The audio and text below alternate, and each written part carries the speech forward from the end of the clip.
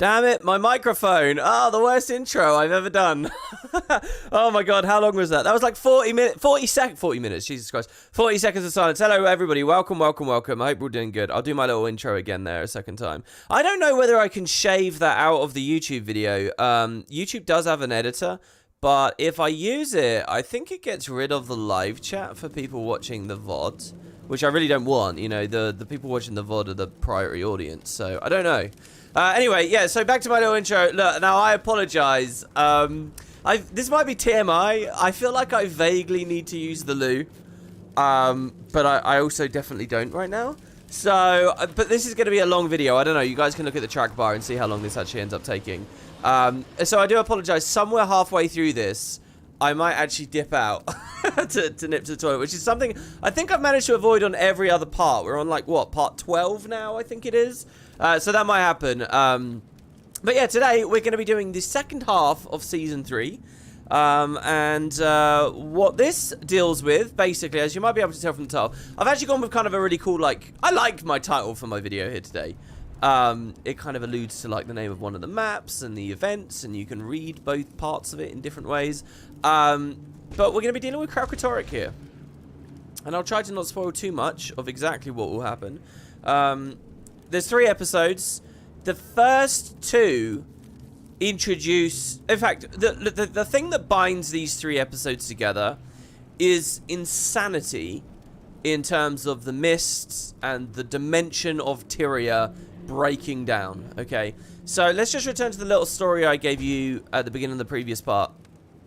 Internally, what ArenaNet are doing right now is some other project. They're not making a new Guild Wars 2 expansion.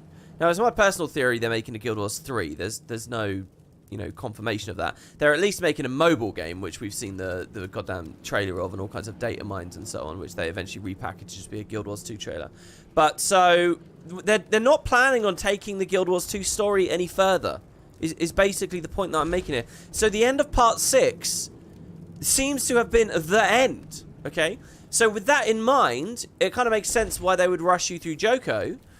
And it will also make sense how they just really up the ante here. They do a ton of crazy stuff. Dead characters coming back. The absolute fundamentals of reality just breaking away. Just crazy stuff happens in these patches. And something really weird is going to happen for Guild Wars. So I love these patches. I think they're some of the best stuff that Guild Wars ever did. But something very weird is going to happen where they push the line so far. And they raise the bar so high. For everything that comes after, and that means this, the Icebrood Saga, and then the expansion and whatever comes after, it all feels kind of weird following what we're about to experience here in this video. That's what I would say. And I'll dig more into the specifics of that as we go along here. But kind of the unifying theme is the destruction of reality. What have we heard? You can't knock off Elder Dragons. You can't have all this magic going around all over the place. They're the lifeblood of this world. It will destroy the world. It will be oblivion and chaos. What did we see in that Eye of Janthir vision? Pyramids getting destroyed and stuff. Well, we're going to start feeling the effects of that. In theory, at the end of this episode, we could just go very cool and very easy and breezy and be back in core Tyria and relaxing a bit. But things are going to kick up very adrenaline heavy straight away. Now, because mists are kind of one of the big unifying factors, I've changed our outfit. I've actually changed our build fairly substantially. We are now a dagger Deadeye. I don't know. I'll stick with a rifle. We'll do a full season on rifle, okay? I think I'll enjoy continuing to play with this. But I've tweaked the build fairly substantially. We're on different traits. We're back to payback. We're on exploding shadow or whatever. But yeah, I've changed us to be the Mist Stranger outfit. I've given us a rifle of a character we're about to meet in this very first patch, and I've put us back on the cape. Now, one of the reasons I've done this is because when you have a rifle and the quiver, the model sets itself aside in a cool way, and I just kind of wanted to see that a little bit on screen. I also dyed the cape red, which is a color I don't usually use. I thought it'd look really garish, but I actually think it matches the rest of our outfit quite well. So I don't know, screw it. I guess I could do like a blue trim on it, but you guys know me, I don't really care too much about the fashion side of things. So yeah, us and the floppy fish, we're going to go on through. That's the beginning of it. Now this patch is called A Star to Guide Us, which is actually a quote we heard from one of the Omicron in A Bug in the System, if you remember. So here we go. Palawa Joko is gone for good, and Alona can finally begin to rebuild. But when a leadership summit in Jahai is unexpectedly interrupted, Alona finds itself at the center of yet another crisis. So the start of this patch opens quite logically, and that's with, okay, so you've just got rid of a despot who will vie for power within this vacuum. What's going to happen in Alona now? And we have a summit, and it's a great instance. Commander, how fast can you get to Jahai? Why? Well, Zaim is hosting a summit for all the different Alonian factions to figure out what to do now that Joko's gone. And he's trying to get them to stop hating and fighting each other long enough to form an alliance. It was all going okay until Aureen... Well, look, Aureen crashed the summit and now she won't leave. Everyone's panicking and Joko's loyalists are ready to riot and Aureen won't listen to me and I don't know what to do. I'll be right there. Okay, good. Meet Bram at Vitendi Vineyard and he'll bring you into the city. Okay. So yeah, they're going to have a summit. Why Aureen goes there and refuses to leave is kind of an interesting thing to me. So here we have a really nice thing where this map, this is, as I said at the end of the last part in the playlist, this is my favorite map in the game. I think I said one of, but I'm pretty sure it is my favorite. One of the things I really appreciate about it is it actually properly connects to Corner, the previous Living World map, and it connects to Vabi. So what it's actually done is it's extended the exploration of Ilona down south like this. The only thing missing is the Corner team could have had a boat here that takes you to Istan. That would have been so cool. And then we could have kept exploring something. I like the idea, by the way, of like Ember Bay having a connection to Draconis. Draconis having a dock to Dragon Stand. And then, if that was true, you could do a Guild Wars race, a Tyria race, where you start in Ember Bay, you go up like this, you're forced to wind your whole way through the Maguma Jungle expansion, through Brisbane, across, down south, down Mount Maelstrom. Oh, no, maybe, but okay, we do the desert bridge. We do the desert thing. You go this way. Can we incorporate the northern areas? Probably not. But you come all the way over here, and then you go through the desert into here, and then you go and you do all of these connections, and then it eventually ends at Istan. And with End of Dragons, depending on how they do things, maybe it could continue. I love that idea. And there was actually something like that possible in Guild Wars 1. I'm not joking. Like, literally in Guild Wars 1, there was this special connection about here, north of Desolation, into the desert. But yeah, you'll notice no Desolation at all. Like, Desolation, really, I wasn't joking. That's it. You've got, in this whole playlist, you guys have seen probably, what, like an hour that was in the Desolation? 1 hour out of quite a few now. Anyway, I always start these way too slow. I get really rambly and just conversational about every goddamn little thing. And before I know it, we've been playing for an hour, and I'm, like, on the first little moment of the first little instance. Let's just, let's get in there. This is one of the things I really like about this playthrough, that like when you look at my other Let's Play where it's like, you know, a 40-minute video and then a 40-minute video and a 40-minute video, and I come back every other day. It's like those little breakpoints at the start and the end up so long. At least when you play it all in a big bulk, you limit yourself. So yeah, anyway, there's now a connection. This building here actually has an exit, which will reveal itself with this patch. And yeah, good morning to everyone in the live chat. We are getting here fairly early in the morning. I had some stuff to do in the morning yesterday, which is why when I finally got here, it was like, you know, 11 or something, late in 11. Today it's earlier, because really I basically woke up, got myself some coffee, sorted some stuff out, and here we go. Commander!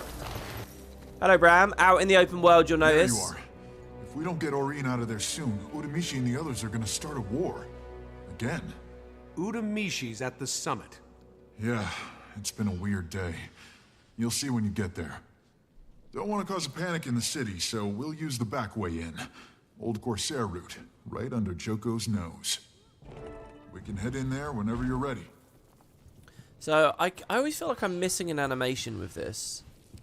Like this here. Was there a bookshelf that slides? Like, what does this actually look like if you've never activated this story step? Obviously, Bram's not here. But yeah, they're toggling. What's really special about this isn't just that Bram's in the open world, but that Bram has dynamically been added to a previous map. Like, when you're in just POF, you're not going to find Bram here. It's only as you're flagged into this story step and so on. They actually do some really cool stuff with that here, including an NPC that follows you around in the open world. Now, that's an innovation Final Fantasy only just started doing with Endwalker a couple of months ago. Only just. And here, we're in a patch 4 years ago. It's now no longer half a decade. We're only 4 years in the past now. We're in 2018. In fact, we've been in 2018 in Bug in the System and Long Live the Lich as well. Actually, let's have a quick look here. They have the dates, don't they, in-game? Or maybe they don't have the dates in-game. Oh, they don't. No, they do. They do. So Daybreak was 1330. This is 5 years ago. So this is 2018, A Bug in the System. 2018, Long Live the Lich. 2018, Start to Guide Us. There were only 3 patches that whole year, and it's these 3. Next patch, we're in 1332. We're in 2019. Okay, All or Nothing was 2019, as was War Eternal. So yeah, it's just 3 for this year. And time's going to start speeding up as the patch release cycle slowed down a little bit. What was the other thing I was going to say? Oh yeah, but there were other patches. There were updates to like PvP and World vs. World. Minor updates, but they were there. The roller beetle racing came to Corteria at some point around it. Even in Jahai in the first place? She's been all over Alona lately. Defending villages, cleaning up the branded. Pretty impressive stuff. Okay, I just got to credit a ton of stuff about the opening of this entrance. So I'm guessing she swooped in to check on him. I love this opening shot here. It's so good. Collapsed right there in the summit room. Collapsed? Do you think it's because of... Eating Joko would give anybody indigestion. But maybe she's just trying to do too much. She needs to pace herself. We've still got Karakatoric to deal with. About that. Timey wanted an update on Krak. Only we can't raise Kaz and Jory on the comm. She's starting to worry. I'm sure they're okay. Keep trying. Let me know as soon as you reach them. This is so good. Like, the Bram's talking, moving independently, but it'll stop and wait for you. This is like the opening sequence of POF, right? Like, these ride-along moments where you see the nature moving and you're in all these new environments. It's so good. We just went through the Guild Wars 1 Chantry of Secrets, by the way. The original Chantry of Secrets. Before the group fractured into two halves, and they built their new one. The Order of Whispers built their new one up in Bloodtide. That's the original Chantry back there. Welcome to Jahai, Commander. The delegates are all inside. Which, you know, we are an Order of Whispers character. I wonder if they gave you any special dialogue for that. But I just adore that run. I think it's so good. Everything from coming out of the cave with, like, the hanging plants overhead and so on. That sort of frame the vista. So there's a bunch of optional dialogue. The undead creatures expect us to treat them like people now? Ugh. It's like a dolyak asking to sit at the dining table. So I think they... Oh, God. I was drinking... Oh, God. I was drinking coffee, and then I tried to speak while it was right in the back of my throat. Oh, God. I think I just couldn't help myself, guys. I think what's really cool about this is, you know, instead of making us walk all the way over here and press F and so on, they know that they can just initiate the dialogue when you get nearby. And they're short and snappy and stuff, too. There's lots of them, but they're short. It's really good. And they do this a lot in the open world, too. I know it's stupid, but I can't shake the nerves. It's just... It's so long since I've been... a person. You'll be fine. Listen, your descendants are gonna love you. I feel like Michael Scott choking on tiramisu. Okay, alright, we're all good now. So yeah, lots of Awakened wondering what's up with them now. I think I'll stay outside. Seeing Uramishi makes my fist twitchy. So one of the devs was briefly away from the studio, and they actually did a YouTube video, the dev that made this instance, talking about all the fun and weird little things that they put into it. Let's just wait for the commander to You arrive. expect me to watch while the monster that ate our king just sits there, licking its chops? Clearly, it's acquired a taste for Awakened, and now it's back for more. Aurene wouldn't do that. You don't know her. Do you? So like the fact all these NPCs are going to despawn when we go in there for performance reasons and stuff. And the amount of thought that the devs put into even just all these random citizens, how they're dressed, what they do, you know. And the idea that there are like characters and they build headcanon for those characters. You know, that's not technically in the lore, but is kind of a lot of just detail and stuff. It's really, really cool. Anyway.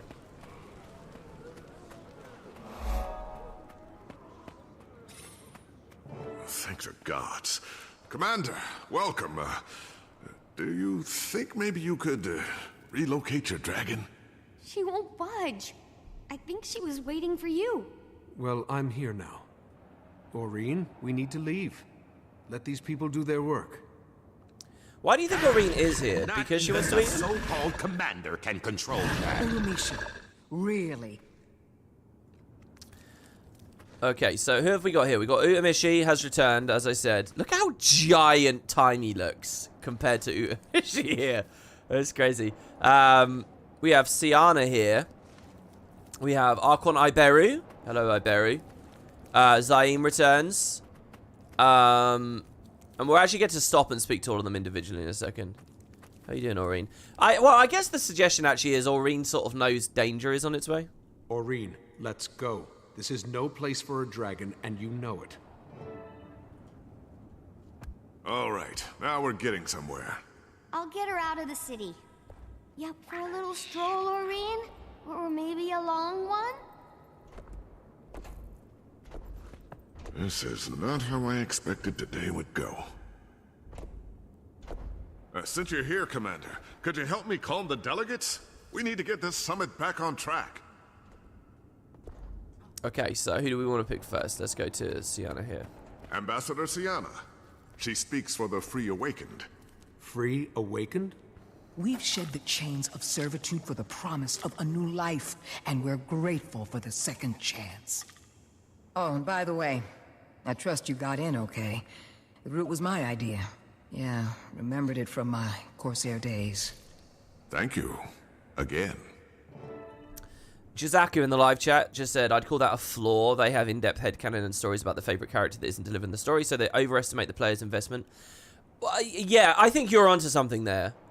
I think there is definitely a thing where the devs are more passionate and enthusiastic about certain elements of the game than the player base ends up being. That's absolutely true. And I think there becomes this big disconnect that is really obvious when you watch their streams and stuff. But at the same time, I don't know whether I'd call it a flaw. Like, having true love and passion and, like, stories under the surface, I feel like can only be beneficial. Maybe where the expectations start becoming wrong, then yes, it can be a detriment. But I don't know. I would rather have it that the guys making the stuff have all these cool ideas and are passionate about these weird little niggles that maybe in the slightest, most subtle ways bubble forwards. I'd rather that be there than not be there, you know. You know, completely bereft of inspiration. Representing Joko loyalists, you remember Grand Vizier Utamishi. But I think you're on something. Former Grand Vizier. Your commander saw to that. And if you think I'm negotiating for one more second after you send a dragon to assassinate us... Utamishi. If that was my plan, you'd be dead already. Leave the summit now, and your demands leave with you.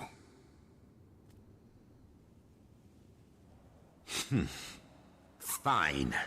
But I will be treated with respect, or I walk. Oh, every day, I tell you, every part of this playlist, I start playing, and like at a moment like that, I really wanted just a great shot of Utamishi. But instead, like, most of the screen is taken up by my character. Here we got over here, Iberu, because he was emoting in some cool ways there.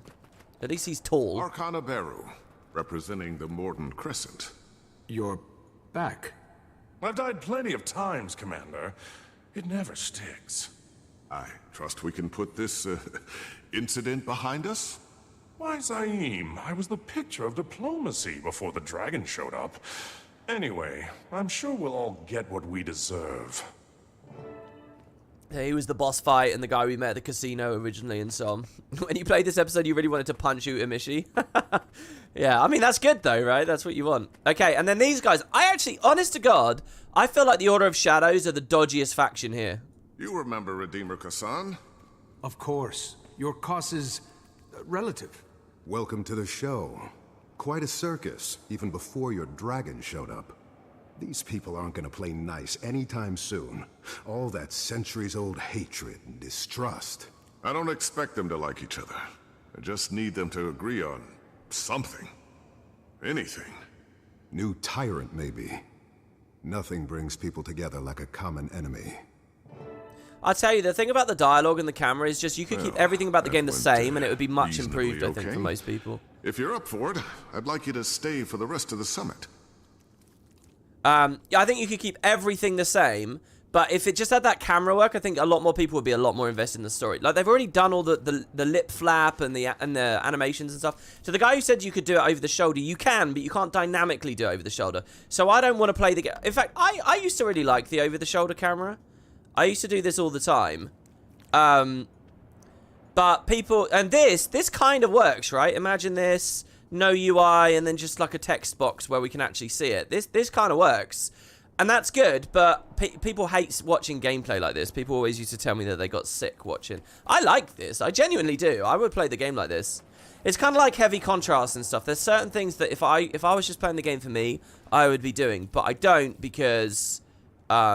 viewers complain, basically, so I make a lot of compromises, but I really do like the over-the-shoulder, and I think it is good for the dialogue. I think this probably would still cull out the dialogue bot, you know, the user interface for the commander.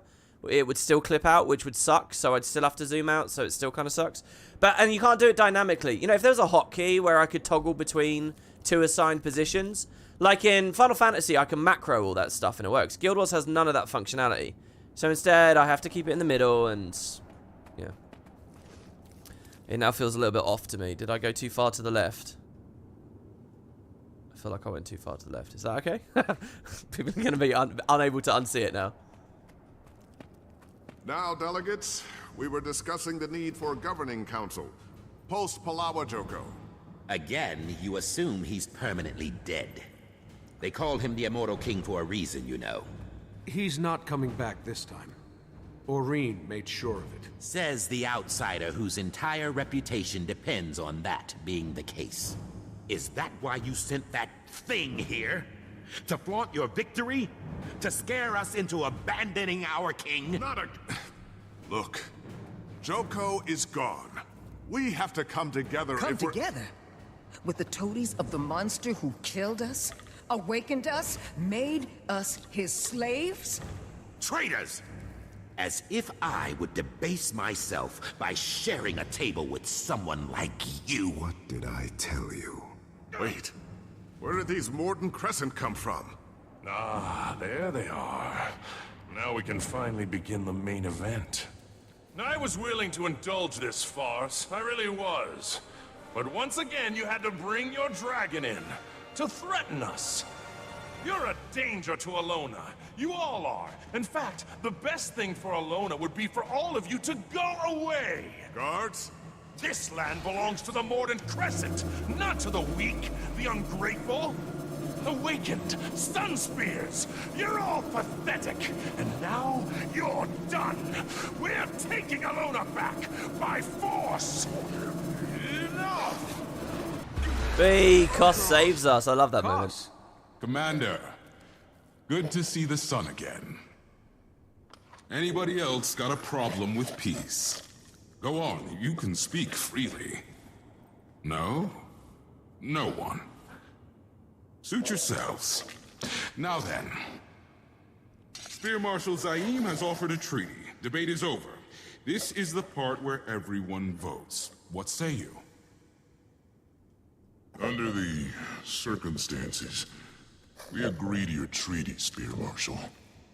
As do we. From this day on, the Free Awakened are yours to command. You are welcome among the Sunspears, Ambassador. Gods, I'm going to vomit. We're not joining you traitors. We demand land of our own, where we can await Joko's return. Joko's dead, and Karakatoric is still out there. You'd rather sit on your hands than help us take him down. What about your dragon? The one who's actually terrorizing Alona right now. The real threat isn't Karakatoric. It's you! Commander, I finally heard from Kaz and Jory, and it's not good. They lost Karakatoric. Define lost. They said he just vanished. I think he... What was that? If I can stall this just for a second, I really hope I can. I love how much dialogue there is in this. There's enough dialogue in this instance that they can actually start doing, like, quite intricate and sophisticated storytelling, I think. I think it's really inspired that they thought, okay, we can have some factions of Awakened actually just still believe Joko's going to come back. I mean, you got to think, they've spent their entire life and unlife believing Joko will always return. They spent the entirety of the POF arc with Joko was not around, but they believed he'd return, and then he did. You know, so it makes a lot of sense that they would believe he comes back. The one thing I think ArenaNet didn't think of that they really should have. Now, how do we actually think this society would react? Those who believe Joko's dead. Specifically, I want to see Sayana and the Free Awakened. I don't believe in this faction. I believe that ArenaNet wants a friendly faction of undead, and they had to crowbar it in. But I think it takes a lot of work to make a friendly faction of Awakened. Why? Well, first of all, if their whole thing is to be Free Awakened, and then she immediately just pledges that she's her Koss's to command, it kind of doesn't really track in any way. But the big thing, I think, right, let's say you're an Awakened, and let's say you do believe Joko's dead. A lot of them won't, right? They've been under so much propaganda for so long and whatever, right? You do believe Joko's dead. What's the first thing you feel? Seriously, I'm asking you guys. Pause the video, type a comment, or in the live chat, give me your idea. Because here's what I think you would feel. I think you'd be terrified. Because the thing about Joko is he will reanimate you. And you will persist. He will control you, and you'll be a slave, and you'll be indoctrinated. That's the downside. But it is eternal life at the hands of the Lich, right? You once again know death. Or in fact, for the first time in your life, you know death. Because death isn't even really death when you live in Joko's world, you know. When you're living and you're just Chitel, you're just a corpse, you're going to continue on life. But now you know mortality for the first time. So you're scared. And I think that there would be a lot of chaos that would come from that fear, like true fear. These are people, like, who have lived hundreds of years potentially, or, you know, they're fully developed adults and people that have had this one condensed worldview for such a long period of time, and that's the safety of knowing they're not going to die. And now they've had mortality thrust upon them. I think there's a lot of really rich shit that would come out of that, and I don't think for a second you'd find them coming to party like this so fast. But you know, the rest of this scene I really like.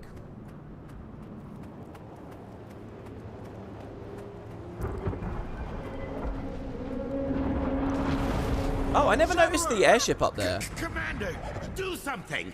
Oh, now I'm the commander. Everybody out. This way! Yeah, they want our help. They respect our strength when we can defend them. So, I mean, this is excellent, right?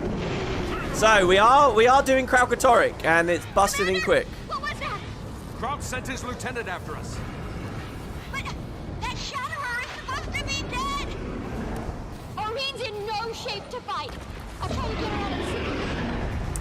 The line there, that Shatterer is supposed to be dead, is actually a really layered line about, like, that is specifically evasive about how many Shatterers there are and all kinds of things, which I guess we don't have to really get into if we don't want to. But yeah, it's death branded. I remember being so excited about this. Remember when we were on Ember Bay a long time ago now? It feels like a long time ago even on this playlist, but in real life it was years. Back then we saw, you know, death branded Vine Touch destroyers and stuff. Well, look, we see more of these crossed dragon influences here, which is something that the next season kind of doesn't do much of. We can use them as a distraction and escape. You can't be serious. We have to help them. You do what you want. I'm getting out of here in one piece. Are you with me or not? Yeah, it's a good point It's that... not. Zayn, take the others and get them to safety. But my people! I'll help them. Sorry, I missed this guy getting flattened here, which is a funny moment. Yeah, I love this sequence where they all get to go through there. We have to deal with the hands. It's kind of like... Get back! Hold on. I'll break the wall down. It's kind of like puzzly and stuff. This is a really cool sequence. Later, you come back here for a race, funnily enough. And in fact... Oh God, the dragon! I know you're scared, but you're strong. You can fight back. Follow me and I'll get you out of here. One of the harder things for me to do in the Season of the Dragon was actually get this race, because the Avengers wouldn't trigger. I'll protect you. But yeah, I don't think I'm in a dangerous place right now. I don't know how many areas of the room he can... Oh god, I left him there. Come here, come here, come here. Over here! Dude. Wait. Where exactly am I trying to get? Oh, I got them all killed. Whoopsie. I got 2 of them killed. I thought the exit was there. I didn't realize the exit was here. Ah. Well, that's an achievement to keep them all alive. I love this moment here as well. I wish the Icebridge Saga did more. I hope the End of Dragons will do more of this. I think this is a really cool mechanic. This is just another example of something really awesome that they could just do. They could get a lot more mileage out of this idea in a lot more patches. You can't fight this time. But they don't. So yeah, we no longer stealth on dodge, by the way. I've decided not to run that trait for these episodes. So we'll be death judgmenting a little bit differently. But the idea is I'll use a little bit more DP today. I can't remember the last time in this playlist we were actually using daggers. It must have been in core, right? Was I using daggers in core? Actually, dagger with mercy is a weird feeling. Just being able to refund all my initiative after, say, spamming Heartseeker or something. It's quite cool.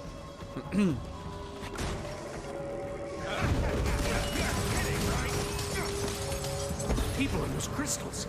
I'll get you out.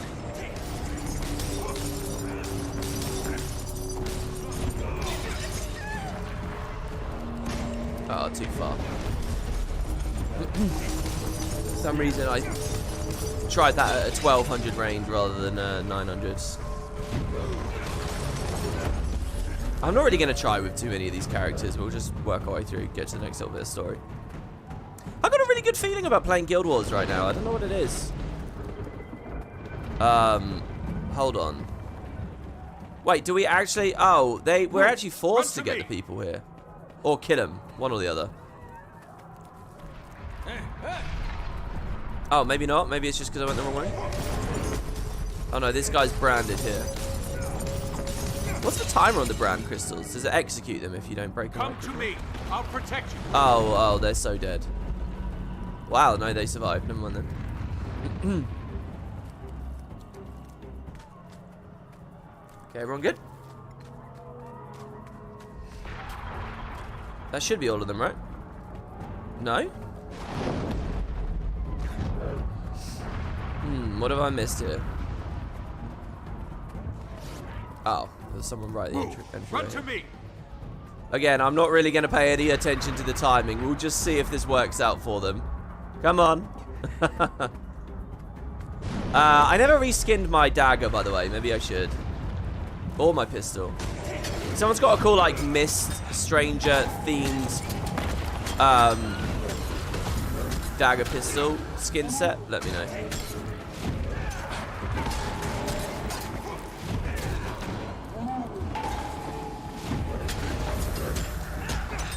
Just all this quickness feels good, you know.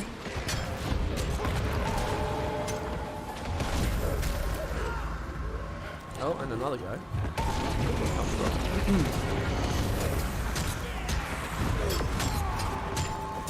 As I play a little bit more of this, I'll get more used to actually triggering malicious backstabs with high malice.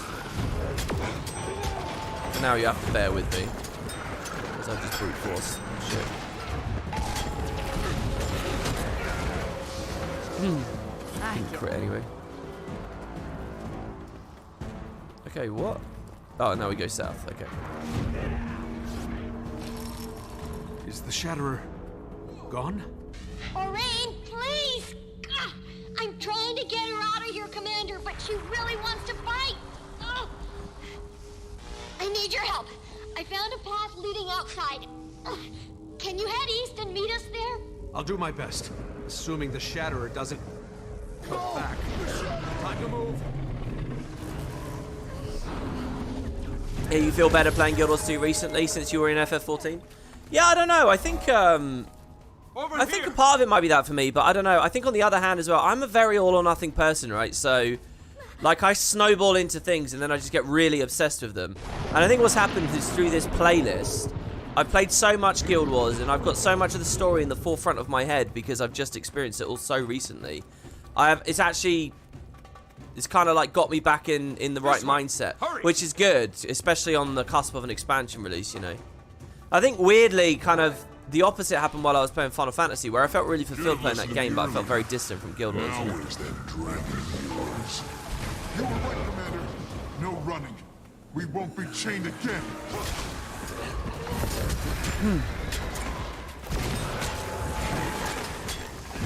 It actually felt really nice using the heal there, throwing those condies back on him. Dude, are you serious? Let's go back to rifle. I think we've been...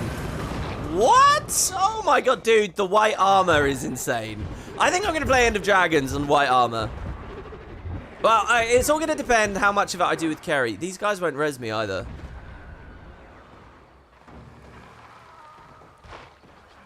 Come on. Oh, really? He wasn't even focusing on me, though. That was just a complete accident that happened. Luckily, all these free awakened citizens are like super tanky, or either that or just straight up invulnerable. How did this guy just heal to 100% health again? Dude, are you serious? Inspired by the commander. The free awakened has been inspired by my words. Oh, do you know what? I bet his AI is that he uses that charge on the furthest away target. So if I want to actually res here, I think what I need to do is port in. In fact, I'm going to port through him. Ready? No! Oh, no. I just got myself killed. Hold on. Maybe we can... Well, bandage is on cooldown. I should definitely... No. That's it. I got myself killed. Oh, wow. That was basically one animation spelled doom there. I had a smart idea. I just want to be clear. I totally got myself killed there through the execution, but I had a smart idea. Let's just skirmish, just shot that guy down. No! The Shatterer found us! It's here! I'm almost there. Hold on. This mission plays kind of weird as well because the Death Branded Shatterer is actually an open world conclusion. Oh, this is a great open courtyard area here. The race takes you through this place too. I remember my mind being blown when I saw this. Too, right? Yeah. Hurry! No! I'm there!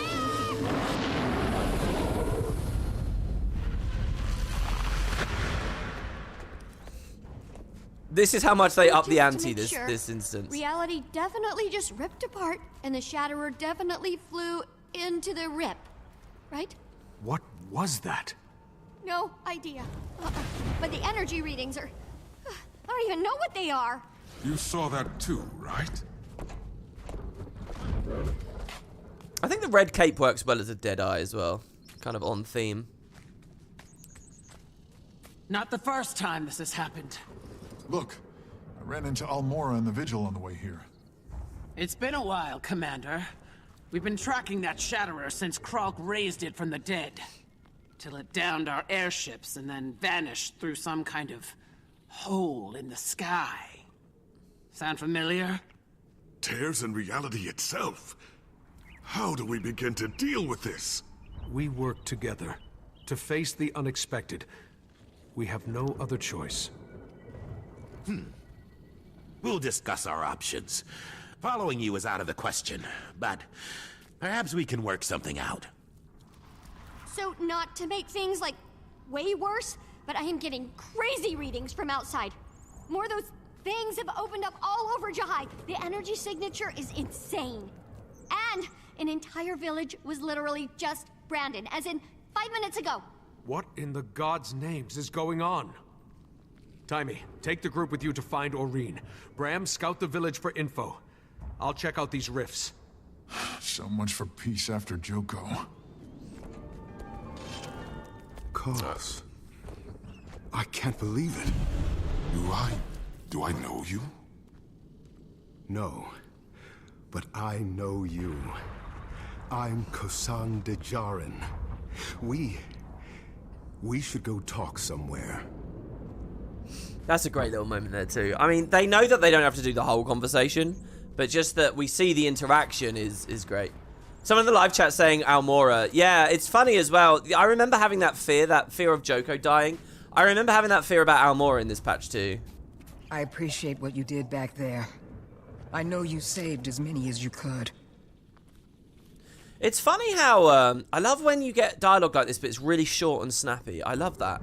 It's so much better when it's short. Yeah, it's weird how Almora is in all these patches, but never Gix and never Riel and stuff. Commander, should have known Krauk's lieutenant wouldn't be able to take you down. Wish I'd been here sooner to take a swipe at it. You could actually see her airship for a brief moment earlier. You showed up right on time and left me with plenty of questions. Good thing I got answers. So how'd you know the Shatter would be here? Short answer is, we didn't. Saw Karakatoric bring his lieutenant back from the dead. Tried to put it down for good. Ugly brute had the gall to attack our ships, and then rip open some kind of portal. So we changed tactics. Figured it would try to take a bite out of you, and we were right. And then we could say the Shatter's still out there, you have a plan to defeat it. It's a shame the icon goes away between these two. Forming one. I'd rather not wait for the Shatterer to pop up and surprise us, so we're gonna outsmart it.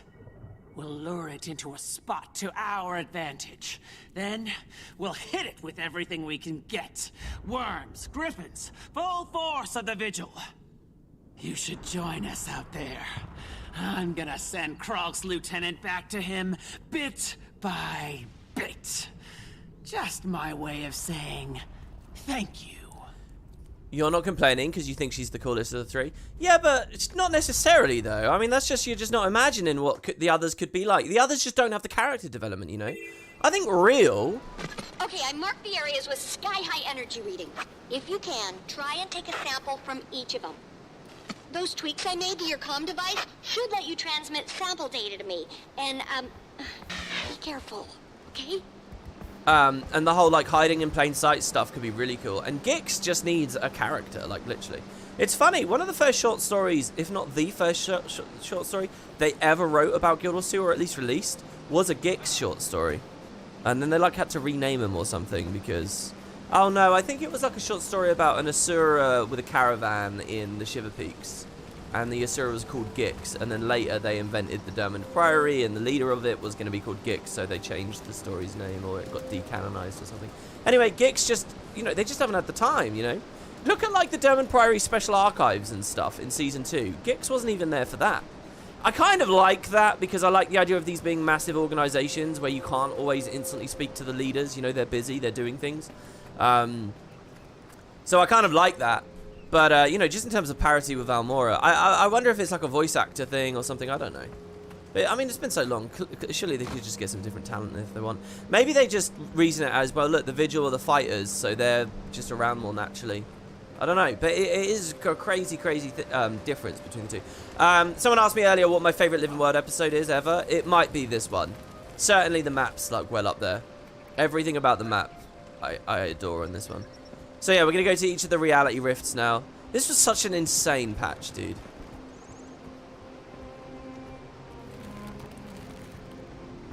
Yeah, and then obviously Zodger's the big missing character everyone always talks about, but I'm interested in the orders. I think that Guild Wars always should have kept the focus on the orders.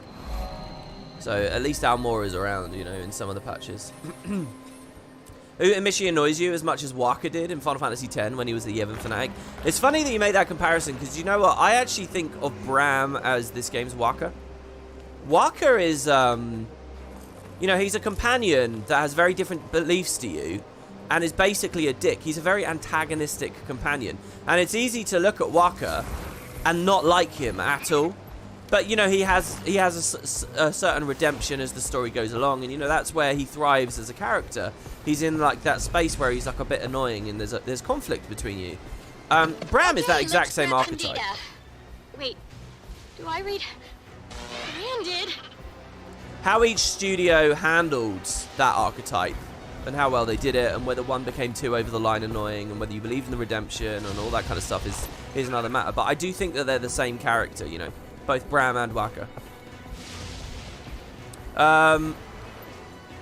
So we just stopped the invasion, do we? Okay. Why was he invulnerable? He was totally in range. Gains boons when attacked in range. Branded Forgotten Priest. I thought that thing insta-died there, and it kind of blew my mind. But it didn't.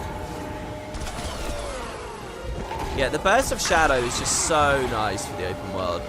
I'm getting value from it so fast.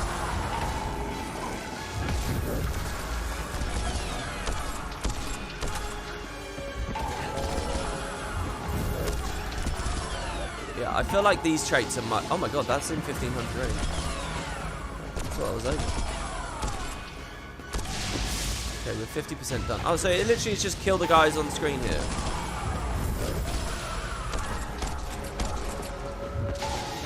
I like this. Look, Ascalonian fighters in here. So cool. So this is the map that had the really wild Easter egg that... I'm getting bizarre reading from that creature. Its energy might be tied to the rupture. Focus on that one. They hinted at the Guild Wars 1 April Fool's joke Terminator reference with the commandos. We could have dressed like a little bit more like a commando, I suppose, for this part of the playlist. The other outfit I was thinking of doing was there is another POF style outfit. It's called the Pharaoh Outfit, but I don't know whether I really believe it's that good. It like shows a lot of skin. I think it's realistically an outfit for female characters because it looks very weird on my human male, I'm gonna say. Anyway, yeah, new enemy type here as well. We gathered enough data from this incident to confirm the bandit originated from those ruptures. Which means Kralk is involved. But we still don't know what these things are. We gotta check out those other sites. Okay. Yeah, and all the extra haste spam and stuff as well. I really should have been on this build yesterday. It's okay, though. All right, we get the trifecta now of amazing regions. So, the first reality rift... in case I haven't been clear, let's just offer some clarity here. What's going on this map is the reality rifts are putting different areas of time and space into Jahai here. Also, shall I go? I gotta go into this. This tornado is awesome as well. It's called the Floor of Karakatoric, which kind of follows the naming conventions of like the dragon lieutenants for the other dragons, and it actually launches us into the sky, as you can see. Now, while we're up here, we can griffin around and stuff. And you can collect all of these, like, unbound magic. I mean, look at this. There is obviously 2 flying mounts, but the second one isn't available just yet. Man, I love the way my griffin looks. So anyway, this was just another really cool part of this map. But yeah, we're going to fly into this reality rift here. And wow, I can use the tornado to skip the jumping puzzle. I've never done this. Wow. In fact, for Season the Dragon, do I still need to come up here and get this? I mean, I might as well. Isn't this... I beat it. That's fast. What is this? You'll never take us, or we'll stand strong! Did they say or? Commander, what are you seeing? It's a war between humans and Char. You mean like the Char invasion of Or? The one that happened centuries ago? Wait a second. Okay. This might sound weird, but I want you to try something. Join the battle. See if you can affect the outcome. Are you sure? Trust me, it'll probably be fine. This is one of those things where I'm never quite sure what to think about it, because it's a really cool, amazing idea. It's just one of those things, though, where it's like, has this really been done justice? Because it is very, very smallly drawn. Look at this, Elite Imperator Ventus here. It's not drawn in a particularly detailed way, right? Like, it's just a field with a few char here.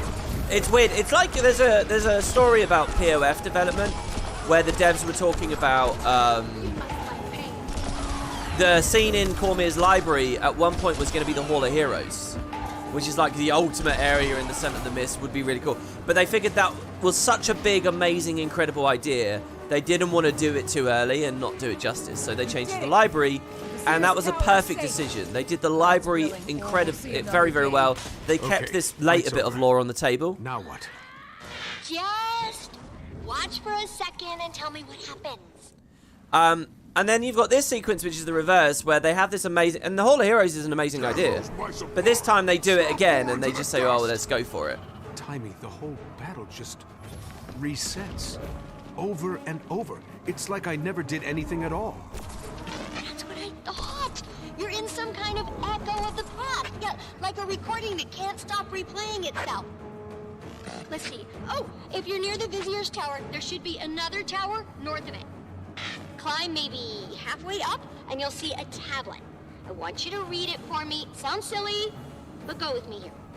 So it's like one of those things where it's like, how do I feel about this? Like, it's amazing, and I love that they went for it, but also at the same time, it's like maybe... And I think this is all motivated by the fact this half of the season, clearly, they had no other plans. So it's like, let's just do a bunch of really cool things, because when else are we going to get to do this in Guild Wars, you know? So it's a Hail Mary, you know? It's like, just do it, because when else are you going to do it? Anyway, and I love that they have us climb the second tower and give us an actual bit of lore and world building here with this tablet. The bit I don't like is that Timey's an expert on that, but hey, she's our correspondent. How else are they going to do this? Found the tablet. How did you know it would be here? Something Traherne told me once. Okay, what does the last line of the poem say? See, they connected to Traherne. I will chase it back to you. Wow, that changes the whole meaning. That's a legendary poem by an Orient soldier. It was Traherne's favorite. The final line was lost when the city sank. I wish he could have seen this. Yeah, me too. So that confirms it, I guess.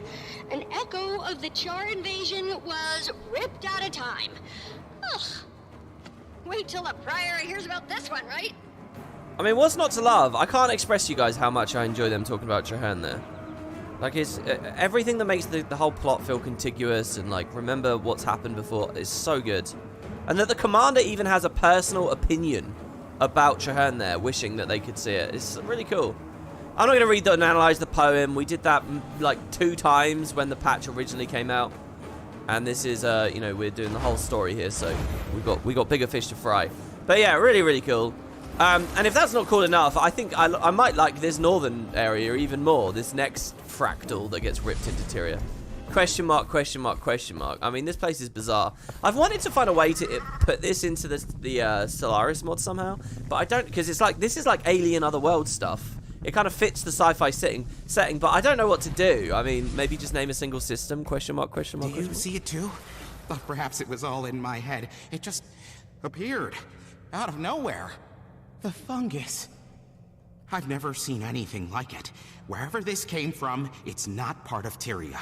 As in, it's from another world? Oh, wow. We need a sample of that fungus. Yeah, and people in the live chat just said, like, when did Traherne really talk to and interact with Timey? I mean, it doesn't really matter. The only chance would have been at the Silver Wastes. I like that idea, though. To be honest, I kind of like that idea. I like the idea that at the Silver Wastes, while Timey's hanging out here, she interacted with Traherne a bit, and there were stories we never learned about, you know? Because that would be their biggest moment of interacting and cross-section. Potentially a little bit in Season 1, somewhere here or there, but generally speaking. So yeah, we got the otherworldly fungus. We hear Scarlet here as well, which is awesome. What the? Careful! Inhaling the spores could have... I can't feel my fingers. adverse effects. In the space between 2 Asura gates, do you cease to exist? Is the you who returned from the dead the same as the you who died? Can Palawa Joko awaken himself? Oh, have you ever noticed how soft Ritlock's fur is? That's it, Commander. Think of Ritlock. Oh no. I don't like this. Are they truly your friends? Or do they follow you out of obligation? You're kidding, right? Me. It'll be okay. Oh, do I actually have to walk over to him? I mean, what can I say that you haven't already experienced? This is awesome. It's so funny. I love how many little details there are. How they got the inspiration of having Farron in a party hat. Oh, I should have used the stealth there for Death's Judgment. Covered in the astral goo is just insane to me. And look, we get to fight Mad King Thorn and Traherne and Destiny's Edge. I mean, there's so many cool, crazy, weird things here. Cordicus is here. And I'm sure you hear Scarlet laughing, right? Or didn't she have totally new... No, they wouldn't want Tara Strong back for this. Or maybe they did, I don't know. Actually. There we go. Back safe and sound. And armed with new data. Please don't mention this to anyone. Mention what? The Ritlock fur. I already sent a recording to literally everyone you know? Sorry. I hate that line from Timey. Sometimes, generally speaking, I'm actually alright with Timey, I think. Generally speaking. But sometimes she aggravates the hell out of me. And that's one of those lines. That actually might be the worst offender in the game. Having played through this whole playlist here in short sequence. That line really aggravates me. I don't know what it is. I won't spend too long trying to analyze the psychology of that, but man.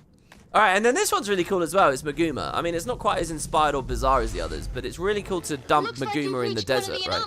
What do you see? Timey, it's a jungle. In the middle of the desert. Wait, a what? Okay, describe it. Any flora you recognize? Fauna? You're not going to believe it, but I see chalk. Lots of them. What? Did you say chalk? But that should be impossible. They're native only to the Maguma region. Garrick, you were in the other room. How did you? This requires extensive study. I'll need a sample of the insect's mucus. Make that several samples. Yep. You heard him. That's great as well. And by the way, I think putting the chalk in the patch is awesome too. Because the chalk are like really interesting as much as like they're like Aurene. They're capable of taking dragon magic and filtering it. And like there's something huge about that. So more chance to talk to them and look at them is great. Actually, I hope that going forwards in the story, End of Dragons Beyond, you know, we can do stuff with the chalk and Goric, right? That's quite cool. Anyway, I'll kill the lobber first. A little bit concerned. You must like pain.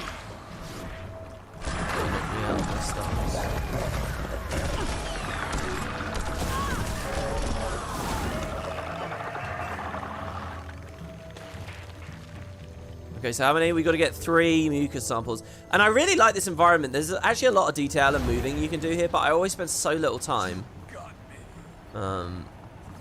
And yes, the previous area did have an adventure. If you go to Boots' channel, he learned how to play that adventure really well and got like world first, I think, when the patch was new. He was very, very, very good at it, and he taught me all about it. It's a YouTube video, one of the little series we were doing. Hopefully when End of Dragons comes out, there'll be more... Why is this guy regenning like this? Come on. He's clearly part of me.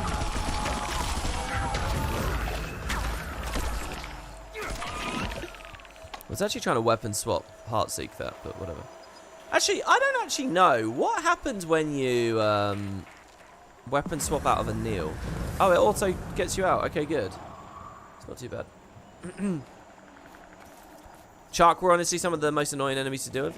Yeah, I like them though. They're really unique. In fact, if you look at their original ideas for the Heart of Thorns Masteries, there was a lot of cool interactions that you don't really get a feel for in the game anymore. Dude, I really like this burst of shadows. It makes killing things feel really satisfying.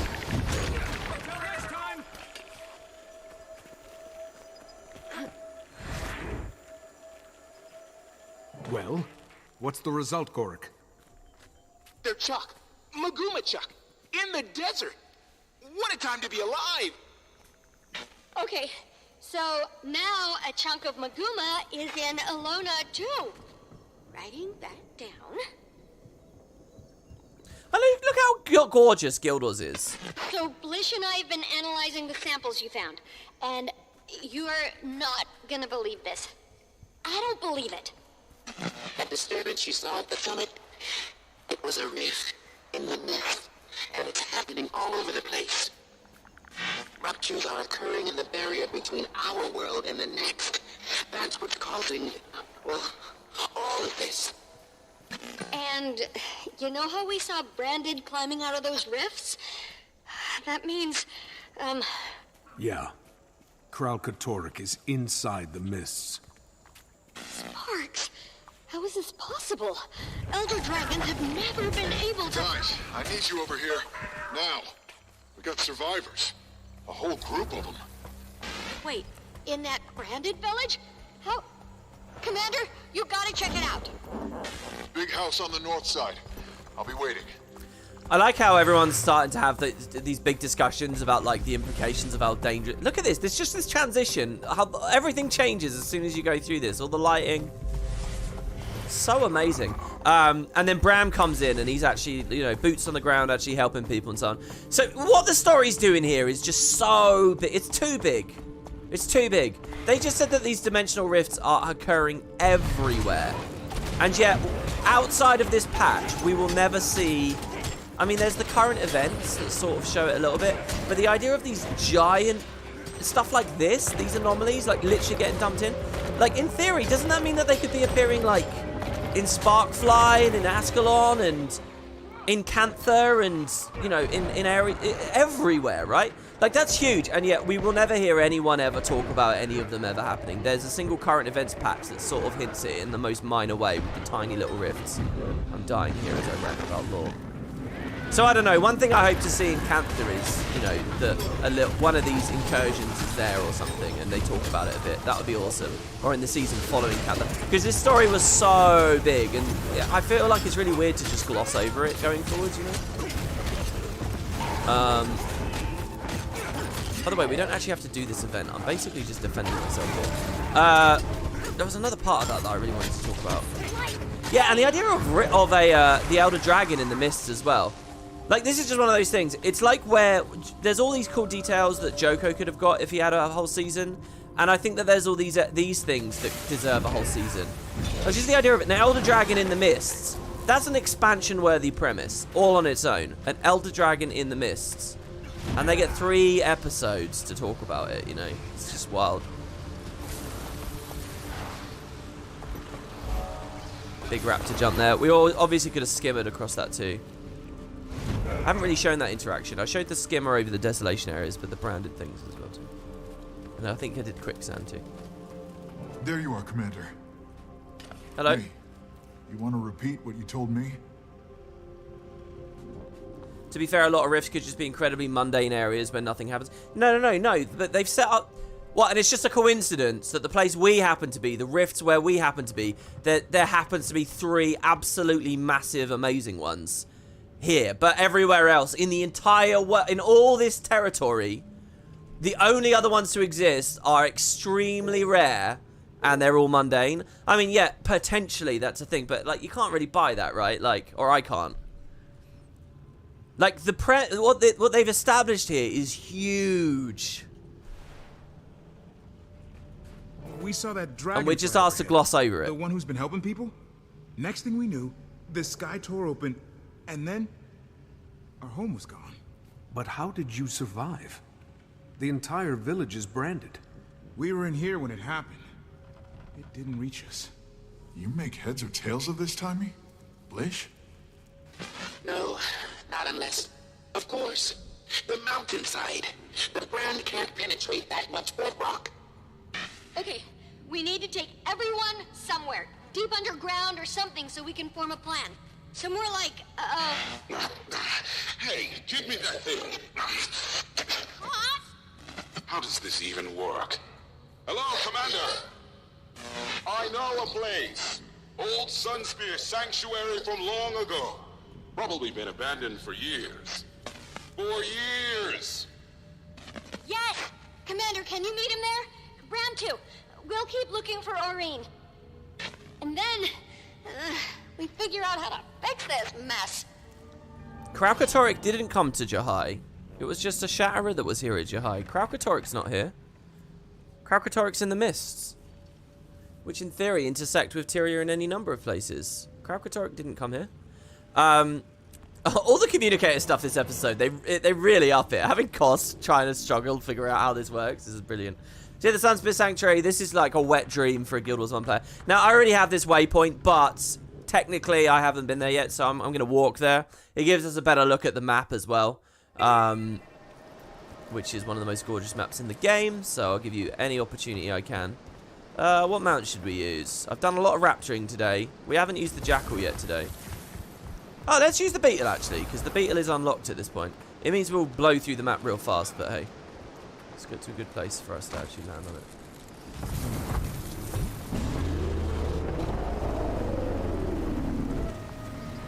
Yeah, there's a Shatterer here. Yeah, but I don't see... I mean, look, you're doing a lot of of work, I think, to try and justify what is essentially it's dodgy storytelling. I'm sorry, it's just dodgy, and you have to put in a lot of effort to try and justify it. Why this isn't as big as it could be. And again, it's what I said earlier. It's because it comes down to the fact they're being pretty cavalier about stuff, and they're being pretty big about stuff, because there are no plans after Season 4. There is nothing planned. So, do it now or never do it. It's a Hail Mary. It's just like the other stuff we already talked about. Oh, that's a shame that people die. When we have a siege turtle, that won't necessarily happen. Ah, right as I went to mount there.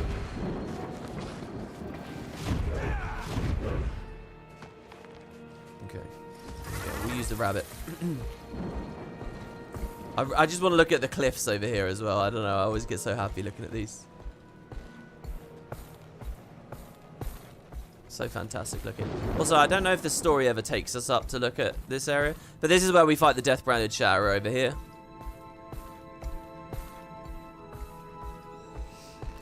Okay. So, the Sunspear Sanctuary was an amazing part of the patch. Tons of content. Like, tons. But as far as main story is concerned, and once you've done it all and it's all account bound, I don't know what remains. We'll obviously have this instance with the spider, but I don't know what after that. By the way, if you notice, I never got a Season of the Dragon ding with that mission we did a second ago, because I actually did that like a good while ago. Alright, continue our story, Legacy. And you're my great-grandson. Commander, you okay? Karakatoric is in the mists. Chunks of another reality are bleeding into ours. We have to fix this, Bram. Hey, we will. We always do. Let's get this place ready to welcome the survivors. Then we'll handle the bigger problem. Yeah, I guess Season 3 felt rushed too. I don't think... POF felt rushed because it never had time for its last bit. From the other side, Commander. I'll throw the torch to give you a little light. We need one over here? I brought a spare. The Order of Shadows always comes prepared. But I don't think Season 3 felt rushed because they were doing like Hail Mary, just trying to get... I mean, maybe to a certain extent, a very minor extent. But I think the truth is about Season 3, it's just that they had a big ambition, and it was overstuffed. That's why it felt rushed. There was just too much they were doing all at once. You know, like my argument is there should have been no Lazarus, no Crichton Civil War stuff in that. And then you probably have got... And even then, you're probably pushing it a bit. But Season 3 could have, by all rights, felt exactly as smooth and clean as Season 2 and Season 1 did. It's just kind of how the cards fell in the end. Yeah, we had a choice of how we did that. We could have Raptored or we could have Springed. I love this experience here too, by the way. The lever doesn't budge. Centuries of disuse have caused it to stick. Nothing a good kick won't fix.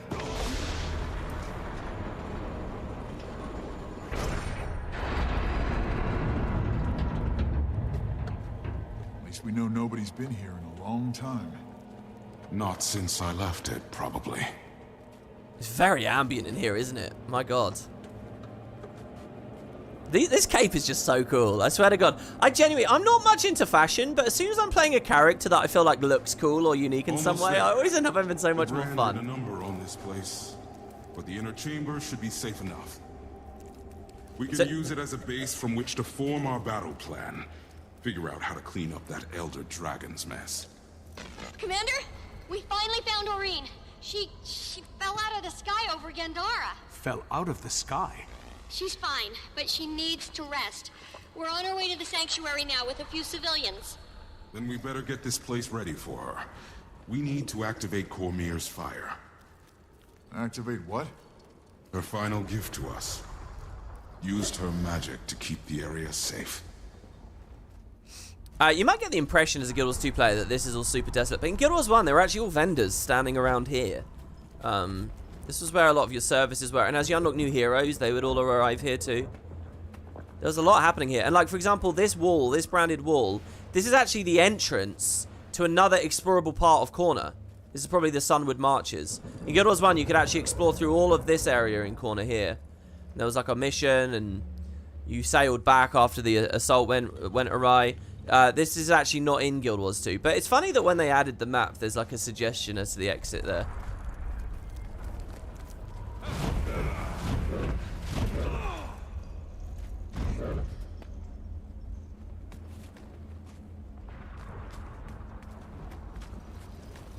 But yeah, I'm not saying the reality rifts are the wrong decision, by the way. It's just, you know, the writing is on the wall that this is clearly like some big climax, right? They're really upping the stakes. They're really doing stuff. It only becomes really weird when the game just keeps going and going, when the Icebrood Saga follows it, and when End of Dragons will follow that, and we keep going, and now they're thinking long-term about Guild Wars. It's like, suddenly the plot beat feels, this section of the game feels like, starts to kind of stand out, you know. Just find the entrance, so we just walk over, right? Spider webs. Because the problem with this place is it's too cheery. Good thing I brought the right gear. Corn and tar. Burns a little hotter. Just give me the word. It's funny, the telegraph on the minimap there was this big circle to find the entrance. As though this is like somewhere you wouldn't expect to go. As a Guild Wars 1 player, the first time I played this, I just immediately came here because I knew this was the entrance. Which is really weird. You're growing uneasy in the cold darkness of the cavern. Or we're near the tar field torchlight. Go ahead. It's like a whole little moment that Guild Wars 2 players have that Guild Wars 1 players probably don't. Oh, I'm really, really excited to use Shadow Flare here. Oh my god, if they all just start dying next to each other, we're going to get like an Edge of Extinction bomb here. If they all just nuke each other. Spiders, of course. Can't have spider webs without spiders. They weren't branded. What did I tell you? Inner chamber is safe. Oh, I can't trigger Shadow Flare on the little ones. That's funny. I've got to stay with him, I think. I can't remember what the Uneasy Darkness does. And again, I'll be so complimentary to the actual quality of the instances themselves. They're awesome, man. Okay, are we just running down? Are you going to stay with me, or am I going to be out in the dark? What's he doing? Is that tar meant to be like the Awakened style tar? Behold, the Chamber of the Sun. Looks like the current residents redecorated. What matters is that it's safe from Karakatoric. If my history lesson was correct, lighting these fires will activate Cormier's protection spell. Let me know when you're ready. And you might want to stand back or something. It hasn't been lit in a while. Oh, you just think they need more elaboration, and I was given the impression that they don't make sense? Oh, no, I agree with you. It makes sense. It works, but it needs to be elaborated on to really be done. If you don't elaborate on it, it feels broken. That's all I'm saying. Light it. Making sense isn't really on my mind at all. I think a great number of stories can make sense. I don't really care much about what makes sense.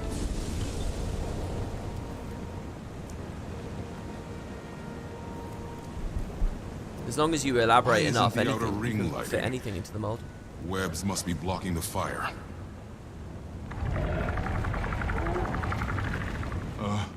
What was that? Damn it. Whatever it was caused a cave-in. We're trapped. Kind of sounded like...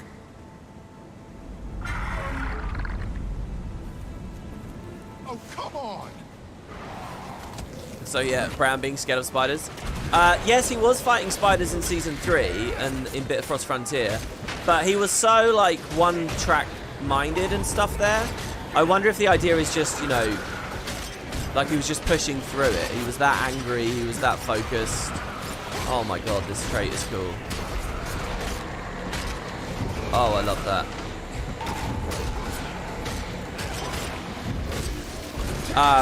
So I don't know. I think that's fine that Bram expresses his fear of spiders more now than he did before.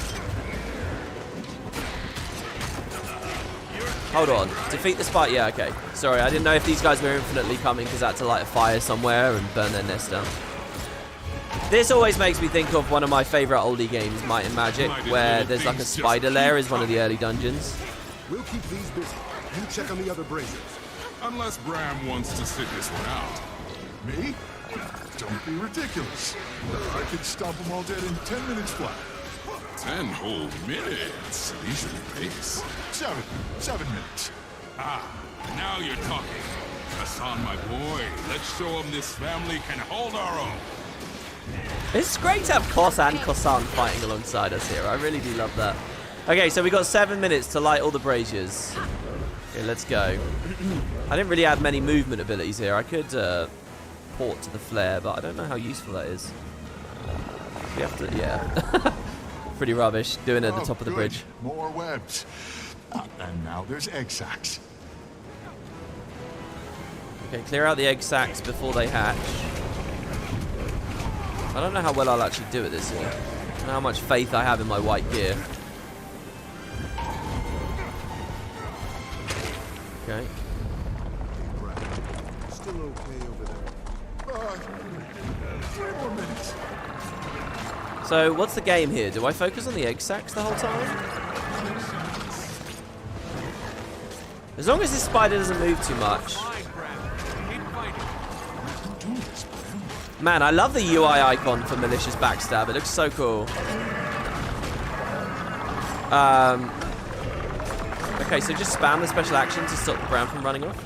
That sac's hatching there. I guess I'm wondering if it phases at 75% or what.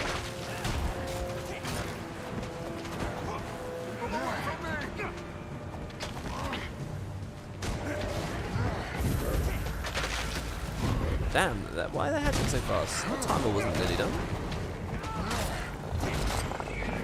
I've got to remember I can spam Thieves Guild way more. Get the webs, dude. I'm trying. There we go. This area's lit up now. Oh yeah, you get this cool thing as well. This is actually the first example of getting carried around by another entity. Again, I think this is a brilliant thing that they could use a lot of. Elsewhere in the game. Then they had the Moa races at Dragon's Dragon Bash in Holbrack, and in End of Dragons there'll be the whole new system where you can rent a raptor and they'll drive you around.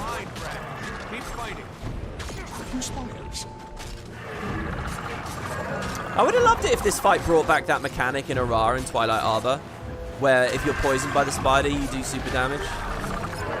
You get like mini alacrity and stuff.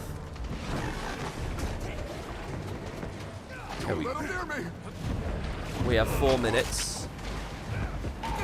Wow, why did my tab target that spider all the way over there? I guess because the egg sacs a structure and it didn't want to prioritize the structure.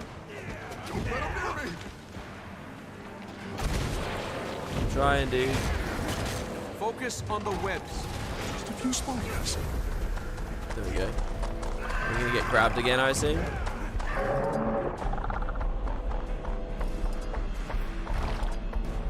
Man, my binds are really weird. I have to press Control 2 instead of just 2, and all the other ones I don't have to use Control. So whenever that mini game comes up and I have to press 2 on the skill bar, it totally throws me off.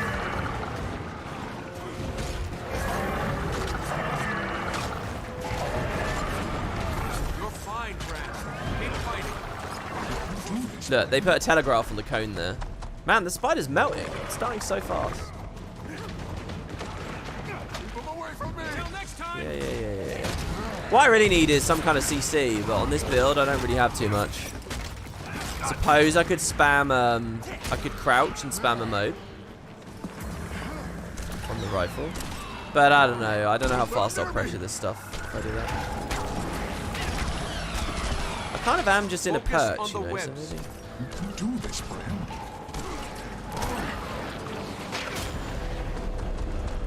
Alright, last one.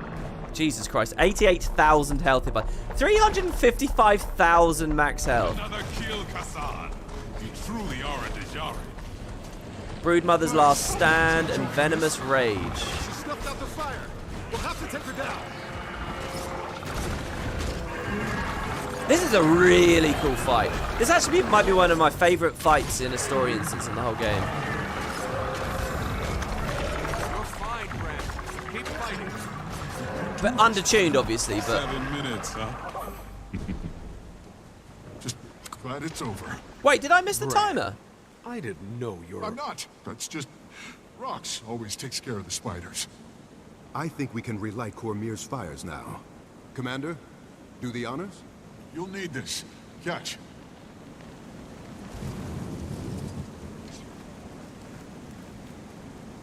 Oh wow, someone in chat knew exactly which Might and Magic it was. Nice, dude. Yeah, it's actually, it's not a fully spider lair, is it? It's a temple. This place has a new purpose. Feels like it needs a new name. I hereby declare thee Sun's Refuge. Perfect. I hope your friends will be able to... Whoa! What are all these rocks doing here? Oh, hey, Commander. Wolverine, we made it.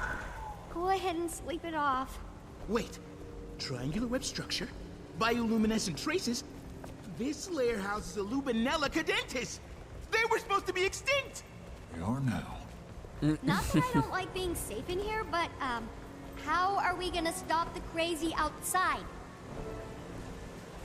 The other great thing about the Sun's Refuge is it starts as such a horrible dank cave filled with spiderwebs and stuff, and by the time you've done all the account-bound achievements and stuff, it's such a pretty cool hub, you know, and it's such a nice place to be.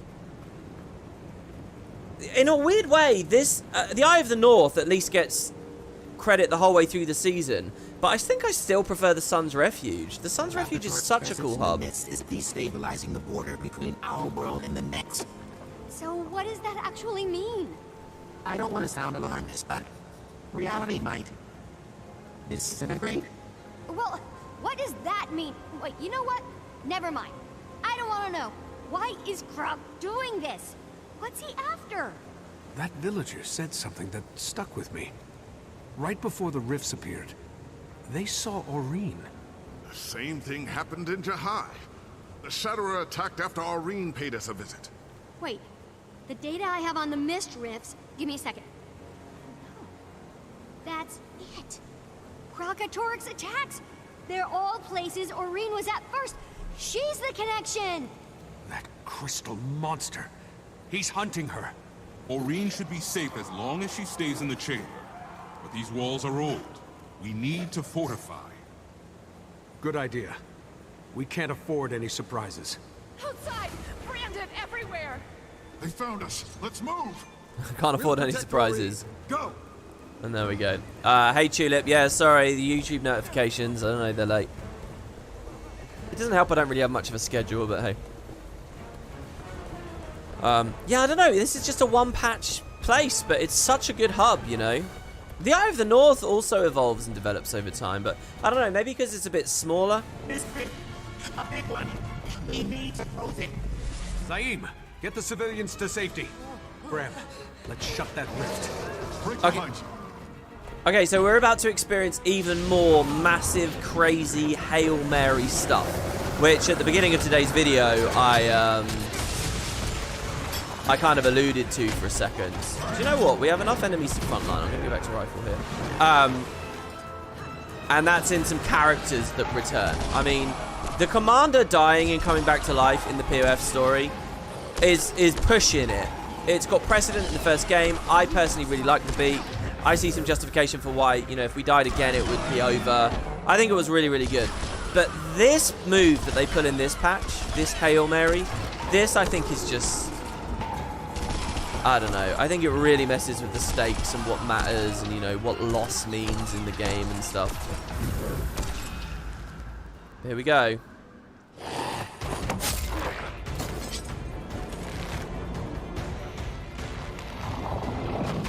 Stay alert! We've got a Rift Stalker on our tail! Mother? The Rift Stalker, Brown! We have to take it down!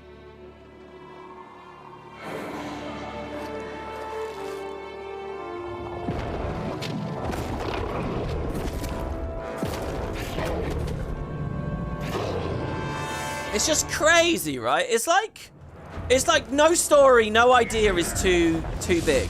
It's like they have carte blanche to do anything wild or insane they think. So you want to bring Air back? Let's bring Air back. And look, I know she's a ghost, and I know she won't persist on Tyria, but there's something really major about the idea that she has a conscience and she understands the stakes at play right now, and she's fighting the good fight. Like, what does death really mean at all? Like, this just basically says, even though Air died, things are the same for her. She's still the same hero, fighting and doing anything and everything. It's really weird. It basically just completely deconstructs and breaks the idea of loss or what we're fighting for, I think. You know? in a way that's worse than what POF did with the commander. And again, if it's like a big final beat at the end of the entire game, I kind of get doing this. But the idea that the story goes on now, you know, like... Sorry. You're better than this. Focus. Dude, this is really nice. I'm liking using my rifle here. Just instantly phasing him, drilling him down from the back. He's still invulnerable, right? Visual noise in these fights is crazy too. This is mental. And by the way, Thunderhead, the next patch, it basically just looks like this constantly. It's so messy. I'm just happy I've got a high frame rate here. When you're looking at these kinds of visual noise and crazy effects, and you're playing at like 24 FPS, it's just crazy. Keep using that word. Okay, so we got one rift crawler hatch. I was not good enough to break them all in time. There we go.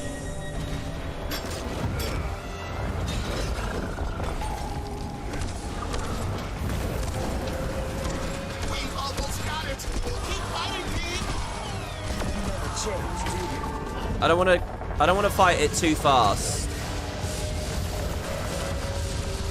Oh, how do I cancel my Death Judgment? I don't want to kill it too fast in case there's dialogue we'd otherwise miss.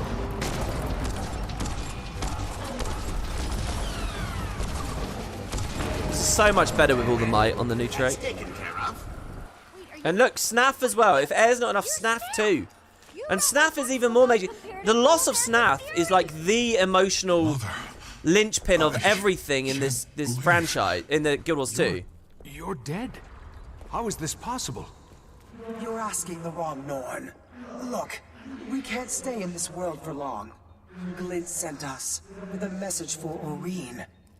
Karakatoric has begun to consume the magical energy inside the mists. Just like he consumed Balthazar's magic. That explains all the chaos out there. If allowed to continue unabated, he will devour reality itself. Lish was right. Aurene is inside. This way. In the live chat, somebody says, but Guild Wars 1 has precedent because of Gwen's family in the mists. I don't... Can we talk? Yeah, that... Bram, we don't have a lot of time. And talking was never our strong suit anyway. What's done is done. I wasn't what you needed. I know that. I'm sorry. But I had to be true to myself. I had to follow my legend. I didn't want to leave you behind. Believe me, I knew the cost. But if I'd stayed, what good to you would I have been? I'm not asking to change the past. I just... Seeing you now... Is it really too late for us? Yes, Bram. It's too late. I'm dead. And anyway, I could never have been the family you needed. But don't you see? You have that family. These people love you. They will grow your legend. If you'll just stop trying to drive them away. But... And yet they're still here. Look at that. Let me go, son. Live your life. Mr. Snap? Sir? Can I pick your brain about concave versus convex reflectors in Surveyor Golem visual sensors? You're quite precocious, aren't you? What did you say your name was? Tiny? Sir? Ah, soldier's apprentice. That explains. Explains what? Oh, I've heard great things. Okay, thank God they stopped talking. Okay, look, it's not about consistency. I'm not talking about retcons. I'm not talking about conflicting with the lore. I'm not saying any of that. Yes, it fits in the lore. At no point do I care about that. I explained that at the start of the cave instance. Not everything is about, does this conflict with established lore? It's fine within established lore. There's nothing universe breaking about this. I'm talking about the narrative. I'm talking about the emotional stakes. I'm talking about crafting a proper story. There are things that the lore allows. It doesn't mean that they should do all of them. What I'm saying is it robs a lot of, like, the impetus and the desire and what we're doing and what we're fighting for, it really muddies the waters too much, you know. There are things, and I would argue that stuff about Glint and, about Gwen's mom and all that kind of stuff, and yes, like spirits returning at the Tanakai Temple, that's all dodgy too. That's all not realistically, that probably shouldn't be there in the lore. It is there now, but that doesn't mean you should, you know, feel too comfortable doing scenes like this, you know. Like, I think the much more true and real experience is Bram learning to deal with his grief in his own way. Having his mum literally come back from the dead, so to speak, to give him that closure, like, that to me, that's not a beat that I think that they should really end up leaning on. I will admit that that's a nice little interaction between Timey and Snaff there, because these are two characters that don't have such, like, a pivotal moment, but I think you sort of corrupt like what happens in the Maguma jungle. And again, when we move into the story going forwards, if you put this in the player base's the forefront of their mind, that these people, even if you died, even if everything got destroyed, you're just going to continue living and doing whatever in the mists, and you're going to meet with Glint, and it's like, it doesn't matter. Like, you really, really fuck with the premise of the universe. That's what I'm talking about. I'm talking about the narrative. I'm not talking about logical consistency of lore. That's ticky-tacky. That's BS that doesn't really matter, you know. That's easy to discuss. And again, as I said at the start of this instance, I don't actually think matters too much. Anyway, all I'm trying to say is this is another Hail Mary. How are you feeling? Maureen, I need you to listen carefully. Your mother sent us. Glint is doing everything she can to hold off Karakatoric, but she won't win. She needs you. It's time for you to fulfill Glint's legacy. Wait, what does that mean? Aureen must kill Karakatoric and replace him as Elder Dragon. Now. No. She can't face Karakatoric alone. She isn't ready. Not alone, Commander. Your fate is entwined with hers. The prophecy hinges on you both. You must take him down together. And do not tarry. The more you wait, the more powerful Karakatoric will become. What, you expect them to take down a walking hurricane by themselves? Aureen's still a kid! Stop it! You're scaring her! This is why you were brought together. Last failed because he didn't have a champion, Commander. He didn't have you. Then I'm going too. They're not doing this alone. They're not doing it at all! Maureen, look at me. Defeat Karakatoric and take his place. It's what you were born to do. This is all great for what it's worth. And this cutscenes are one of the best that you get. So cool. I remember just the fanaticism and the insanity of this, speculating what it all meant when this first came out.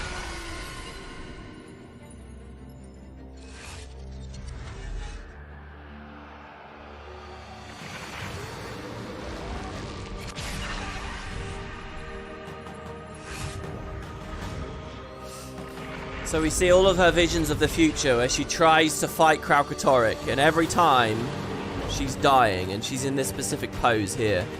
You see, every time.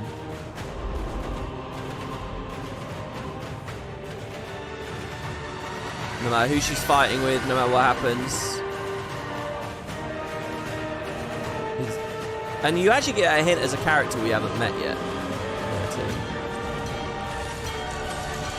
In one of those frames, there's a character we haven't seen standing at Laura's side.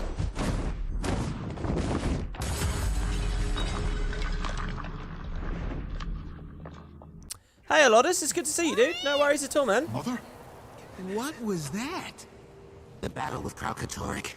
Aureen has had a premonition, a vision of the future, of multiple futures.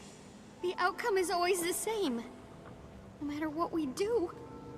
Aureen dies. We just came from outside. Aureen broke straight through the branded crystal. She's gone. Oh gods! Not even the dragon will face Karakatoric! What are we going to do?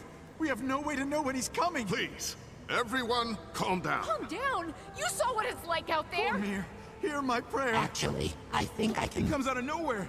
I don't want to die! We already lost a whole village! I have an idea. We have to fight back! It's no use! We'll never see him coming! Everyone, Blish has something to say. You're frightened, and you have every right to be. But we need to be strong for each other. We need to stay calm. How are we supposed to stay calm when an Elder Dragon could attack at any moment? Luckily, handling dragons is what the pack does best. The commander and I have a plan to keep you safe. What is it then? What's the plan? Patience. If anyone can think his way out of this, it's Blish. He can do anything. Inaccurate, but thank you. I believe I can create a device that will warn us when Karakatoric is coming. And we're going to begin working on it immediately. Right, Commander? Yes? Yes. Of course. Lead the way. Dude, all the NPC movements and stuff here are so good, right? Should join us here soon. Are we supposed to just trust him? A golem? What if we have to leave again? And the way the crowd shouts out, it's so good. Again, there's so much fantastic stuff to love about this instance. You know, the ghost thing is just a tiny part of the instance, which is a part of the problem with the ghost thing, to be honest. But, man, okay, Blish, what a rousing speech. You really have a plan? Not yet. But widespread panic had to be averted. However, I have the beginning of one. This aside, our most pressing problem is that we don't know when or where Karakatoric will appear. But if we were to enter the mist and affix a tracking device to him, I can create an algorithm to predict his movement. And use it as an early warning system. Evacuate settlements he's headed toward. But how do we pull this off? Leave the device to me. A Boonian lure. Magic tasty enough to tempt a dragon. Something like... Balthazar's sword. There might be a problem with that. I know. The sword was lost when you killed Balthazar. It may not even exist anymore. But word is, the Priory is currently surveying the battle site. If anyone can find that sword, it's them. Shall we? You know, I totally forgot about this as well. I totally forgot. I mean, this is such a masterstroke in this patch too, that they have you look back at Balthazar, you know, so this feels nice and connected to POF still. I forgot about that. It's such a good thing. Hey, I get Return to Legacy. Ready to hunt down the sword, Commander. So remember, this is not Sahothin we're dealing with, okay? This is Balthazar's sword, which actually didn't have a name. Explain to me why we're looking for the sword. Our mother used to entice Goric and me into taking medicine by giving us candy. Same theory here. We need Karakatoric to ingest the device. Balthazar's sword, and by extension, his tasty magic, is the candy. So we're going to bait him. Again, another nice optional bit of dialogue here. So this kind of concludes Bram's grief, you know. I think that they really do earn his like, resolution. Even from episode 2, right? Seeing the Omakhan carbs, having the moment within the mist, all that kind of stuff. He'd already softened a lot and I think got over it. And I think we were starting to, you know, get back to normal. This air thing at the end, I don't think it's lazy writing for what it's worth. Someone said that in the chat. I don't think it's lazy. I actually think it's lazy to call certain things lazy writing. But I think this is just like that final little moment that pushes it over the edge. That's not really my concern about the direct focusing on the fact that none of this really matters because life goes on in the mists. But hey, so Bram. Sorry, I need some time to think. Can we talk later? Sure. See, and I love that as well, you know. It's so rare for ArenaNet to do stuff like that, like...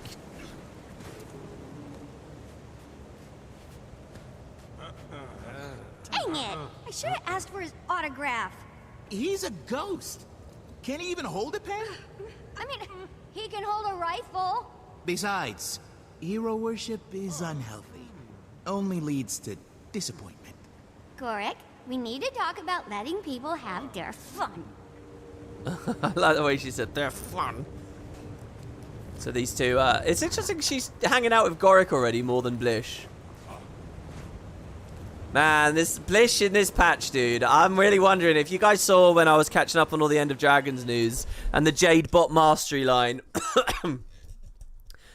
I've got this idea that maybe Blish comes back in End of Dragons and we get to control him as a Jade Bot. Or play as him, let me put it that way. We'll see. We'll see.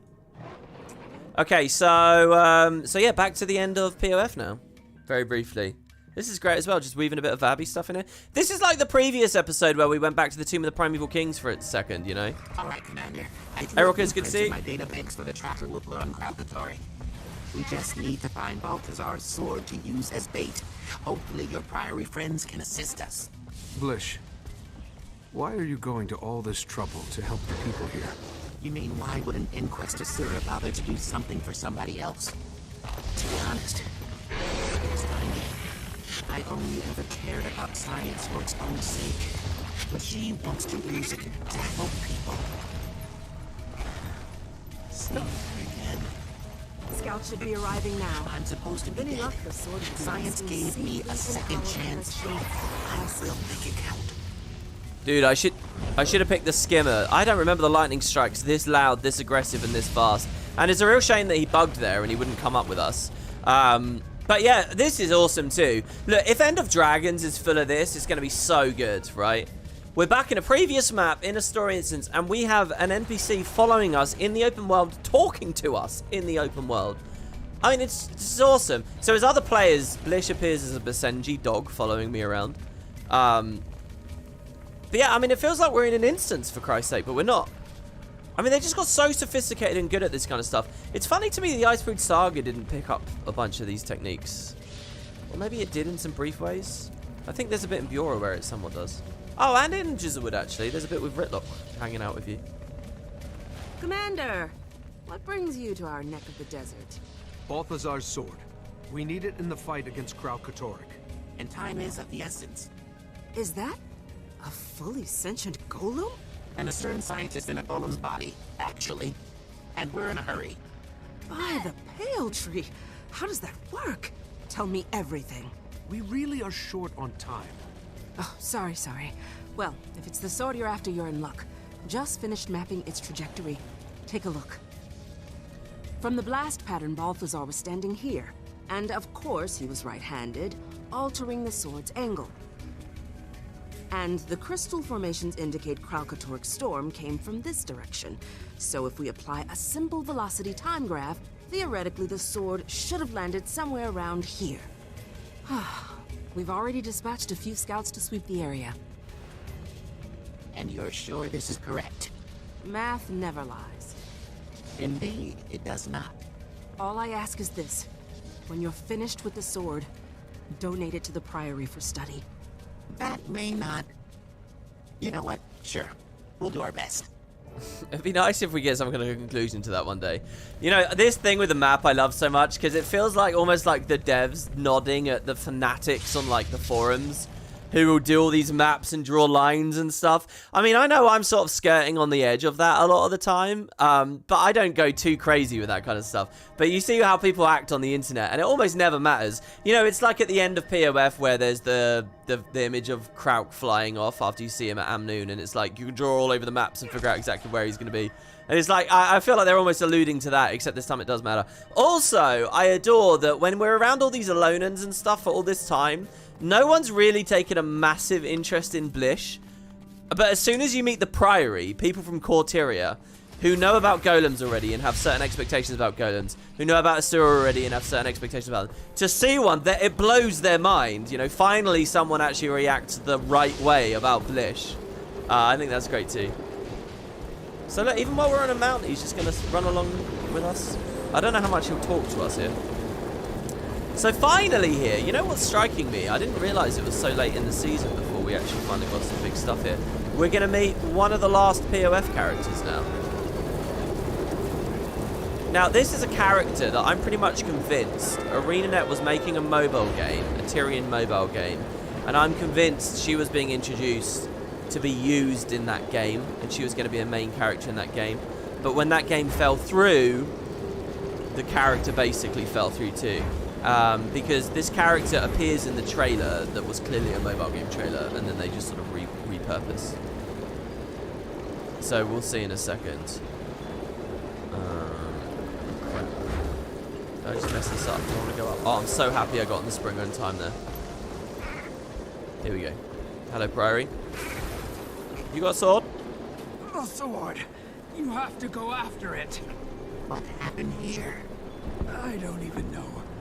1 minute we were pulling Balthazar's sword from the sand. Exactly where Nerith said it would be.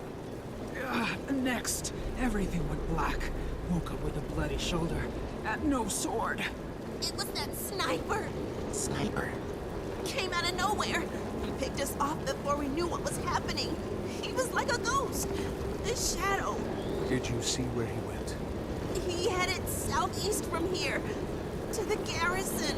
Southeast. Got it. Nothing is ever easy, is it?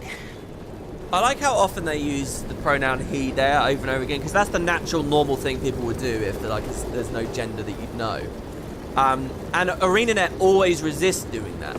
In fact, they'll try and swap it as much as possible. So it's bizarre to see them doing that, and of course you realise in a minute that they're doing that deliberately because they're trying to trick you, because it's a woman we're about to meet. Which always makes me smile.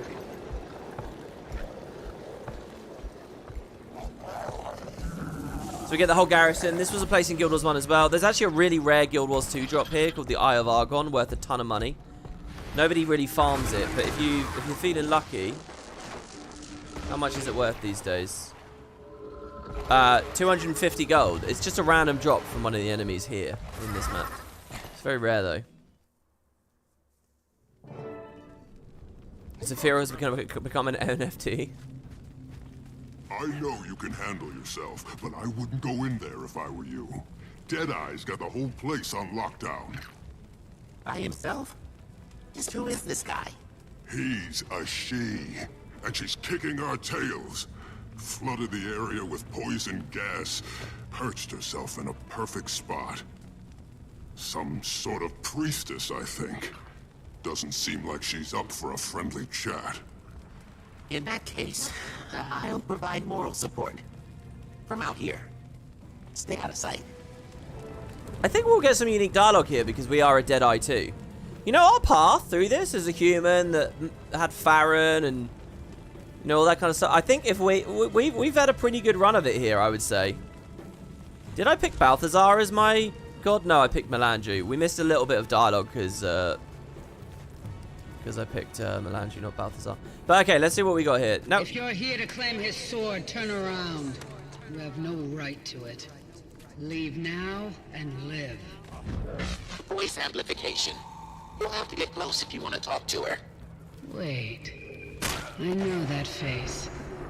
You're the hero of Unknown. Oh, good. Maybe we can use this to The one who killed my god! Uh-oh. so yeah, she's in the crowd in the epilogue of POF, and if you go 2 parts back on the playlist, you would have heard us talking about that a little bit. That there was someone in the background who walked off. I didn't actually get her own shot in this playlist, but hey. So yeah, so I've only got a certain amount of time, right? Because of the poison gas. I'm gonna save that endurance if I can. Save the endurance. Okay, good. Probably should have put a short bow on.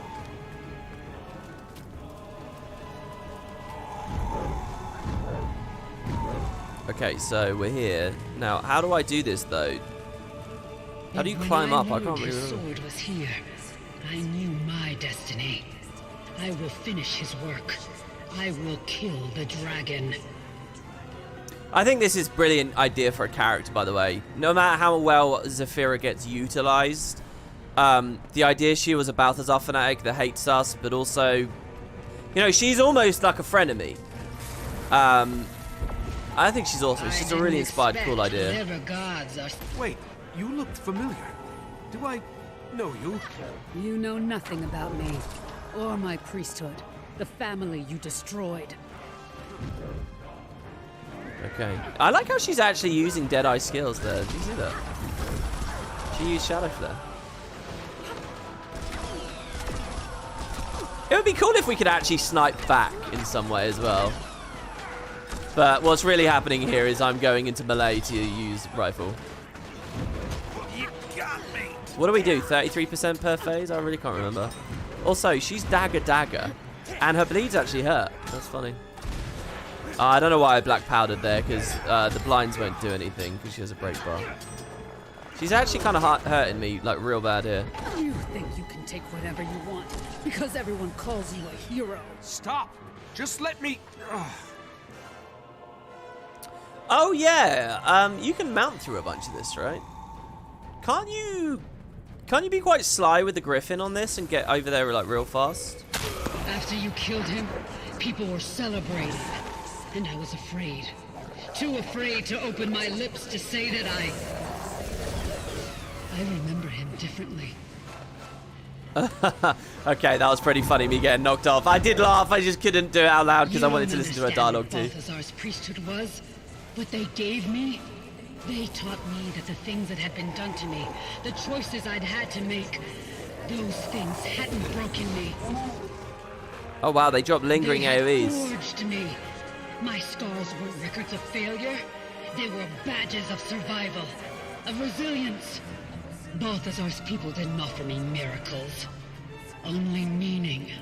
This dialogue's so good. I remember him differently. Like, this is kind of like a great commentary for all the players that felt like Balthazar got done dirty in his characterization in POF. And I think a lot of people did feel that way. I felt that way. It's so good. Too afraid to open my lips to say that I remember him differently. You don't understand what the priesthood was, what they gave me.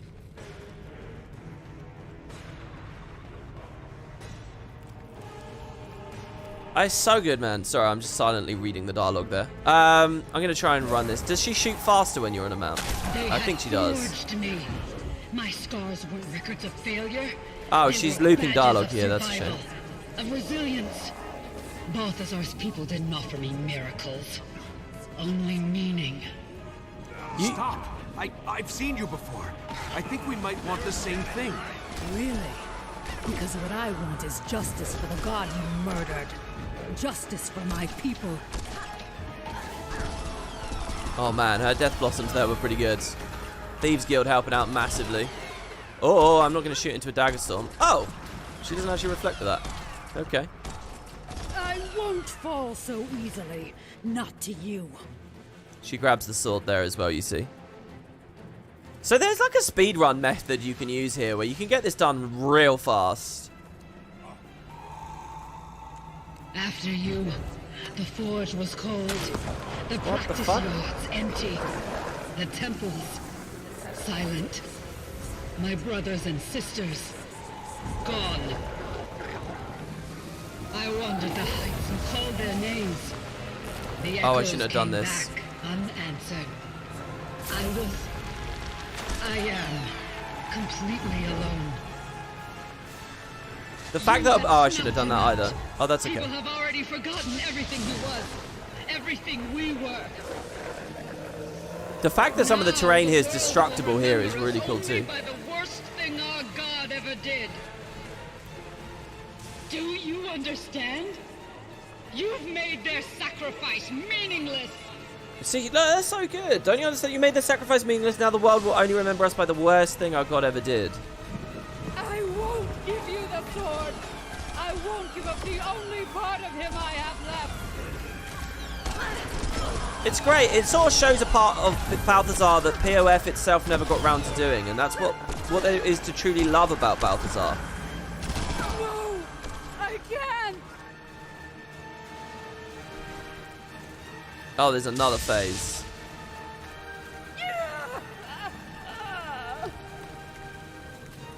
It's okay, I'm coming, Zafira. We won't kill you. We'll make that choice. Who was it we killed in the last part that we really didn't have? Oh, she just went over there but fell down? It's not actually a whole face? Oh, okay, yeah. She's just crippled over here. Yeah, we killed someone that we could have left alive if had we really wanted to. Who was that? This is it. I'm not a fool, Commander. I know you didn't cause Balthazar's fall from grace. You just moved things along. I spent so long aching for revenge. Now I'm just tired. My fight is over. I'm ready to join my family. Do it. And then F to show mercy. Yeah, she has such an amazing intro. It is you. From the vision. Your fight isn't over. Not yet. What are you talking about? I can't bring your god back, but I can offer you a chance to finish what he started. I'm working on a way to kill Karakatoric without disrupting his magic. Help me finish it, please. Anyone else would simply kill me and take the sword. Anyone else, you would have killed. And I've seen a better way. We reforge the weapons of the dead to pass their strength on to others. So, you may have his sword. My help, on the other hand, we'll see. Will you tell me who you are? I'm Zafira. And you are not what I expected. Well, I get someone in the chat says your god says the human. I guess the idea is, even though I'm a human, I've renounced the idea of Balthazar as a god. If I had picked him as my patron, the biography, you might see the dialogue's a little bit different there. You never know. Anyway, so yeah, that's Zafira, and what he means by in the vision is the vision Aurene had that we saw too of her dying over and over. In one of those reflections, Zafira was standing next to her. I gave you the sword. Now go. Do what you must. I mean, this is a great instance. They're all just killer instance after killer instance after killer instance in this series. Season. And look at this, with the sword on our back here. Oh my god, I look cool there. I love the, like, jet black obsidian sword with the red cape. And there's a quiver on there. Maybe it looks a little bit crowded. I think that looks pretty good, though. I'm quite happy with that. Obviously, as we're running, it clips through, but let's ignore that. Let's ignore that little detail. Thank the alchemy. I was worried you wouldn't make it out in Great sword thief, guys. You have a sword. I do, but it seems, well, lifeless. Dormant. I feared as much. To attract Karakatoric's attention, it will need to be activated, so to speak. And how do we activate it? Magic. Powerful magic. Luckily, we're surrounded on all sides by a potent brandstorm. If you carry the sword inside... No. Next idea. Hear me out. All you need to do is expose yourself to the brand lightning for 7, 8 seconds maximum. Lish. As you wish. I do have a backup plan. It involves your large revenant friend. Ridlock. You mean we can use Sahathan? Precisely. I'll have time to contact him. Meet me at Sun's Refuge and we'll get this sword working. And just so you know, if that fails, we're definitely using the lightning. Yeah, so, this is an awesome idea as well, really inspired. The idea of using Sahathan to reignite Balthazar's own greatsword. It's genius. It's such a cool idea.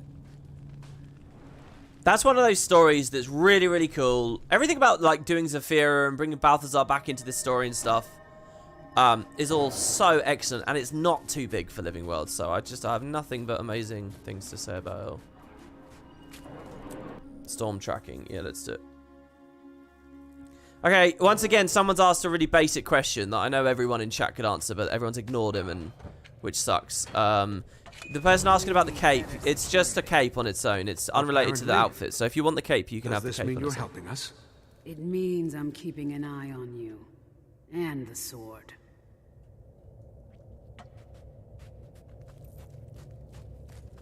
And she feels pretty independent here as well, you know. She's around, but is she really around?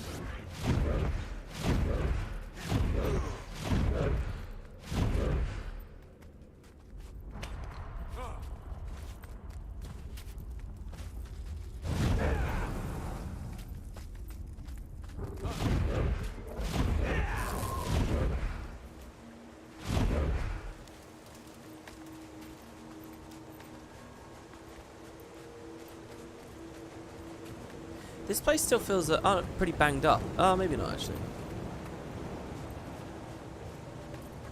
Oh, good. You're here. Now then, let's bring this sword back to life. Oh, hello. You can reignite it? How is that possible? Commander? Who's your new friend? This is Zafira. She was a priestess of Balthazar. And I am not your friend. Nice to meet you, too. Introductions can wait. We need to get this sword lit. Ridlock, do the honors. Can do. Stand back. Okay, well, you need the sword, though, and I'm holding it. Reignite the sword. Where do you want me to stand? Here. Okay, so we got it in our hands. Full-on greatsword thief now. Relight Balthazar's sword. Equip Balthazar's sword and brandish it at Sohothin to transfer a portion of Balthazar's magic. Look how cool our arm looks holding that as well. Look at this animation, man.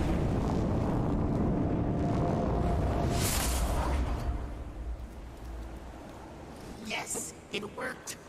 Whoa, hey! Where's it going? It seeks Balthazar.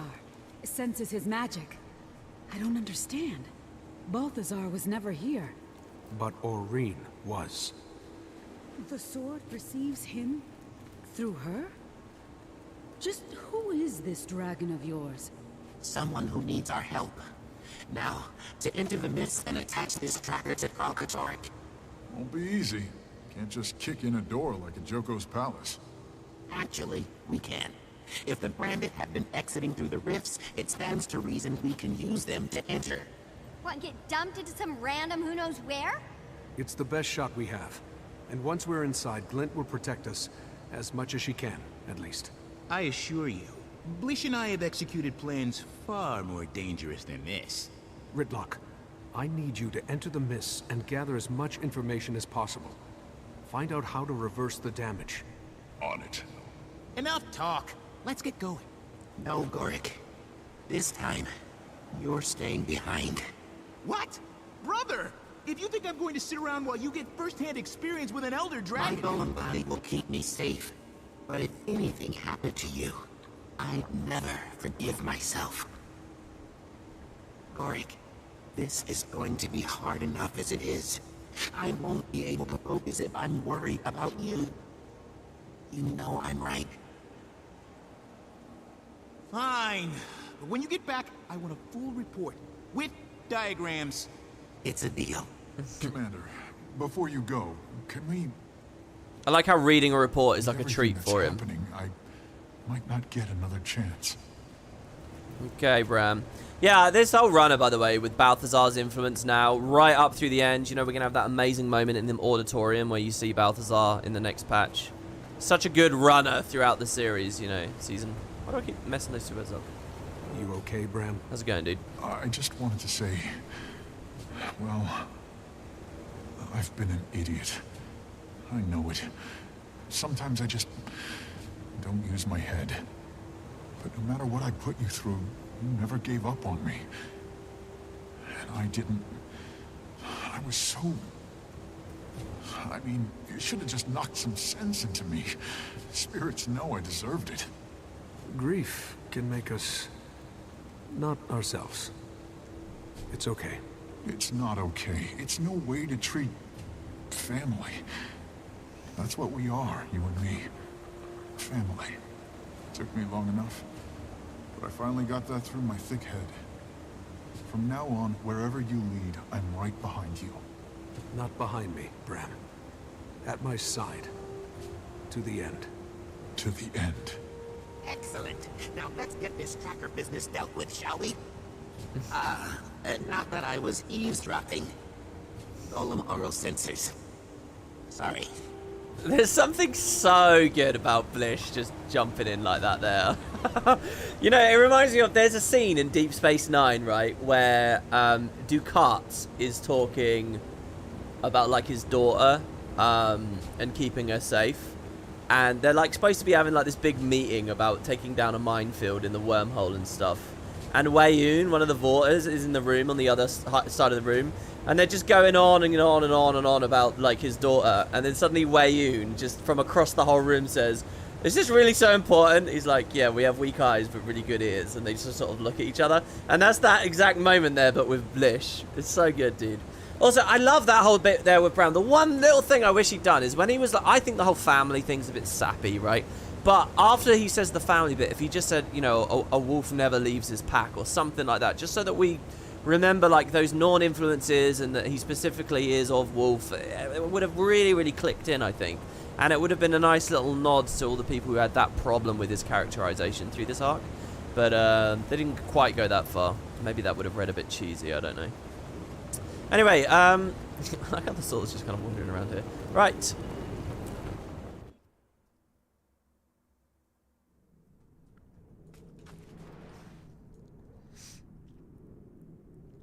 So this is the end of the patch now. Okay, let's go over the plan. This tracker will allow us to predict where Karakatoric will be before he pops out. Our mission, enter the mist and get Karakatoric to swallow the sword and the tracker. Step 1, find a rift. At least that part will be easy. Oh, for the first time, by the way, it's very... Usually when I'm playing Guild Wars, I want it to look gorgeous, and it's always nighttime, and it never looks that pretty at nighttime. I'm not a big fan of nighttime, generally speaking, not unless it's like really specifically done in a certain way. And I've got to say, the whole time today, it's been day, and it's been feeling awesome. I don't know, I feel like we've managed to skip out on all the night cycles because we've been in instances while they've been going on or something. It's very rare for me to feel that way. I nearly always feel like it's night, and I'm just grumpy about the fact it's nighttime. It's been day for pretty much everything we've been doing, right? When was it last night? This patch had the Awakened in the waterfall. Yeah, and that was a cool little look at the Awakened too. Yeah. I mean, there's so much in these patches outside of what we're looking at here. There's obviously a ton. That rift should allow us to enter the mists. So here we go. Well, here goes nothing. Any last words? Let's not jinx it. Pretty crushing line there, knowing what's about to happen. What is this? Great machines! It's a full-on war between Glint's army and the Branded. It's a distraction. Glint is buying us time. Then let's use it to our advantage. We'll have to set the bait further inside, away from the fighting. I think I see a shelter up ahead. I think this is another easy moment in the game to forget about. But there is a really incredible moment. Take the sword. These guys all have markers, so I'm gonna fight them.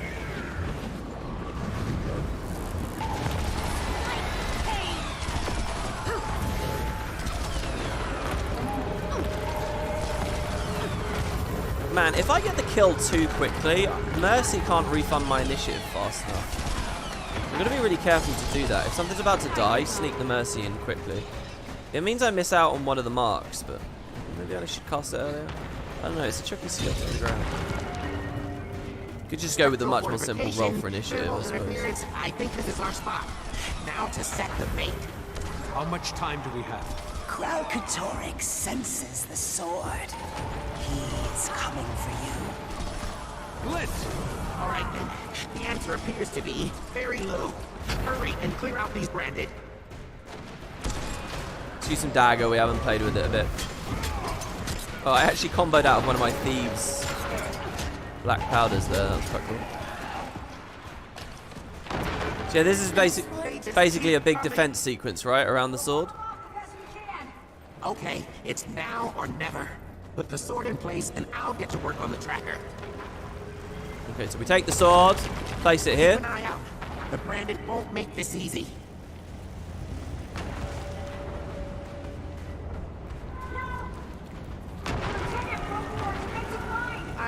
I'm not finished. Focus on the tracker. I'll keep them off you. I can't remember. We don't actually see Glint here, do we? We don't see Glint doing things. We just feel her influence in our armies. Oh, this is bugged still, isn't it? Yeah. Oh, that's a shame. Hey, this is the first straight up bug in the entire story. The entire time through this playlist, this is the first, like, straight up broken bit, right? Which is pretty good, to be honest. Pretty good track record. Yeah, this bug has been in the game I don't know how long, and I don't know whether the devs will ever fix it. Because, again, this is like a forgettable patch or something. We're supposed to be fighting hordes of mobs here, but you just stand here. And he does it on his own. This did it the last time I played this as well, which I can't remember when it was. You would have thought with Season of the Dragon, when the whole community was asked to come back and play this in 2021, they would have had some reports and fixed this up, but it's still broken. That's a shame. This is the, but I will say, at least this is the one moment. I mean, through everything. I mean, the personal story's pretty janky too. But like, you see these wyverns and things. Oh, at least one of them's coming in. Oh no, he's stuck on that wall. Okay, the telegraph showed it coming. That was a big old arrow there. Yeah. Anyway, we get to look at the environment at least. And get a little bit of a moment to chat and see things without crazy combat music. Or sound effects, rather. This bug helped you get an achievement, really? Oh, well, there's an achievement to do this without going down or something. I mean, it's awesome. Look, you can see the destroyed pyramids and stuff again. And it's the mists, but it's still kind of desert feeling. It's good. Don't worry, Blish. I'm just a total boss. Almost there. This used to be hard. I don't remember this being hard, really, but again, all my memories of it are kind of skewed because I play all these co-op. Yeah, it's 100% bug. Yeah. This always happens, as far as I know. It got bugged in a patch, and that's it. It's not that we did something specifically weird. It's just broken, and it needs a patch. And again, I don't know whether they'll do it. It's attached. Come on, give me a signal. Because they're in the middle of a new expansion release, and at the end of the day, yes, frankly, Commander, it's working. Karakatoric draws near. This is 4 years ago. He's heading for the sword. We did it. How is this 4 years Feel ago? that static? He's coming. Get ready to run.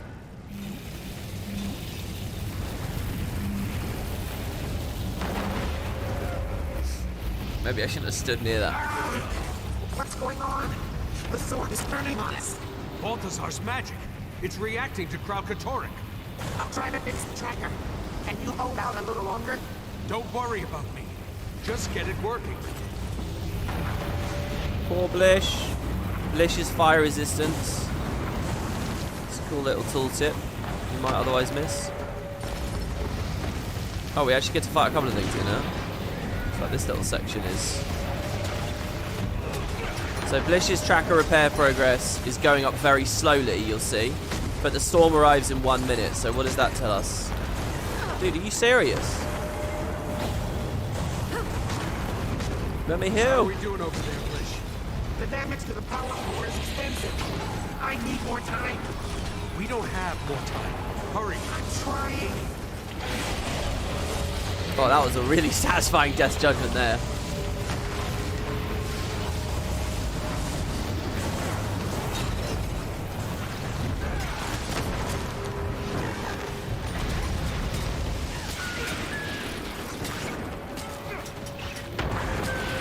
You must escape. Retreat. Blish, we've got to get out of here. The power source. I can't get it to work. Go. Now. 15 seconds and he's only halfway. I'll handle it. Go, Commander. Get out of here. What? I'm a machine, remember? He can't brand me. You're mortal. You need to get to safety. I'm not leaving without you. Come back for me when the storm passes. We've come too far to give in now. Blish. I'll be fine, Commander. Go. Dude, I feel like this is the first time the human male commander voice wasn't good. I know people say he's emotionless a lot of the time, but usually that just strikes me as confidence. Here, it just seems tone deaf and stupid. He should have shouted, "What?" kind of thing. Don't be mad. I lied. What? What are you saying? The power source is dead. I can't fix it. But my lower body can power the tracker indefinitely. I just have to take my higher functions offline. Permanently. Wait, what? No! At the docks, Gorg said... I know, but I'm just one person. We're talking about the end of the world. If I can buy you time to stop Karakatoric, then... No! There has to be another way. I'm not letting you do this. With all due respect, Commander, it's not up to you. I think a pillar just fell on me. This is just so gorgeous, right? I mean, it's just such a... it's just mind-blowingly good. Or if I think back to that whole Final Fantasy playthrough I just did, and all the ways in which people credit their story instances and stuff, They don't get anywhere near this, do they? I mean, in certain places, for sure. Like, the end of an expansion, there's some crazy moments, especially the end of Shadowbringers. But, I mean, this is just crazy. Guild Wars never got... This season never got the credit it deserved. It really didn't. Season 4's just so good.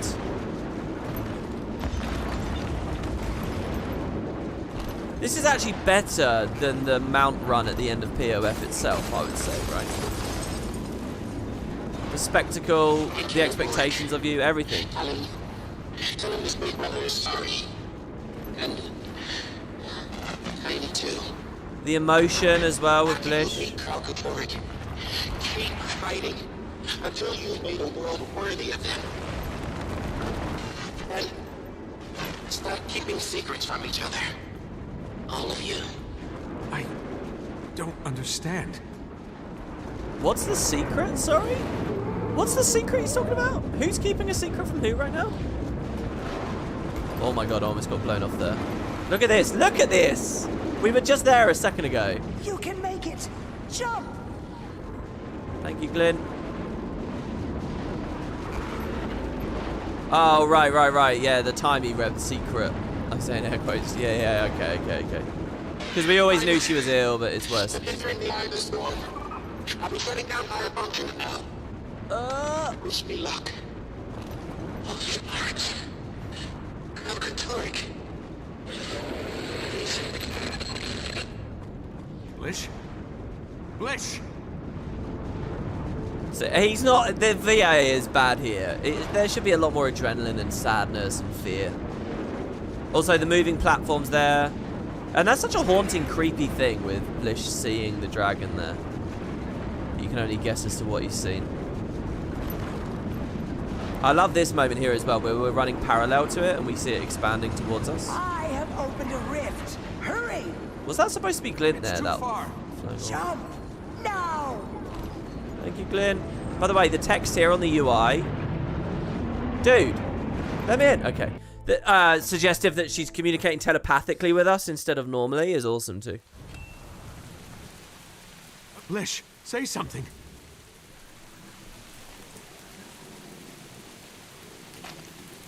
Blish. Commander? Commander, come in. Are you okay? I'm fine, but... I'm getting a signal from the tracker.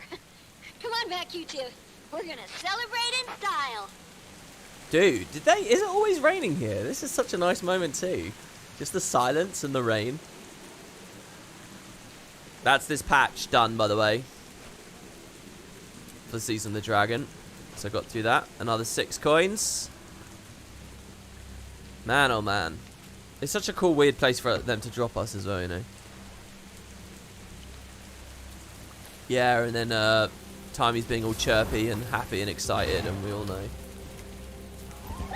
Got bad news for her. I remember being struck when this came out that there were so many characters, and some of them had been introduced so recently that now we were already dealing with killing some of them off, like Blish, but I really don't know whether this is the complete Blish story. I don't know. Maybe. I could see it.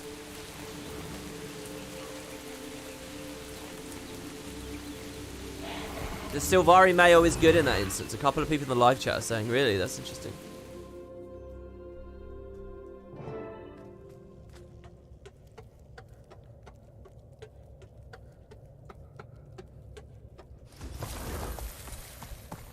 Are we in the regular Sun's Refuge now? We're not in an instance one, we're in a regular one? Because they have ambience and stuff around now. Lots more NPCs. This place, by the way, get a good look at, because there's a bunch of account-bound, one-time only stuff to do with the last mount, which you do here. You play hide and seek and throw a ball and stuff. Oh, this is totally the regular one, surely. Oh, maybe not. Here we get Blish's theme again.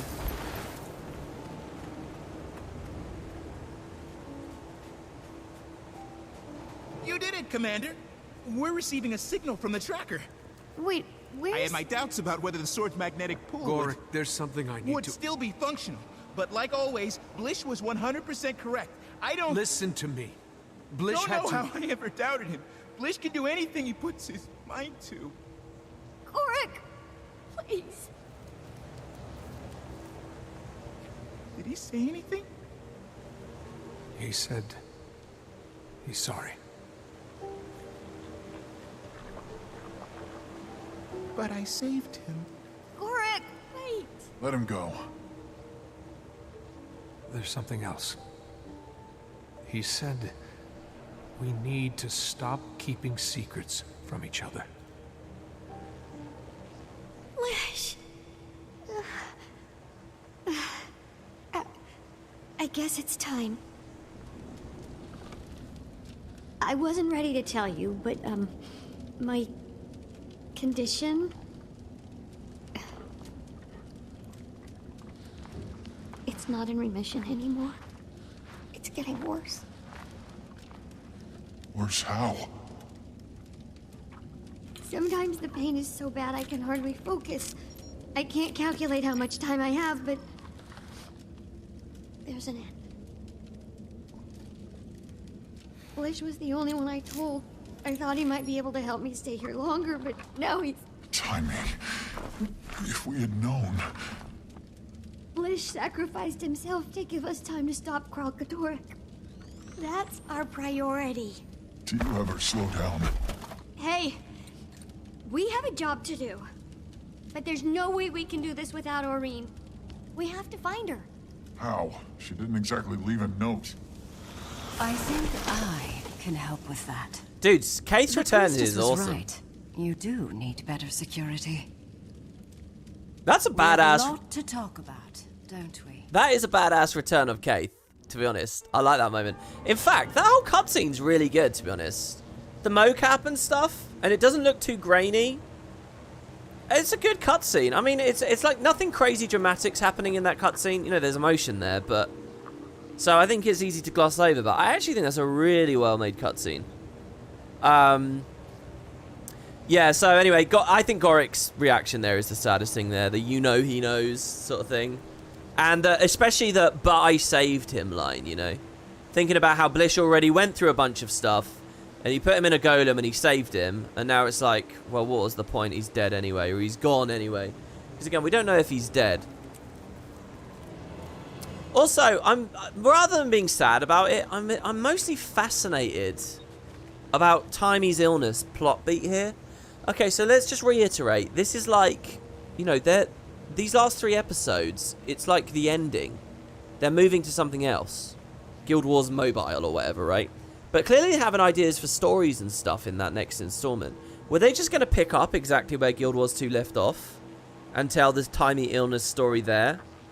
Were they ever going to get round to Primordus and Jormag and the Deep Sea Dragon? What were they going to do? Was it going to be like a really direct sequel they were thinking of, and Timey's illness was going to be a central factor there? Were we going to have a time jump going forwards and gloss over? Like, it's really weird because it's almost like they've put a new big beat on the table that they have no intention on concluding in these 3 parts. So that bit with Timey here, that's really interesting to me because everything else is like Hail Marys, big badass stories to tell the Karakatoric battle as well as they can. But here they've loaded something else up on the plate. And then, of course, you have the layoffs and the Icebreed Saga, and they don't do anything with it again. And it's like they're suddenly quiet for like 3 years about Timey again. And now I'm guessing End of Dragons will finally end this. So here, this is a sign of the times now. We're so far into this playlist now, guys, that you just saw a plot beat get introduced that I'm pretty sure is being concluded in the next expansion. So you've like caught up. Anyway, I still have the energy to fight Krauk. Just please let me help. Don't worry, I think you've got the energy to fight Krauk and Jormag and Primordus. Forget that for now. You've dealt with so much. I want to be here for you. I can't stop thinking about Blish. He seemed so invincible. I finally had him back for good. And now... he could have lived forever in that golem body. How could he just throw that away? He cared for you. Your life was precious to him, regardless of the length. He chose to help a lot of people despite the cost. His life meant something. His death meant something. That's powerful, isn't it? I just hope I get a chance like that. It's funny how fast we've moved through this. Again, I don't know whether this feels too rushed, as opposed to a lot of stuff. I don't think this feels too rushed necessarily. But it is funny to reflect on the fact that it was only at the very end of 2 episodes ago. It's only at the very end of A Bug in the System. We really knew these characters. And when we knew these characters, so recently, they weren't anything more than just like slimy, questionable Inquest members that you didn't quite know whether what they were up to. And now here we are, you know? Hey, I know you're beating yourself up about Blish, but he gave his life to save the world. We should all be so lucky. It's like that thing the Olmecon say. His memory is a star to guide us. You thought they couldn't kill Timey because she's a child and is a sensitive topic? No, if that was true, they never would have written this story in the first place, would they? Think about it. They're not that short-sighted, and besides, she's not a child anymore. I'm sorry about your friend. His choice was a noble one. You should grieve, yes. But be proud of him. In my priesthood, we tend a hearth for 6 days to honor the fallen. If you want, I can... I'd like that. Yeah, by the way, I love that bit with Bram as well, saying let her go. Let him go, Gorick. It's like Bram's just gone through his own grieving, so he immediately sort of clicks into sympathizing. And I like how this engenders Zafira towards us, as she sees we go through our own loss as well. Can I ask about your past? No, you can't. That's a great line there too. Nice. Again, when they're short and snappy, it puts a big smile on my face. You want answers. Let people grieve for a while. We'll talk soon enough. Yeah, Kate's return is like the MVP there. Okay, so that's it. Wait, that's the whole patch as well. There you go. Done. Did we get dialogue from these guys? No. So we've got the Kosses, Farron, Zaim over there. And there we have it. So that is the shortest of the last 3 episodes. These next 2 episodes are killers. They're huge. And in fact, I actually very recently just replayed these for like an immersive story recap attempt thing that ended up not going anywhere. But we'll get the full thing here, so just straight into All or Nothing. When the details of Glint's legacy are revealed... Oh, well, hold on, I want to go in the sun... Well, it depends where this episode opens, or how it opens. When the details of Glint's legacy are revealed, the Commander and Aurene must prove their trust for one another and prepare their allies for the battle of their lives, bringing down the Crystal Dragon. I mean, it is crazy. By the end of this episode, we'll be, like, well in it. Keith, it's me. Any word from Aurene? No, not yet. But don't worry. Sometimes she goes off alone when she feels troubled. Always has. Always comes back. I do have an update on our conversation at Sun's Refuge, though. I'm following up on the dwarves. Still convinced they know something about Glint's legacy? More than ever. I came to ask Ogden in person, but it seems the Priory isn't keen on a known thief roaming their halls. You seem fairly rehabilitated. Maybe they'll feel better if you show up with a chaperone. Wow, wait, there's a reminder note in the refuge for Blish to make preparations for Gorick's birthday party? Oh, and now he can't. Brutal. Okay, so yeah, we're going to go to Keith at the Priory is how this one opens. Oh, I can't. I would love to go in there and just sort of wander around a bit because I like the Sun's Refuge, but at the end of the day, we got to get a move on here. All right, so Lornars and the Priory. You love the way Keith knows more about Aurene than the Commander, her champion? Well, hold on. Keith bonded with Aurene in a huge way as well. I mean, it makes perfect sense to me. Keith got this new wild hunt to grab and protect the egg, spent all that time at the chamber with Aurene, spent more time with Aurene than us. I mean, that's a whole weird, confused part of the story, to be honest, like us and Keith. But I think the idea is we're kind of like the 2 parents, you know. One of them's the stay-at-home caregiver, the other's sort of the more out and about and distant caregiver. Commander, a moment.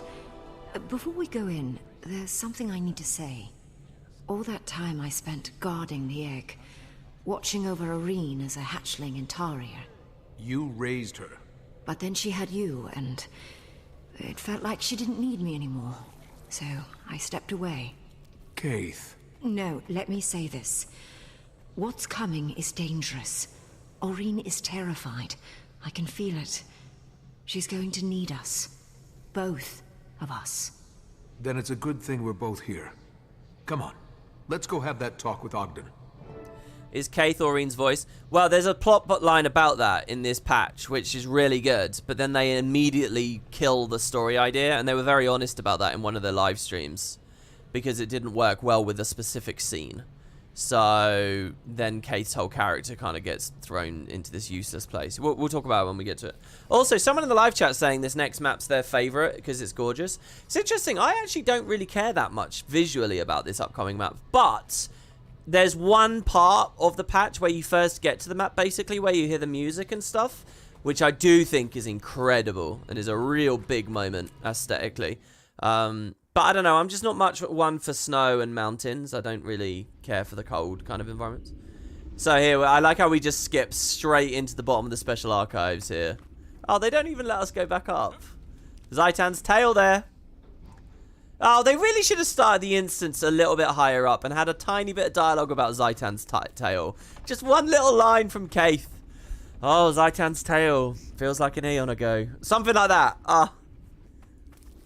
That's all 3 signs. I'm due for a visit. Hello. Ogden! It's about time you showed up. We're going to Thunderhead Keep. We are?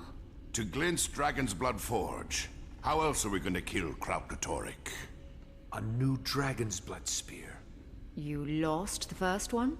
Not now. For Irene to destroy the Crystal Dragon, Scion and Champion must first prove themselves. There's an extension of Glint's lair protected in the mists. A refuge for her Scion.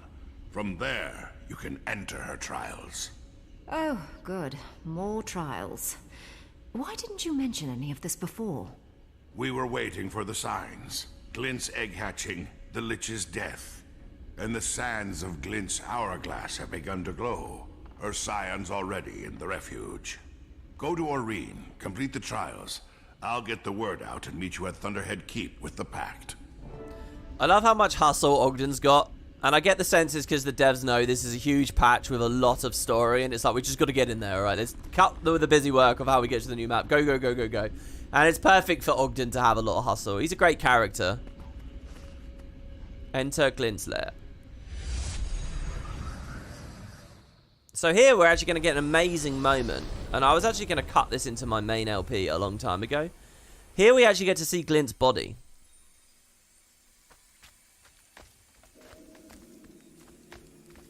They've done the lair so well here. Look how crisp this all looks. Is it just me, or does it feel really crisp and really detailed here? Are those Glint's remains? Man.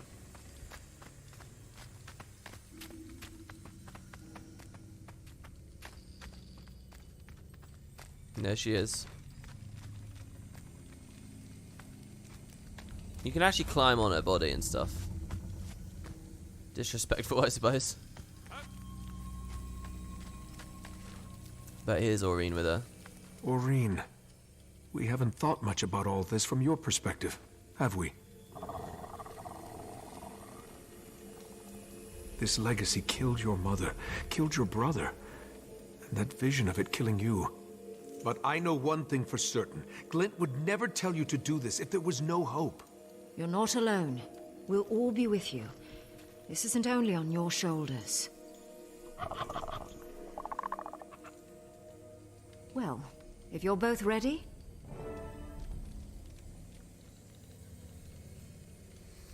Okay.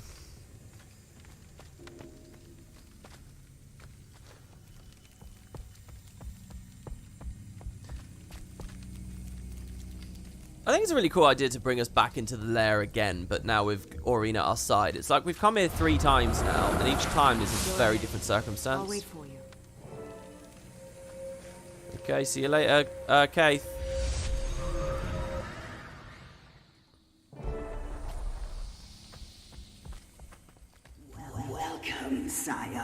champion. If you're here, the final confrontation with Karakatoric is imminent. Hope can be powerful, but also dangerous. You must prove that you can strike as one. A better world is waiting to be born.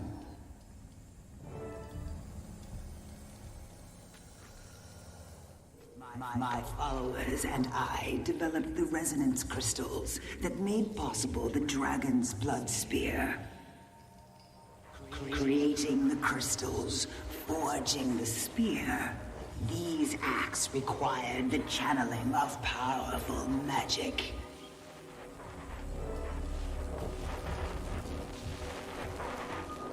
Okay. You will see, Scion, that absorbing magic comes naturally. But the power, its temptations, they exact a price. Champion, this magic is powerful and dangerous. Share the burden so she can absorb it.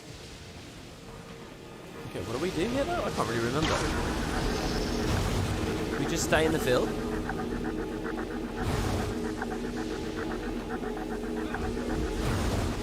Oh, there's little telegraphs trying to knock us out. Okay.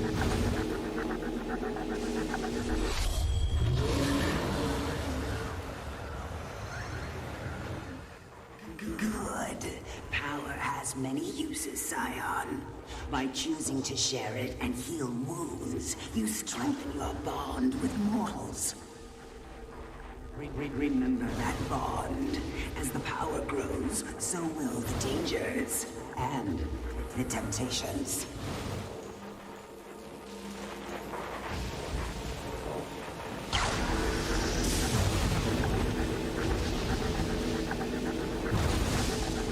If I remember rightly, there's actually quite a few chambers here in this instance, aren't there? Also, isn't there a big revelation at the end of this instance? But I can't remember what it is.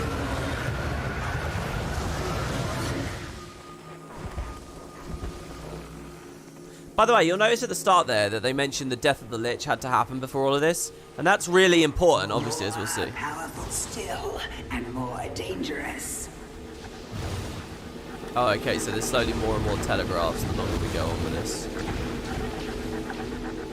I'm so tempted to just shadow step into the center. I don't really know how that will go.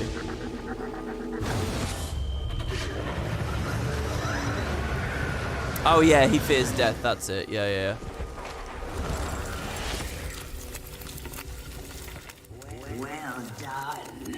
When Elder Dragons gorge on magic with abandon, the world falls out of balance. We have no choice but to act. To use power responsibly is to know when and how to share it, and when not to use it at all. Now, can continue to the next trial. It's weird listening to that dialogue, knowing what happens in the Icebreed Saga and what kind of a character we'll have with us. I love these assets. They make me think of Frozen. Like snowflakes.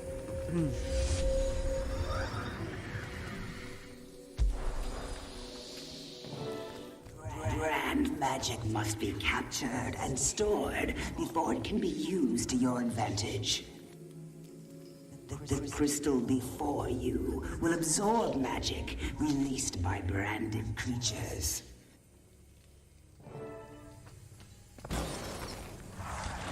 Okay.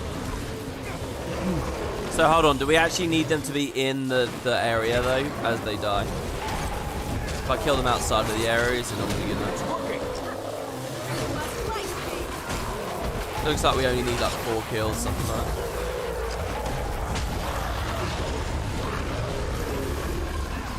Griffin event, man. Good. Now you shall see how this captured magic can be put to use. Thieves Guild is such a funny, weird skill, honestly, in a lot of these instances. This feels like such a personal, special little journey we're on with Aurene. And then you just Thieves Guild and there's just 3 dudes around, you know. If we were using Warband support, we'd feel the same. Karakatoric and his minions share a common resonance. This strength can also be a weakness. With the right resonance, crystal can not only be broken, but molded, shaped.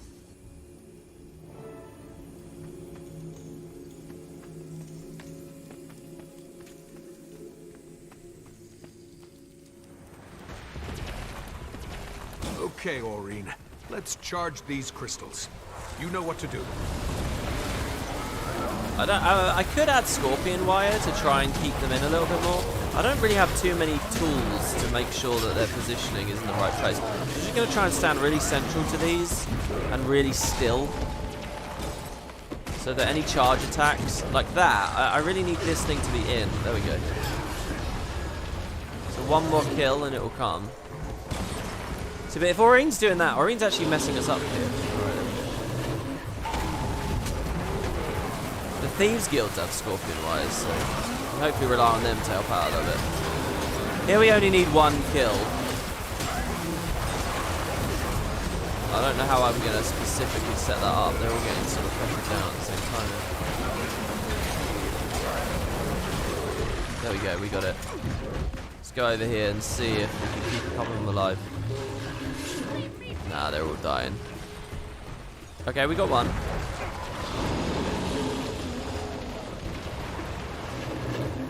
I don't have any way to manipulate her and tell her to come over here or anything, right?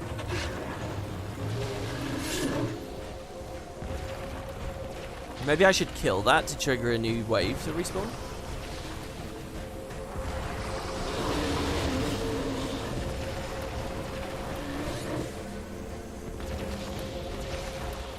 Alright, let's see what we got here.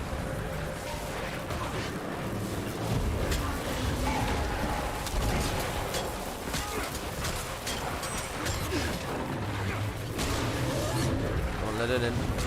Maybe if I tag everything, they will come to me only if I tag them. That might be the thing. Yeah, that looks okay. So they'll fight Aurene as long as I'm not messing with them, but as soon as I choose to, they'll come to me. So I probably do have a little bit of control. I can actually use headshot to get them to do that, which is low damage and won't kill anything.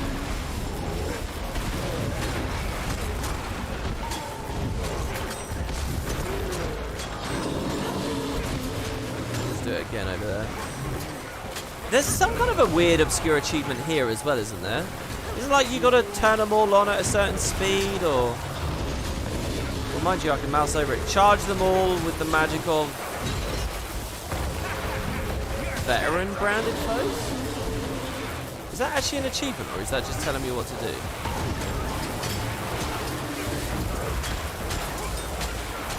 Oh, it's basically saying kill one vet in each, I guess, for that. Focus on your link with the Scion.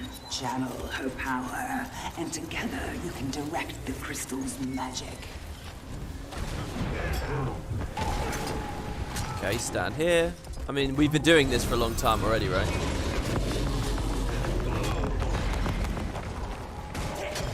Now you see how we forged a weapon capable of piercing Karakatoric's armor. The Dragon's Blood Spear. Experience for yourself the power of the Dragon's Blood Spear.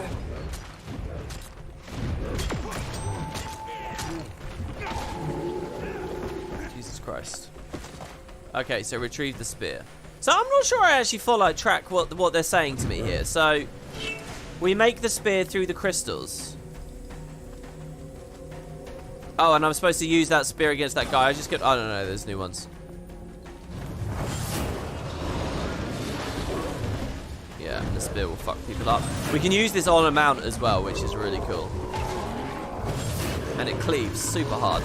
It's also got good condi damage on it. So if you're a condi build, you also get some value. I think it's like 20 bleeds per cast or something. Let's have a look. I have to watch close. It's 10 bleed, 10 burn, 10 vuln. Oh, the reason I guess I remember it's 20 bleeds is if you cast twice, it will obviously stack. Oh no, maybe no. I think the burn was Aurene actually. Yeah, that'll do. Oh, it's not on our back. Usually you see them on your back. Maybe that's only in the open world layer. Knowledge in the battle ahead. Forge weapons and strike your enemies. Now, proceed to the final trial. So you can see here that plot idea and that, oh god, Ritlock didn't want us to break the spear because it's going to be a problem later that we don't have it, actually kind of just whimpers out. It's not really, it doesn't really do anything. Because we just quite comfortably and naturally find another way to make loads of new spears, and it's, you know, yeah, it's a little bit of a time investment from the commander, I guess, to do this, but we were here anyway. It's not like a mystery to be solved. Glint's just got it sorted. It's interesting to think of a world where Balthazar was still alive and he comes here. Absolute. His will, inexorable. In him you will meet your greatest fears. Summon courage. There's an elephant. Wait! We need to work together. There's an elephant in the room here as well with this whole story. It's probably been an elephant that's sort of snuck in over the past four Living World episodes. And that elephant is this, right? Glint's legacy is to replace Elder Dragons with you know, find replacements. So when an Elder Dragon dies, there's a replacement, right? Why are we not rearing Aurene to step into Zaitan's role? Or to step into Morgemoth's role? You know, we don't necessarily now have to be racing down a third dragon. So we still have that magical issue of those other two dragons. And we're kind of just hand-waving all of that and not thinking about that right now and so on. Because Glint tells us to. Scion, you fear what Karakatoric might make of you. Champion, you fear for her survival and the world's. We've got a break bar. Find courage together. Oh, mind you, the spear probably does. Yeah. Don't be afraid. I'm right here with you. So, what is it precisely they want me to do here, though?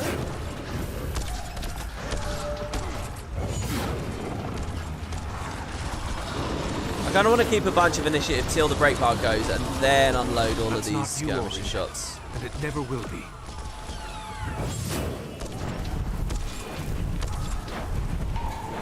Jesus Christ, that blow away. Oh yeah, there was an achievement to not get hit by any of these fields, right? I remember this.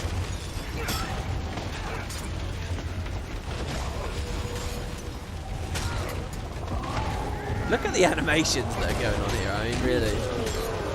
You best have a high FOV set up, I mean. It's quite cool to fight a adolescent Aurene, by the way. I don't think I've ever really appreciated that that's what's happening here, you know?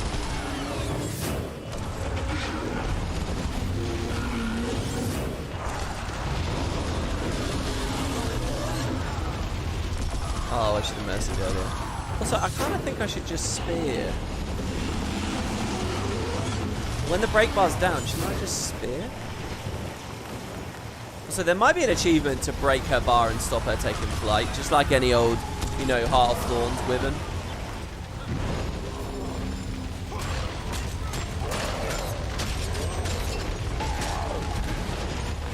I think, by the way, when these patches were coming out, I was starting to get a lot of PC issues.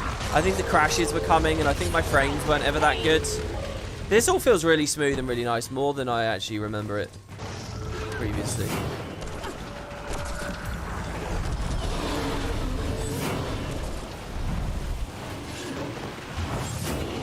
That giant cone, that's probably the run killer for the achievement, generally speaking.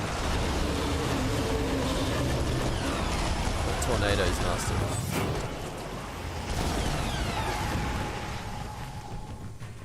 This is a fun fight. I genuinely like this fight. Feels like it's exactly the right speed, you know? It's not too slow, it's not too fast. It's like perfectly tuned, this fight. For me, on this build. Let's put it that way. Just enough trash, just enough dodging ground targets, bit of break bar in there. You know, it's not obscenely challenging or anything, it's just kind of fun, you know? I like this fight. Stand and try again, champion. Wait, what? You must not fail.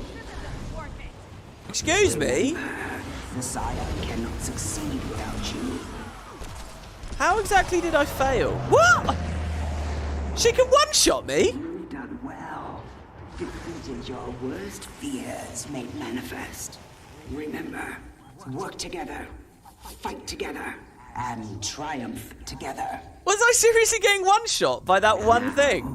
I have a gift of understanding. Oh my god. Scion, my beloved child. There are things about Ascension that can only be expressed between dragons. Champion, come forward and learn how this long journey began. I guess it's the gear quality. Alright, receive Glint's gift. I can't remember exactly what happens through here. Oh, I remember this room though.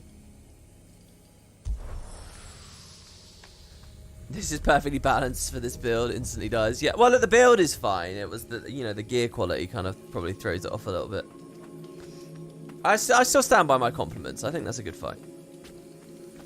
With you, champion, I share my true legacy and Karakatoric's greatest secret. So is this another version of the Ascension ritual? 3 crystals, a doppelganger? I mean, totally, yeah. Totally, the idea is that Aurene is going through something like Ascension right now, which explains everything that's going to happen at the end of this patch and the start of the next patch. He foresaw the possibility of a world at peace. A world without strife between dragons and mortals. A world without him.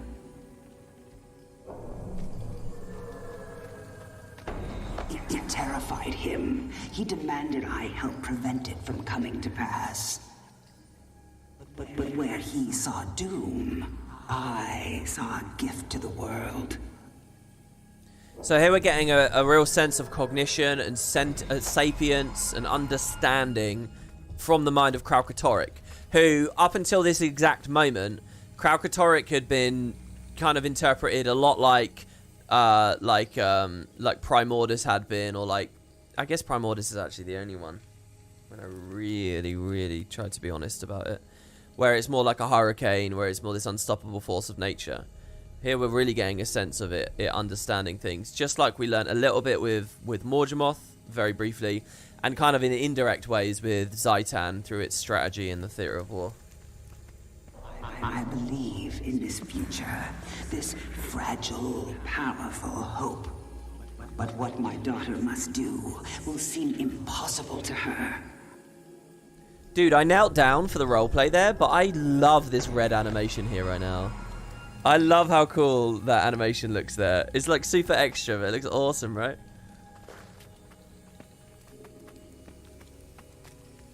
You must carry that hope for her. Now, leave this place. I will open the way to Thunderhead Keep. Use the Dragon's Blood Forge, arm your allies for the battle of their lives, and face the Crystal Dragon. Yeah, this concept of Ascension here kind of folds into the Lich magic stuff. To provide, I think there's a really robust, really clever, really well done, lore-appropriate explanation for everything they planned with Aurene. I think it's brilliant. I really do. I have no problem with it at all. I love it. I think they did a really good job with those elements of Season 4. It would be so cool if they had her next model here, and this was like a vision of Eye of the North almost, you know?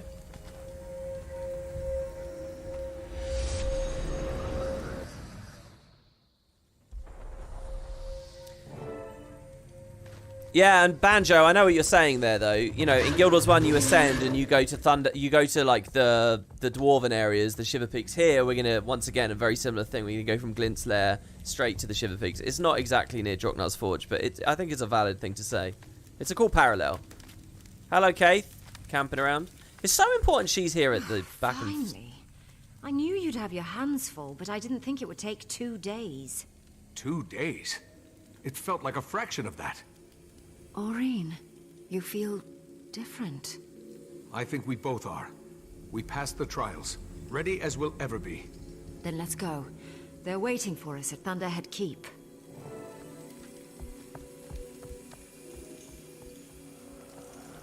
Okay, sorry, I was scared you guys weren't getting a 60 FPS video there for a second, and I just was in my options setting it out. There's our way out. Farewell to Glint and your body. Our only real glimpse of it. And this is the moment here. I was so gobsmacked. One of my best moments ever in all of Guild Wars 2. I'm not joking. In terms of my like wonderment and excitement and satisfaction and like just the melding of like the gameplay and the audio and the environment and everything. One of my moments of just pure contentedness and happiness with the game was right after walking out of this portal. And it's not like a super major moment. It's just everything came together and I just felt so good with it. This was such a good patch, man. This is the patch I mentioned in the previous part that took, what, like 7 hours for a first-time completion?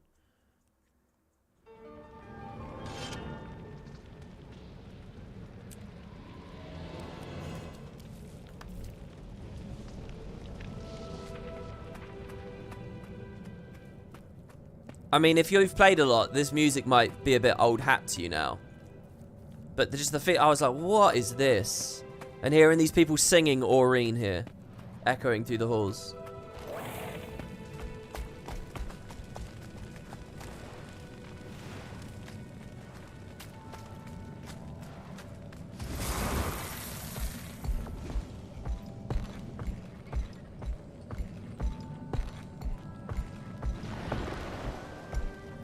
And yeah, so we get all of our allies here as well. And it feels like all the plots are coming together, you know? You got the Awakened here.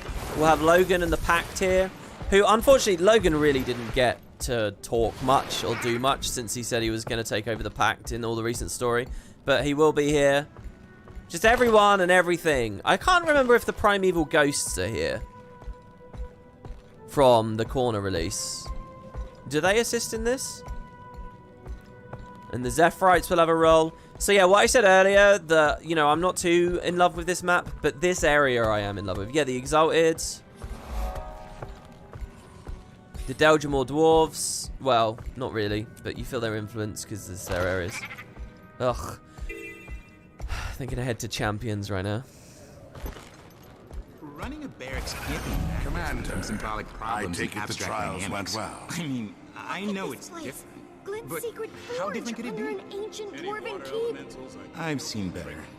Logan's here with the Pact. Same with Rox and the Omicron. Saida too. She gave us a ride after I filled her in. The whole crew's gearing up for Karakatoric. We're just doing a bit of a shoulder workout, apparently. Coming from the forge?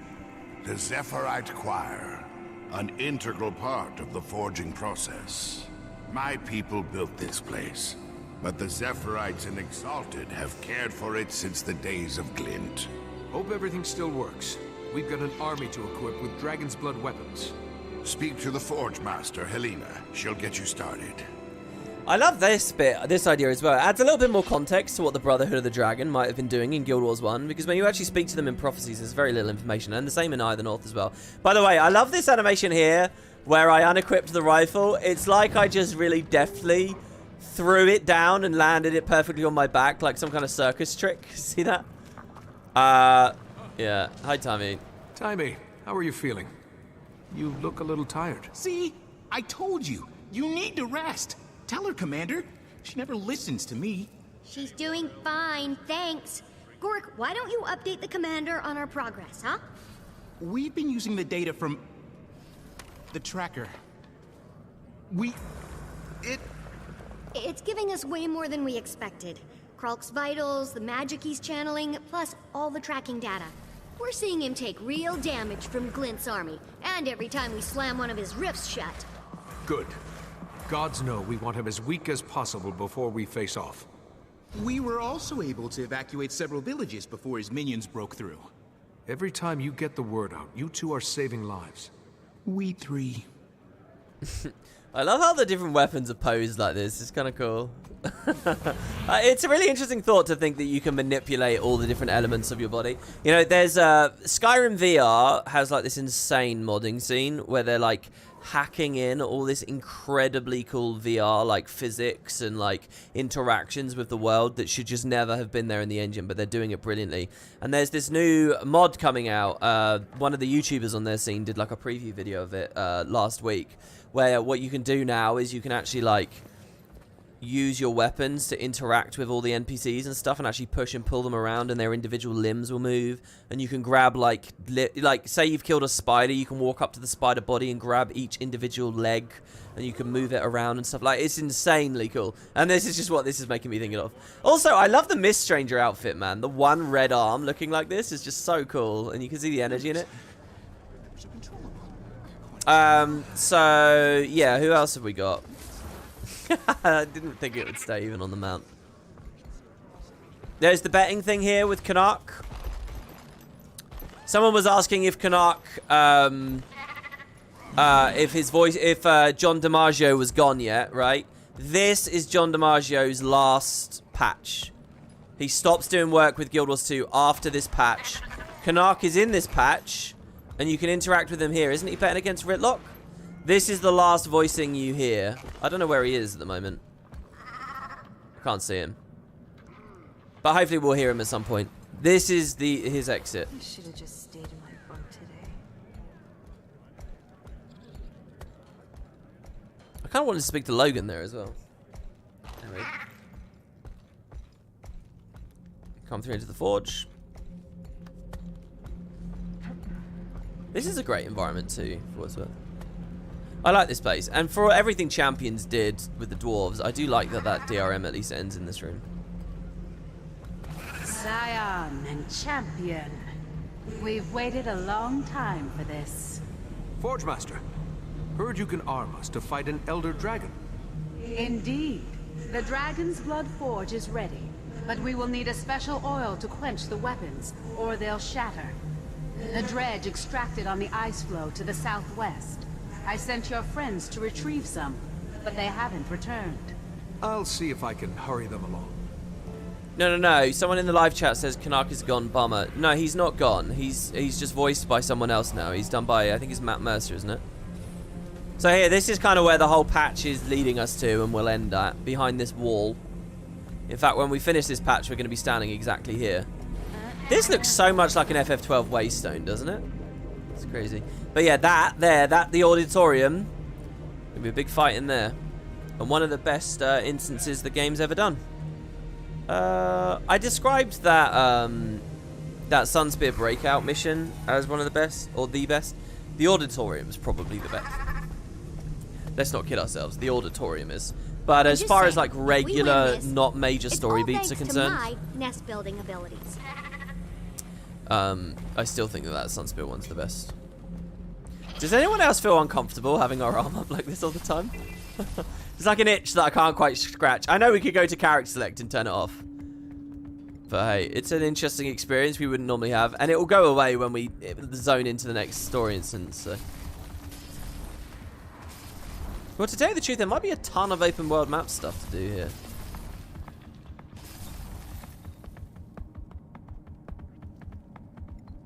This area is underneath the iron mines of Mologene and Guild Wars 1. Good thing they didn't dig deeper. Well, maybe this was the iron mines of Mologene. It just eventually got co-opted to be used by the Brotherhood of the Dragon for this other stuff. You know? Maybe these are the upper areas of the mines that ended up taking on a whole different identity. What is going on with my minimap? Why is there a green starburst? Oh, the arrows are represented as starbursts when they're on the edge. That's weird. Okay. Scouting reports ready, Commander, whenever you want it. Yeah, let's listen to what he says about this area. The Pact is presently occupying the Path of the Exalted. The Exalted seem pretty pleased to see us. With everyone else occupied, Gorik's managing the barracks. From what I've heard, he's overwhelmed. Marshal Thackeray's running exercises over here. He thinks Corsairs can be trained to fight in formation. Out here, hordes of Branded have overrun the Barbican. The Tribune's got some ideas about that. Yeah, so that's the meta area. Yeah, okay, so Logan's down here. Let's talk to Logan real quick.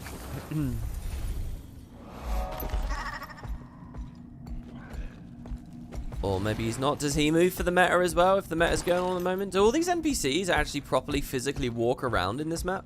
That's such a cool detail if that's actually happening. Commander, whenever you want it. Yeah, you already gave it to me, my friend. The chanting and spears stuff gives you Paragon vibes. Yeah, I don't know whether that's deliberate. Possibly on some level it is. Obviously, this is the Alona Nightfall new edition, and they don't do new professions, and Paragon never came as an elite spec in any way. I really do wonder why they picked Spellbreaker instead of Paragon, you know, for Warrior. I think it was just such a perfect fit, and it was so well appropriately themed. But they just didn't go for it. I don't know why they did Spellbreaker first. I get kind of some of those End of Dragons vibes, where it's like, okay, there's a really obvious, badass, simple thing you can do.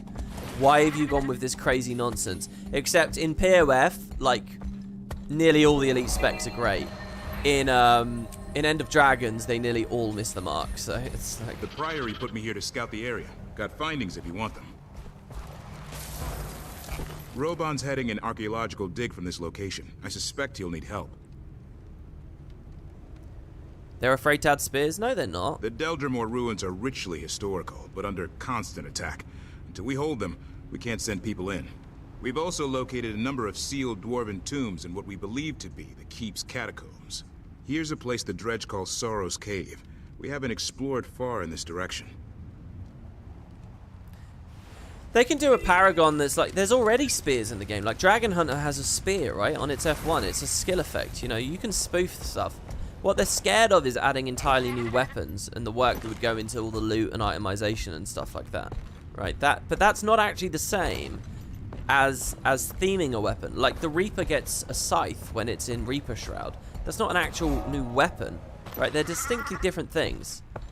And their fear of doing new weapons does not preclude their ability to do the Paragon, just because it has that spear side of it, as I've just demonstrated. So... I don't think it was that. I mean, maybe it was, and they were... I don't know. I don't know.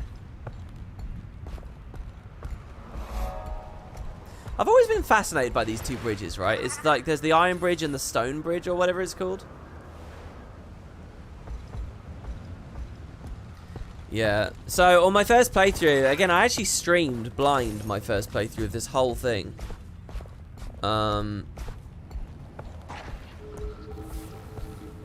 And like this run we're doing here, I remember this was like hours of gameplay for me because I'm like exploring everywhere and, you know, doing all the hearts and getting all the map comp stuff as I go.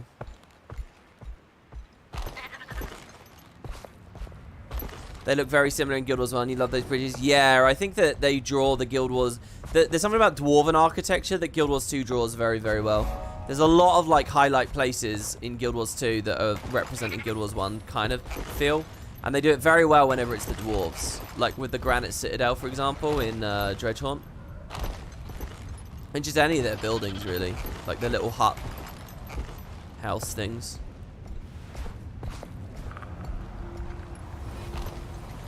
Maybe it's just me, but I don't even feel that spears are as thematically Paragon as anthems and that stuff.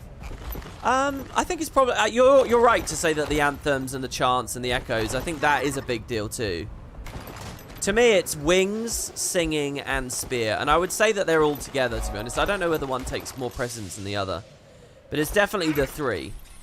You know, there's that audio component. There's the wings component, and then there's the spear thing. And you can see with the Dragon Hunter, Dragon Hunter actually complicates things a lot, because it does both the spear and the wings. The oil vats are sealed with brand crystals. And even if they weren't, Varya here seems disinclined to share. We lost half our people to the brand. Our rigs, too. And now you want what little oil we have left? We want the same thing, Varya. One less Karakatoric in the world. I could crack the brand crystals off your vats and equipment. Would that make you feel a bit more... generous? It... might. The Dredge looks so weird. I really need some good shots of Dredge for the Stellaris mod, but they're so ugly. I don't know what a good shot is to get of them to show them as a species. I don't know. I mean, they look better in Guild Wars, but when you turn them into a single flat image, I didn't need to toggle that tonic there because I'm just going to change map here anyway. If you guys noticed throughout this whole playlist, nearly always with these living world maps, I load in and then it tells me to go to a new one real quick, like a new mega server spun up. That's a very cool looking sky scale. That's a really cool skin and dye scheme.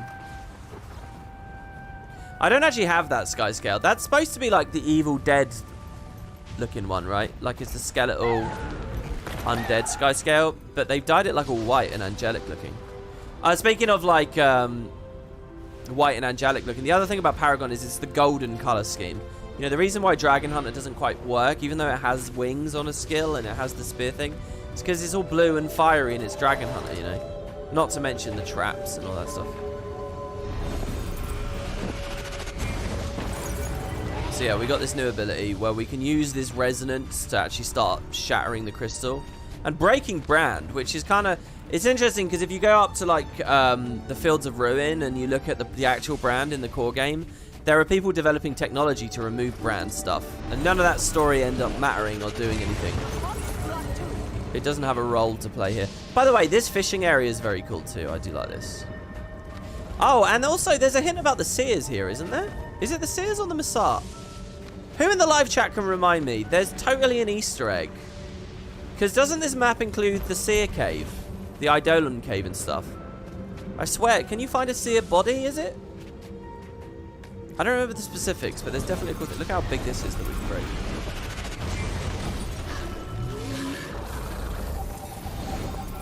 A dragon! It's Aureen! She's on our side.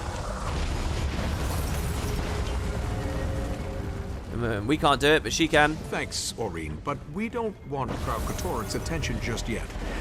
Maybe head back underground. Check on Timey for me. Oh yes, by all means. Check on Timey. Ugh.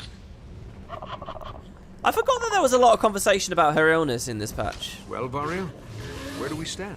That's good. You kept your word. I'll give you what we can spare. If your friends can get our rigs running again, there'll be more. We'll make sure the oil gets to the Forge Master. Commander, once you've got oil, we'll need a new weapon mold. Forge Master Helena says the old one cracked. She suggests we talk to the dwarves. Robon's around, but he's just ahead, so here's Ogden. What do I... Hello? Ogden, we need a new mold for casting the weapons. Any ideas? There's Pharaoh Steel Star. Never met him, but the Dragon's Blood Spear was his pride and joy. He'd know. Sounds like just the dwarf. Where can I find him? Well, he's dead. But that never stopped you before. Might be a clue in his tomb. Have a look, and take notes for me. Dude, if it wasn't good enough having Koss learning how to use the communicator, then we get Ogden, who's doing the classic old man thing. It's so good. Also, yeah, that Robin's here, and Ogden, and they talk a bit about Frodak. It's so good. We see him as a ghost, don't we? And the joy of fully expressed ideals.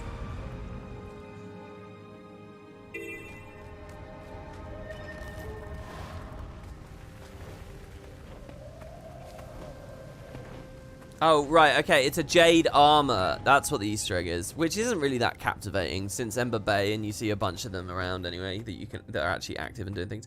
I mean, it's a nice little nod. Thank God they put a little nod in there, you know.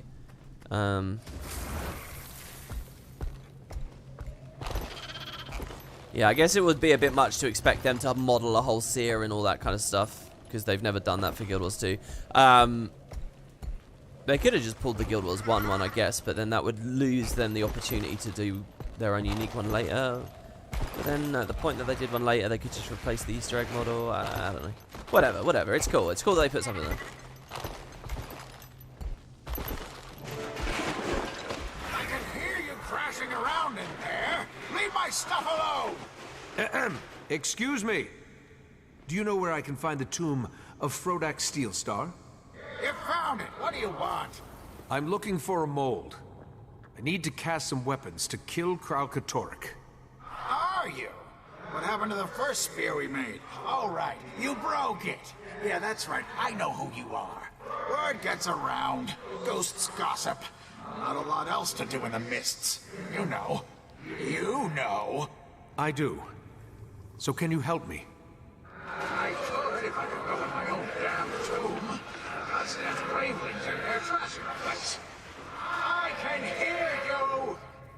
So you're saying there's another mold in there I can take? You bet your dragon-killing boots. Here, take this plate. You'll need it to get inside. You're in for it now, pal! Hold on, they don't make you do this whole thing. This room was a real highlight of the release. Also, I love that his little nameplate up here doesn't have the ghost effect, so he just looks like a normal living dwarf. A non-stone normal living dwarf. Plenty more handy stuff in these ruins, by the way. But plenty of locked gates, too. And some of the ghosts around here are real jerks. Always moving the damn plates around. Good to know. Okay. So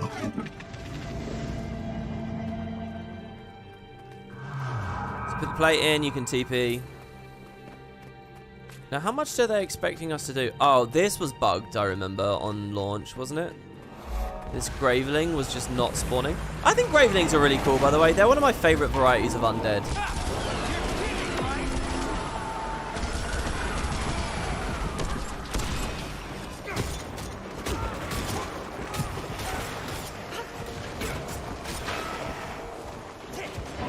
They're like ghouls or something, you know? They're like that intersection of beast and ghost, you know? But specifically with Interior in Guild Wars lore, they're just so cool, you know? How they're beneath the catacombs. How Adalburn says at the end of the Ascon Catacombs story mode, he says something far worse is below and they're going to get released now that you've messed with the fire ghosts. And it's them. I mean, it's just awesome. Okay, hold on. Shouldn't I...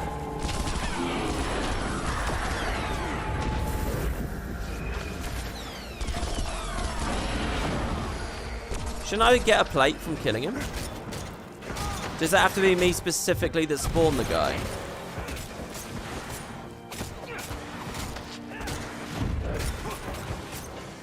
God damn, these guys are tanky.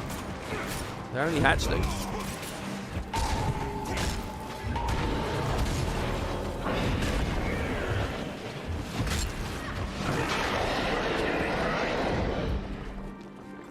I already took it. Then why is it not on my back? Shouldn't it show on my back?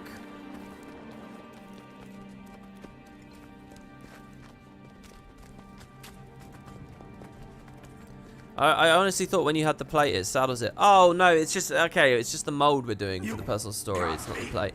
Okay. Yeah, we took the mold, yeah, for the spear. We had a different objective there. I just immediately clicked into mini dungeon mode. We have oil and we have a mold. Then you're ready to cast the first weapon. Bring them all to the quenching pools. Did Frodak die before the stone ritual?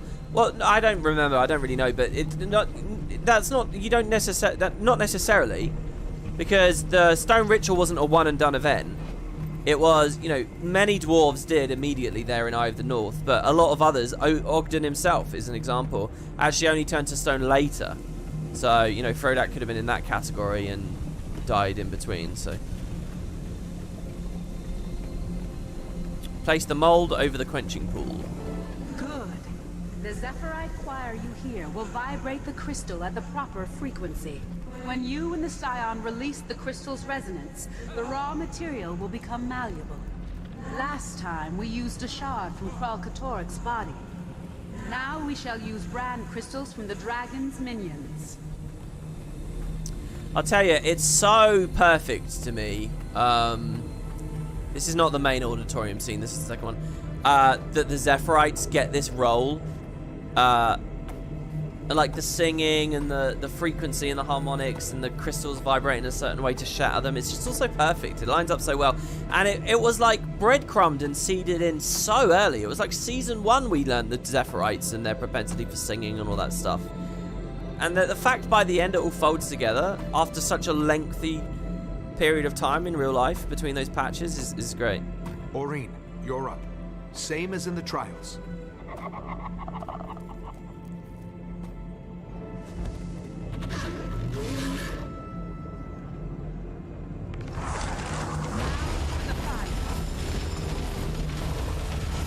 Yeah, and the Stone Summit resisted it as well. Exactly, yeah. Good job, Aureen. You see a hint of what will emerge. Only a shape for now and rough, but the promise of beauty is there. So there you go, first time there, first moment. They start taking control of your camera from this patch. That's tech that they'll use a lot going forwards. Ready to quench the weapon.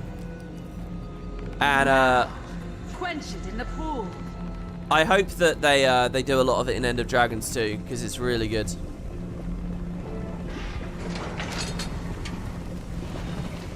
A fine weapon, worthy of Glint's forge. Glad you approve. Now to try it out on the branded. I'll have more waiting for you when you return. So there we go, we can manufacture them. Now, I can't remember exactly. I'm pretty sure the idea is these are not actually individually as powerful as that original one. But they're mass producible, which is obviously good. By the way, it says test throws, and we can test them out anywhere, right? One of the places we can do it is the keep, and since the meta's going on, if it's going on, it looks like it is. Yeah, look, they're clearing the keep out now. I'll do it over here. So this is Thunderhead Keep itself. Very low frame rate area. Even with my settings, do you remember I did that video where you go from like 40 frames to 300 frames with my settings? Even my rig and my settings will bring the frame rate down in this area. It's one of the least optimized, most messy, crazy places in all of Guild Wars 2. And it's actually for that reason that I tend to avoid it. I just don't feel good playing the game with so much visual noise and low frame rate. One test throw. Anyone seen Zafira? Not since we got here. Said she had something important to do. Okay, let me know when she gets back. Since when has Logan been on the comm network? Timmy, you there? This is the no, you rest. Are we happy with our battlefield, Captain Thackeray? Is everything okay? Sidelines, Everything's fine. choke points. Yes, Well, we are seeing ghosts need to appear for shore no up our obvious defenses. reason. Dragon's But blood they're not hostile, so do technically, wonders for those yes, choke points. strange, but And my mood. Long time since I've known something. I tested the new spears. Not as powerful as the original, but they'll do if we make enough for everyone. whatever you're going to do it quickly. We've got rifts, brainstorms, all manner of inconvenience. Dude, imagine how good a pause story dialogue hotkey would be. Someone tell me those aren't scrit hauling in the crystal. We're helping. Great. The pact is a big tent, after all. Now then, shall we review the plan? Get the branded as close to those charging crystals as you can. Once they're in range, kill them to direct their energy. This is all meta dialogue. See, I wanted to pause the personal story dialogue there so we could listen to Kanaka and Ritlock and Logan and stuff talking at the meta. Like, that would have been so cool, right? But instead it's just an overlapping cacophony that I have no control over. So, yeah, it kind of sucks. Imagine how good that'd be. And for me, like, LPing all this stuff. The rifts are open. Do your best to keep your entrails in your body, and so on. It would be so nice if I could just pause it and go on a discussion. The Priory put me here Instead to of scout one, the area. instead of having Got to listen, findings listen, if you want. and then there's like 5 discussions I want to have all at once. I suppose it helps me keep the pace up, you know. When I have more control over the dialogue pacing, we end up like getting a Final Fantasy playthrough. Look how good and clean it looks here now that we're out of that snow and stuff. You know, a Final Fantasy playthrough where we end up talking for 15 minutes because there was one line about aetherology or something. Guild Wars forces me to not be able to do that. But yeah, just a pause button. And for that, what it's worth, for all the other people who don't care, a skip button maybe, but yeah. Alright, so there we go. Big moment for Kaith here. And this is a really cool idea they have, but then it's going to get thrown away, so... Just saw another ghost. Starting to look like Ascalon around here. If they're all coming here, there's got to be something seriously wrong on the other side. So here we got Gwen. Commander, dire news from Glint. Our forces are scattered. We can't hold out any longer. Karakatoric has entered the domain of the lost. He's devouring everything in his path, destroying or scattering the dead. Explains all the ghosts. How bad is it gonna get? He's wounded. We've done real damage. But now he's feeding again. Regaining power. If this keeps up... So, pretty bad. Got it. Thanks for everything you've done. The rest is up to us. So, like, I don't mind, like, as opposed to Air and Snaff, Gwen is like it's essentially a nobody character in the context of Guild Wars story. And it's like a bit of a cameo and it's fun. I think that works perfectly. I like the Gwen moment. And when she has one in the Underworld raid as well. But, you know, that's another huge story beat. Like the reality rifts popping up everywhere. The idea that ghosts are popping up everywhere as well, because they're getting offset from the mists. That's also like this huge, massive story that Season 4 really doesn't get to go into much, you know? It's just and that just goes back to Karakatoric in the Mists, you know? Weaker compared to the original. Precision is paramount, but we will have more. Based on Taimi and Gorik's numbers, we'll need a week, maybe 2, to cast enough weapons for everyone. Gives us time to figure out how and where to stage the fight. Turns out that's time we don't have. Karakatoric beat back Glint's army. Now he's gorging on the domain of the lost. Oh no. That explains the surge we're seeing in our readings. So, what do we...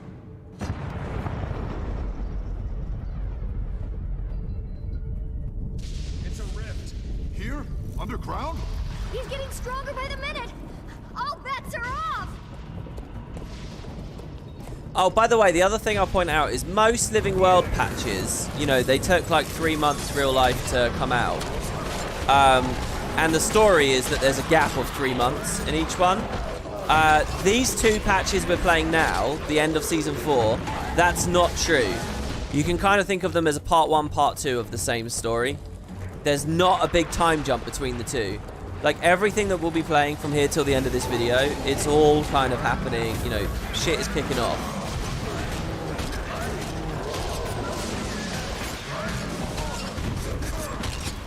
Oh, do you know what I messed up? There's spears up here. And I'm more than happy to have these, given the weaker build. Jesus Christ, instantly stunned as soon as I kneeled down.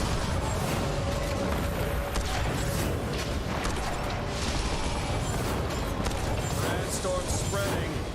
Is that normal? Definitely not normal! It's shielding the Rift Stalker! We have to draw it out the storm. Fall back to the high ground. I have to say, I even love just the mechanics of a special action with 10 ammo that doesn't recharge. It feels, it's like a really good clean mechanic to me. And then you've got to go like restock on ammo from somewhere else. To be honest, there I'm opting for Deadeye skills and there's really no need to. Protect the crystal. If we lose it, the forging stops.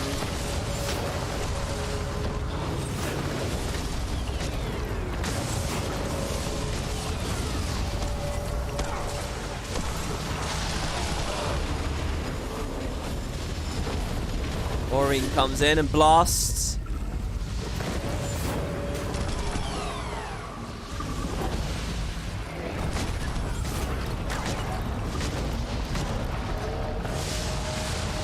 I probably shouldn't have dodged backwards there.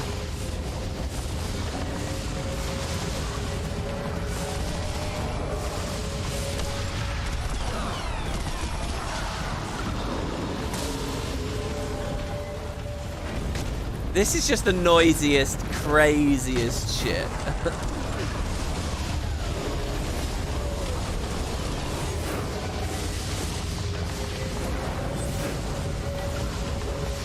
Sorry, am I messing something up? Oh, they just want me to stand on her, do they? Oh, okay, sorry. I thought I triggered this already. Maureen's full of surprises. Brace yourselves. I'm going to release it.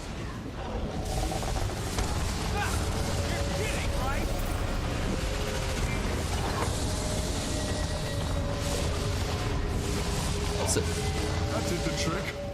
But the brand storm is still there, and still spreading!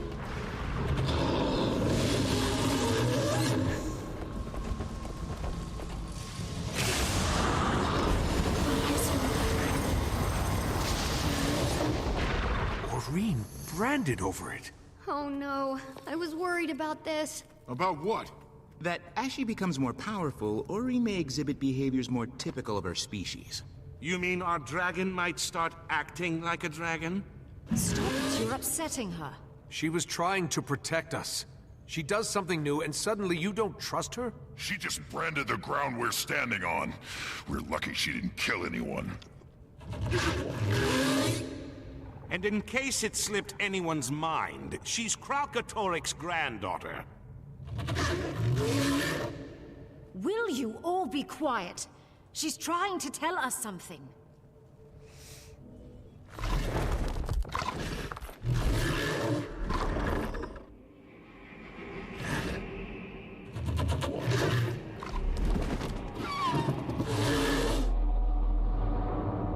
It's all right. Speak through me. I love the music in this scene.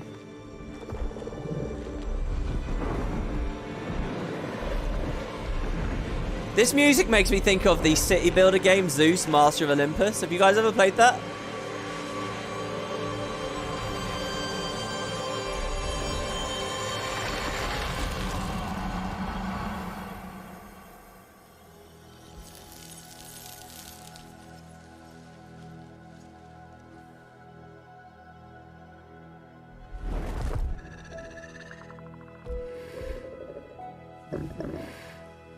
I am not him.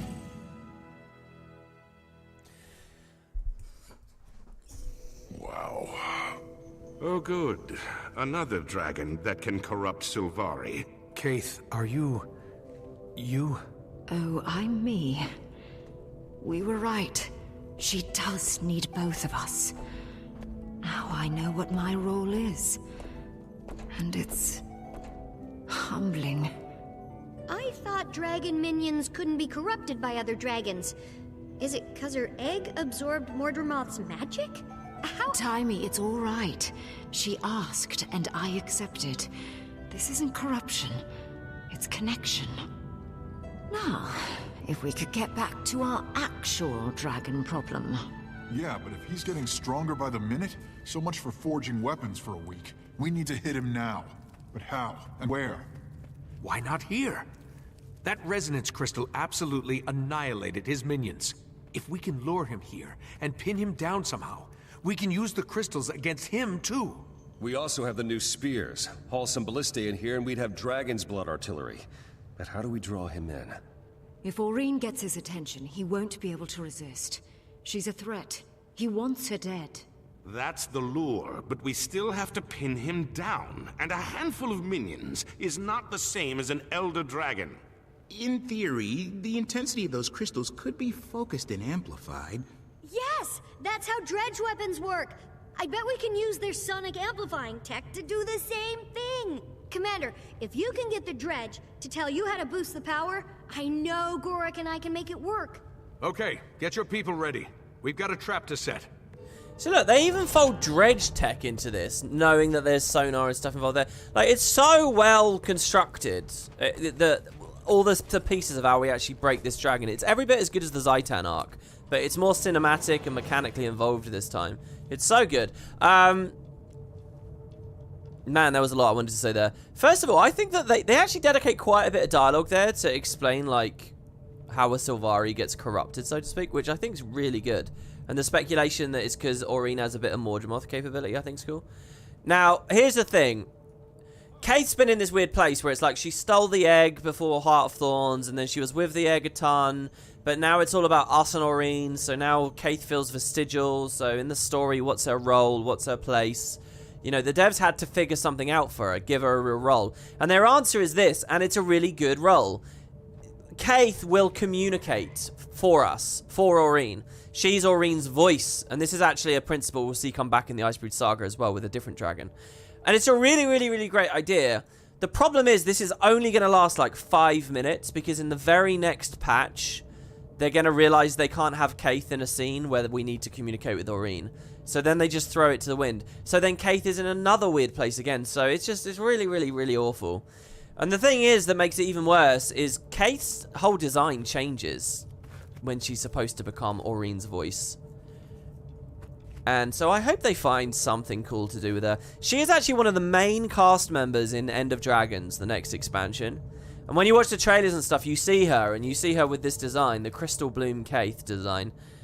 So I hope they've got something cool in store. What's it like, Kaith? What's she like? Like sunlight. Does that make sense? I can feel her love for you, her trust. It's so intense, it's almost painful. You're where she draws her strength from. Her duty weighs I like on to think her. that's an embarrassed chirp. But there's hope, too. An ocean of it. For everything and everyone. It's overwhelming. Glint was right. Aurene needs us. And the world needs her. Let's do right by both of them. So, like, one interesting thing where if they didn't break this, if Kaith is the only one who can speak properly for Aurene, right? First of all, that doesn't track too well given how Glint could communicate telepathically, but whatever. If that had stayed, think about where Aurene is at the end of the season, the airship scene at the end of the season, and how Aurene's gone at the end of the season. Not to be too spoilery or whatever, but Aurene's going to be gone at the end of the season. The idea that Aurene's away, but Kaith can continue to give us information on her behalf over great distances. Kaith, again, has a really good role there. But again, they abandon it. So yeah, Kaith just gets jerked left and right. And I'm still looking to see her settle into a proper groove somewhere. Gorik's standing alone over here. Gorik, I just want you to know how much I appreciate you looking out for Taimi. She's who I have left. And she's an excellent scientist. I've come to value her. There you go, the romance begins. Oh man, when they have just one line, it feels like I'm playing like a proper RPG when that comes up. It's such a good moment. So, tell me about this idea for the resonance crystals. Same idea as forging dragon's blood weapons, only instead of a few brand shards, we're breaking down a whole dragon. We just need to figure out how to boost the resonance output, which is where the dredge come in. Charge them up, make them sing, and they'll hit Kralk right in the resonance frequencies. This kind of has end of patch vibes, doesn't it? Big moment and everyone spreads out when you talk. It feels like the end of the patch. But this is a huge patch where there's a whole other section we'll do. Gonna be up close and personal with an elder dragon. Maybe we live, maybe not. But I can't stop thinking about Taimi. I know. She's hurting. But she's strong. She wants you focused on this fight. Besides, Gorik's really stepped up for her. She's annoyed, but underneath I think she's grateful. Sometimes Bug Boy's hard to take, but other times, I could hug him. Aurene is not a god. She maybe has a little bit of residue of Balthazar within her, but Balthazar was depowered before the Bloodstone incident. She's not a god. That's wrong in the live chat. We've faced long odds before. I should know. I've won a small fortune betting on them. But just to be clear, you do know this plan is insane. Let's say bold. I'll admit you do have a way of pulling off the unlikely, but still insane. Logan, this isn't how we thought things would go. Any concerns about your people? We didn't expect to confront Karakatoric this soon, but we'll be ready.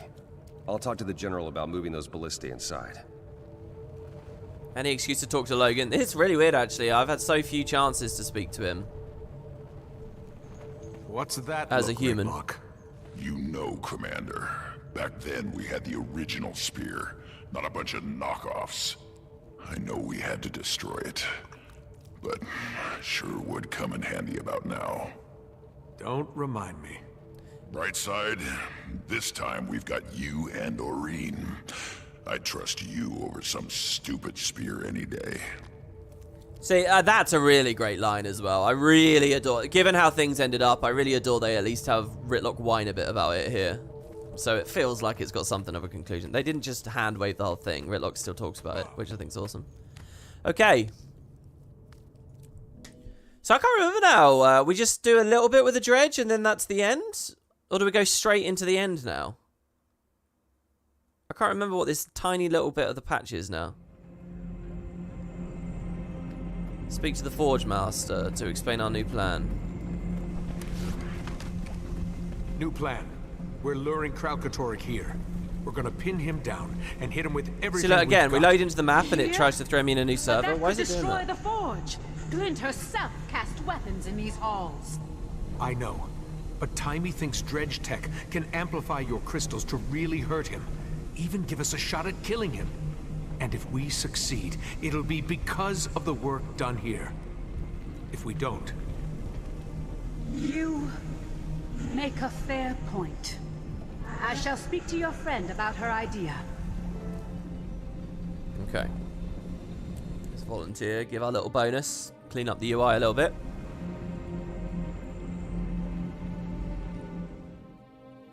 Go speak with the dredge. So, are we in 2019 now, right? We are. Yeah, so we're now 2019, which had these two patches. And the start of Icebreed Saga. Yeah. 2020 was all of these patches. Oh my god, hold on. Yeah, 2020 was these patches. And then 2021. Oh, it's interesting. Man, there's not a single patch in 2021 in the story journal. Because Champions technically started in 2020. The entirety of 2021 just... That's never happened in the history of the game, that a whole year has just not had any representation. Every year is represented except 2021. Literally a whole year on Tyria and not a single thing. Change of plans, Varia. We're going to lure Karakatoric into the forge and kill him. Into the forge? Commander, I said I'd help you and I meant it. But I can't ask my people to be a part of something like that. I understand. You've suffered enough. But any idea how we could focus sonic resonance against, say, an elder dragon? I think the reflector dishes on our tanks work like that, but I've got no one who can tell you how. We lost our engineers to the Branded. Our tanks, too. They're scattered across the ice flow. Commander, if you give me some samples, I can reverse engineer them. Assuming a little damage, 3 should do it. Better take some oil with you. It's highly flammable. Could be useful in dismantling the tanks. Thanks, Varia. Get your people to shelter when the dragon comes. Keep them safe. Hold on, I want to dye the that part of my cape because it looks like it's ill-fitting. I like how the dredge take us instantly seriously with like fighting an elder dragon. Like the way that we pose the question is like an elder dragon, expecting them to freak out, and they just jump straight into it. Told us about taking over the land. The dwarves were gone. The hills were silent. They discovered oil, enough to keep them warm. Built drills, kept the oil flowing. Better days. Different days. Hopeful and new. Now we know the hard work it takes to keep hope alive. Yeah, I don't know about the spammer. I'm really sorry, everybody. I like that little bit about the dredge history, though.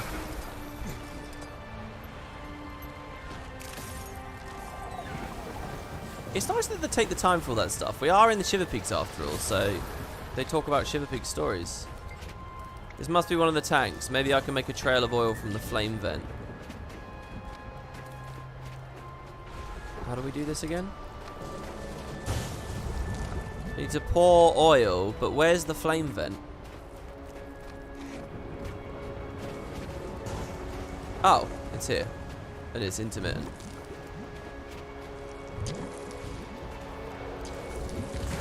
There we go.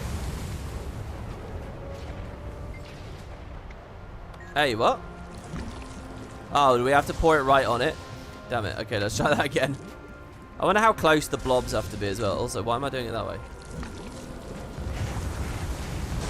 There we go. Timey, how are things coming along? Great. Everyone's setting up.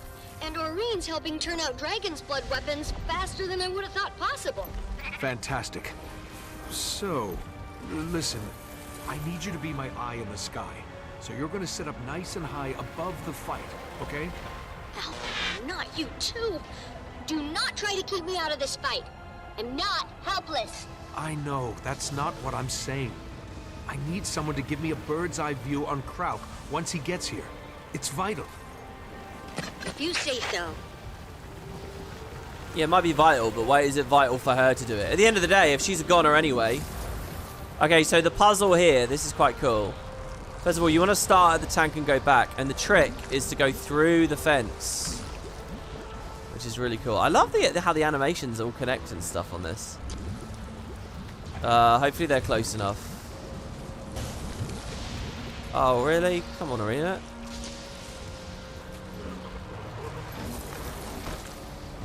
There we go. And you see there's 2 players there. I wonder if they're stuck. Commander, I have a suggestion for, how did you put it, pinning down the dragon. I'm all ears. This facility backs up on a mountain range, yes? What if I were to set charges to bring those mountains down on Karakatoric? Well, that's inspired. Put a team together. Saida can take you up. Perfect. You'll be hearing from me. Even that, right, so using Karnak with the explosives is cool, right? We haven't really vibed on that since, what, Season 2 in the Silver Waste? But even that, it's like, okay, he's not just talking about a couple of detonations. He's talking about bringing down a mountain-sized region, right? Even that, it's like, okay, if Karakatoric got a whole season... Oh, wow, how did that... Wow, that triggered really early. I feel like you'd do a lot more about Karnak's job of blowing up a fucking mountain. Your prickly friend passed on your request. And you know me, I never miss a chance to blow up a mountain. Karnak is rounding up volunteers, but we have a problem here at the dock. Karakatoric's brandstorm took down the other airship, the one carrying Karnak's detonators. That's inconvenient. I'll drop off these reflector dishes and be right there. See, and the other tricky thing that's now happening, and Saida in the conversation there makes it very clear, is we just got introduced to a bunch of Alonian characters and stuff going on Alona, but we're leaving Alona now, you know, and you can feel it palpably because obviously we're in the mountains. The next patch won't have anything to do with it. You know, Alona's done now, really, so a lot of that groundwork and stuff that was set up with Zaim and all these kind of guys, like, you've lived that story now, you know, you're not... We'll get these to the Forge Master, Commander. That's the thing. If there had been 2 seasons, I think the Joko season could have had the Desert Gate map, as well as the Isna Isles map, as well as a Desolation map. Those would be the other 3 maps. Actually, you get 4. Even that's not out of budget. Then you get a whole other one. Maybe a Scavenger's Causeway map. And then after that, if there's a whole Karakatoric season... Oh no, Jahai and Corner... No, just Jahai. Jahai would have to be the last one, not the Scavenger's Causeway. But now you're in the Karakatoric season, so yeah, then you got Thunderhead. And now you have 5 other maps set anywhere you like. Anywhere you like. They can still be... You know, one of them could be here, for example. To transition out of Elonan stuff. And all those characters would have had all the time in the world that they needed. Okay, sorry, what am I doing here?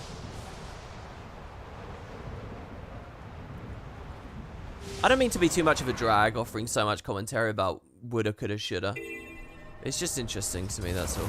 Commander, want to know what the Priory knows? And yeah, I do kind of get that he's not literally bringing down a whole mountain, right? It can just be a few specific charges. But we're talking about a large-scale event, is the point I'm making. You know, no matter what way you slice that, it's a large-scale event. And to be honest, you want it to be a large-scale event. The larger it is, the more exciting and fantastic it is. So, it would have been cool to get more of it. But as it's presented to us, it's more just like, okay, Karnak's going to be doing this thing, just trust he'll handle it.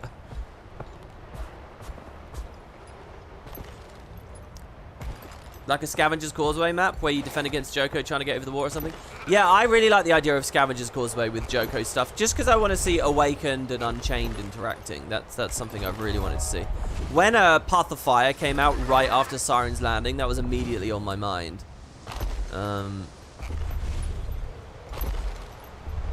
I really hope that in End of Dragons there's a comment from some Canthan about the Unchained being like the Afflicted. That I would be so happy if there's just one little bit of ambient dialogue somewhere of someone saying that.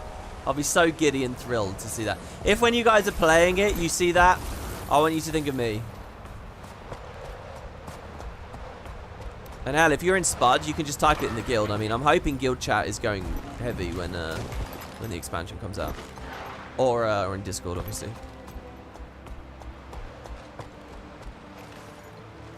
Okay.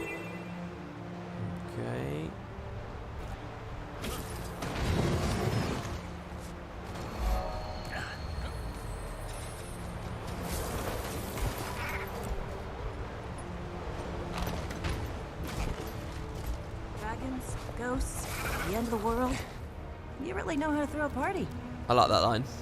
Canucks detonators are still on board. My Corsairs are skittish about all the branded. Can't say I blame them. I'll take care of it. Okay. Find the detonators in the wreckage. I only have the vaguest memory of this stuff.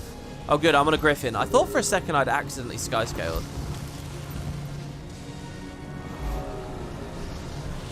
By the way, was the Warclaw out at this point? Can anyone just clarify that to me?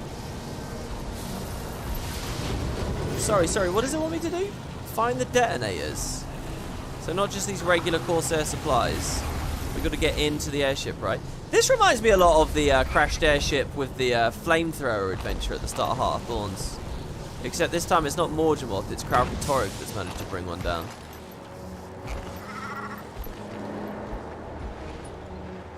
I'm definitely doing this wrong. There's no way that I'm doing this correctly. Hold on, there should be a real entrance to the ship somewhere. I was expecting to find a break on the hull or something, but... well, it's clearly not there either. Sorry, surely it's obvious the way in and I'm just messing this up.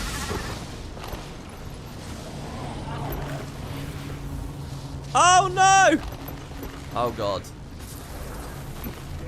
Okay, with no sky scale, how would I get out of this? Oh, maybe we can climb up.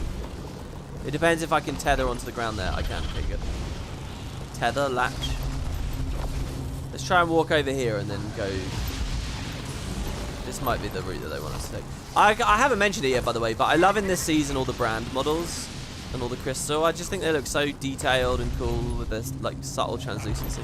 Here we go. This is playing. This is just so much chaos with all the lightning everywhere. I honestly didn't think I was going to be able to complete that channel in time. I'm amazed that wasn't off the valid path.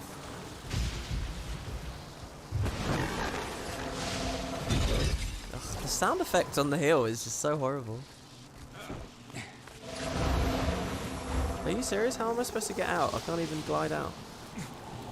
You want me to kill all the targets and then mount, probably. Well, I refuse. Come on. Come on, Green Goblin. Just about. Okay, good. Yeah, I never changed my glider. The glider is the forged glider from the previous part where we looked forged. I don't know what I should have changed it to today. Your friend owes you one. Hope his crazy idea works. It will. Don't worry about us. Just get his team in place, then stay clear. And miss broadsiding an Elder Dragon? Ha! We're stuffing our cannons with brand crystals. The fleet's gonna hit him with a full barrage on his way in. We'll soften him up, Commander. You just be ready for the big son of a scrit. I'll head back now. I kind of appreciate that they don't make me do the whole heart on this one, because it feels like there's such an intensity and momentum to everything. I just kind of want to get in there and do it. So here we go, final assessment, and then this is it. And I really do consider this the Elder Dragon battle beginning here. I consider this one to have 4 phases. Wait, 4? Yes, 4 phases. This is the first. And the other 3 phases are all in the next patch. But just that idea of Canuck leading an initiative to bring down a mountain and the explosives are Corsair made. Just seeing all these different pieces of lore connect and stuff. Your sir and friends examine the dishes you collected from the dredge. See? I'm fine! I shall modify the crystals to their specifications. It's a fascinating concept and a daring plan. Let's see if it works. You just tried to use my link to buy End of Dragons and seems to be failing.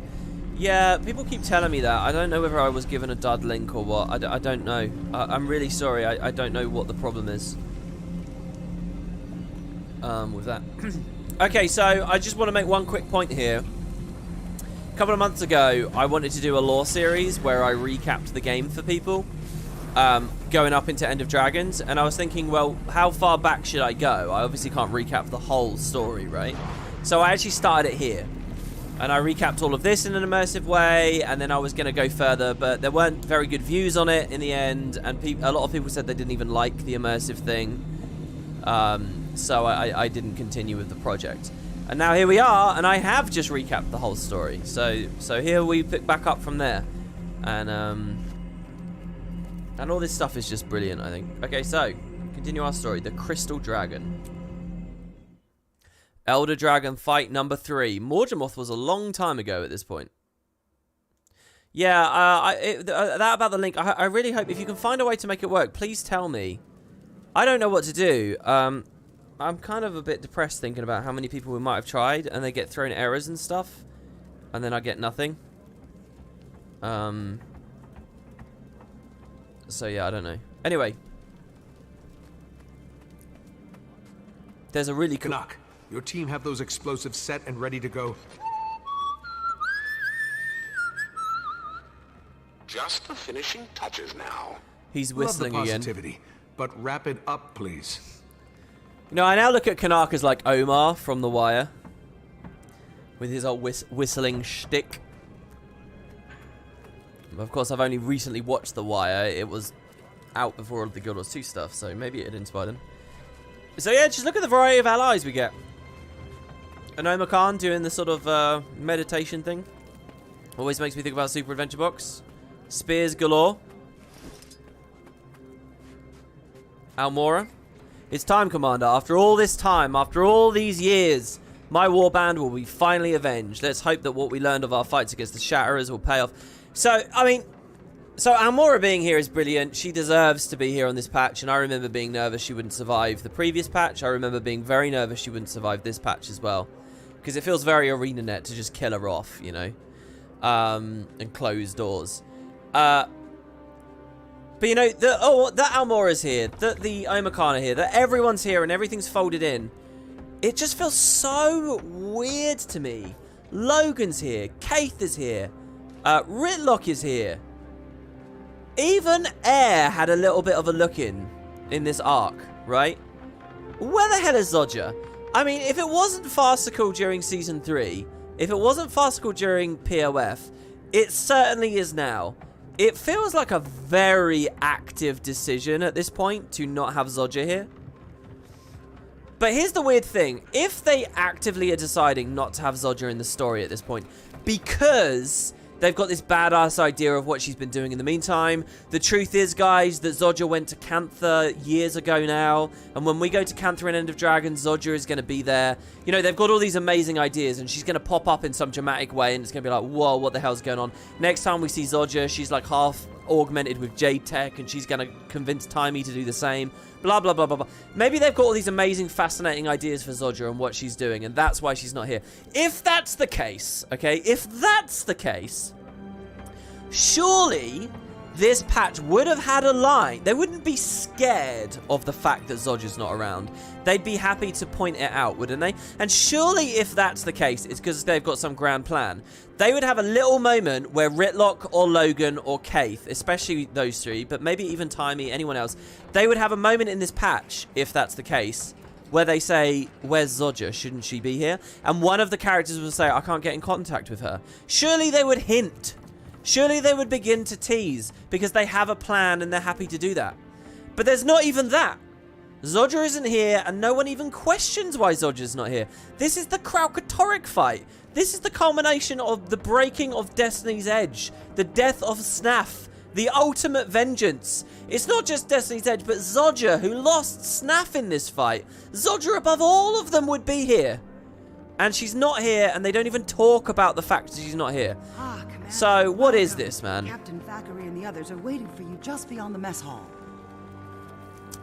Zodja was alluded to by Snaff in the previous patch, but not current contemporary Zodja. No question of where she is or why she's not participating. Or even a sense that any of these characters called out, you know?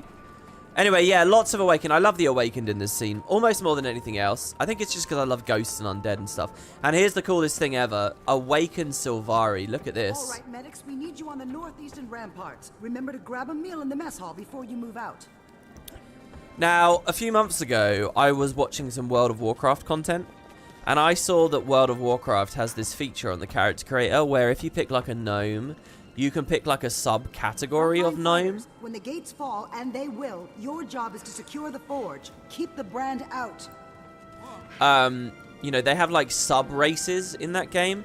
I really, really like that idea, and I think that the Sylvari, you should be able to pick an Awakened Sylvari at character creator, surely, right? Awakened. Got a job for you too. Supporting the Olmacon detachment in the southwest. Don't cause any trouble. See, these guys are just so cool. What a fascinating and weird idea. Awakened Sylvari. They're so awesome. Because you couldn't have Risen Sylvari. But there's Awakened Sylvari? It's so cool. You know, I'd love to be able to pick one of these and maybe you get a different tutorial, a slightly different entry to the storyline. You know, once they work out those issues, they can start doing stuff like adding Tengu and things. But this, they don't have to put a ton of work into new voice acting and new armor models and all that kind of stuff. They can actually budgetarily and efficiently do stuff like this. And what a cool, cool, cool idea in Awakened Sylvari. Commander, how did this happen? We had a small presence in Gandhara where we learned our protection against dragon corruption doesn't extend to Lich Kings. But what's done is done. Now perhaps we can help. And they just shunted off into the corner here almost. And, well, you know, a sub-race for the humans could just be Awakened straight up. I mean, certain varieties, not maybe the tar creatures, not the giant abominations and stuff, but some of them. I call upon you with sincere heart and clear intention. Guide my aim to strike deep and true. Guide my shield to protect every ally at my side. Oh, Cormyr, fortify my spirit. Let me meet my end shining with your glorious light. Hearing a bit about Cormyr here is nice. By the way, Hugo in chat there, thank you so much. Just donated 20 Canadian dollars, I think that is. Hey, WP, sorry to ask this here, but a few quids Patreon supporter here. Thank you. I remember you saying a few quids on Patreon basically gives you almost nothing. So what's the best way to support you financially in your opinion? Oh, no. Patreon is good. Patreon, I get a reasonable cut and it's okay. It's Twitch subs. A Twitch sub, like Twitch takes half, and then it's like dollars, which doesn't go much into pounds, and then it's taxed later. Like, Twitch subs are like a very, very, very little thing. I quite like these YouTube streams because sometimes people do come in and do a donation like that. You're the only person who's done that today, and we've been doing it for 4 hours. But even that I still really value, so thank you very, very, very much. Patreon is the main place I would rather anyone and everyone go, really. There's this whole YouTube membership thing as well, which I'm kind of looking into. Commander, I whipped up something special to feed the troops. Want a taste? I'd rather just make content for now and think about businessy stuff some other time. So this is like the Monster Hunter thing. We've got a cat, a giant beefy palico that's going to make us some food. Howdy, Meowster. Okay, end of the world special. Chicken and rice with fresh carrots and broccoli. Plus a bit of dwarven spice and something the Sunspears called fire sauce. Interested. Okay, chicken and rice is an incredibly healthy meal with carrots and broccoli. That's all very healthy. What does it become like when you make that spicy? That seems really weird to me. Let's try it out. A hearty meal. I feel well-fed and healthy. On successful kills, gain barrier, and it scales with toughness. I mean, there's so many details here. Free Awakened with a bunch of Corsairs. Some of the bigger Awakened here. It's a Colo. Commander, Grace and I are ready. By the way, in the Jahai Bluffs patch, we could have spoken to her a bit more and seen some stuff in the open world. Free alone all Ulteria from that wretched blight. And you, Troop Marshal? My troops are as capable as always. You command a great deal too. You command a great deal of respect among them. And the Worm Marshal and Sienna too. We're all behind you, Commander. It makes me really sad to think of the players that just mount and rush through all this. Let's hope not. That's one of my favourite lines in the entire game. Just like old times, Ritlock. Let's hope not. It crushes me that that's the only allusion we get to the events of the novel in all of this. That's it. I mean, maybe there's something buried in open world dialogue in the next map, But holy crap, I love that line. I was so desperate for something like that, and I remember being elated when I heard that, when that first came up. Hey, guys. Okay, between the fleet's cannons and Canuck dropping a mountain on him, Krauk should already be hurting when he shows. Aurene will keep him busy while I trigger the resonance crystals, starting here. That should stun him and buy me time to get to the second crystal, where we hit him again. Bram's team holds the third until I can get there, and we trigger the final blast. Okay. I think we're actually ready. Oh, if you hang around Timey in the open world, she'll mention Casimir and Jory. Listen up. We'd all love to have more time to prepare for this. We don't have that luxury. But the truth is, we don't need it. Don't we? Karakatoric seems invincible, but he himself had a vision, a prophecy of a world without him. We have everything we need. He's hurting, half out of his mind. We're going to lure him right where we want him. And then we're going to make his vision a reality. Glint believed in us. I believe in you. And together, we're going to save the world and kill the Crystal Dragon. To your posts! So we give our rousing speech. The Forge Master's here. Commander, I have modified the resonance crystals with the dredge technology. They are ready. None of this would be possible without your work. We won't forget it. It has been my honor. Kaith and Aurene await you in the auditorium. Yeah, Casimir and Jory are really weird in this season, aren't they? Because again, and I mentioned this... places that shouldn't have icicles. Doesn't the cold bother you? Thinking about home keeps me warm. Honey on toast, hot soup. What's your home like? Golden sand dunes. So warm, you could fall asleep standing up. Can you remember what it smells like? Hey, Dolyaks. What? Try palm fronds. Doing better? Yeah. Yeah, I am. This is cool as well. It's nice to see them because they're so out of their habitat. They're in such a weird place. Yeah, Casimir and Jory for the third time. It's like I mentioned at the end of Path of Fire. You know, the big moment at the very end of POF is Marjorie walking back on the scene. She's like, hi, how's it going? And then she's just basically absent the whole season. Not basically, is entirely absent from the whole season. It's really weird, isn't it? Commander, the Oma can't stand by you. I'm moved by the loyalty and courage you've inspired in all these people. Let's show the dragon what happens when it threatens our home. So then we get another Monster Hunter-ish thing. Do we have anything special? I've been working on a runestone that will infuse your weapons with some powerful magic, but only for a short time. Hit me. So now we get our weapons are primed for battle against the brand. Landing hits stores energy, and at 10 stacks of energy, your skills trigger chain lightning for a short time. This feels like a goddamn League of Legends item, doesn't it?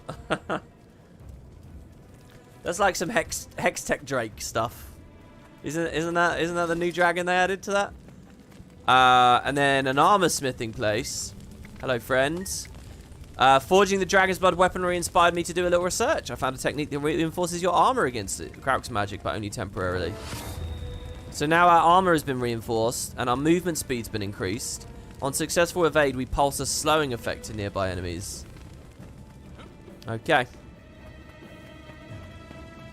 It smells like fish. Oh wait, it's just a floppy fish. I can't do this. A Dolyak could follow you tomorrow, but that wouldn't help your family.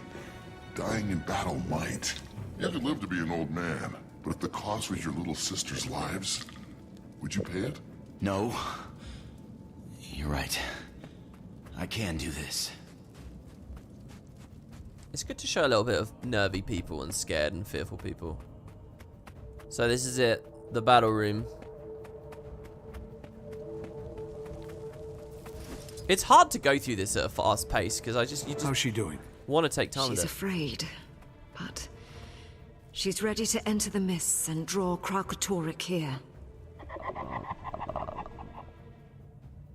I know, but you trust us, don't you? A lot's hanging on this. It's a heavy weight to carry. But you and I are carrying it together. Scion and Champion, right?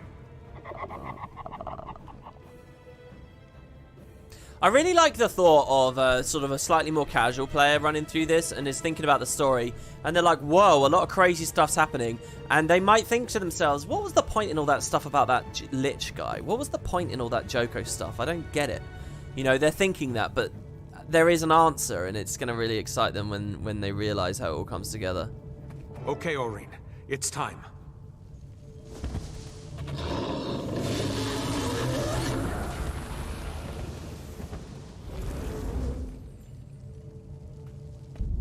This feels familiar. We've got a massive storm out here. Just blew in out of nowhere. Saida, Commander! Oh my gosh. He's here! He's here now! All ships, fire! Fire! Commander, brace yourself!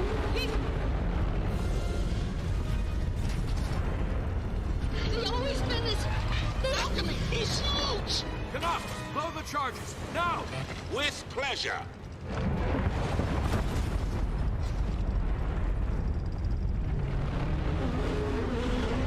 Look how little she is in front of him. He's focused on Aurene, Commander. Time for you to do your thing! Alright, up we go. Okay, just like before, I channel her power. Hit the crystal.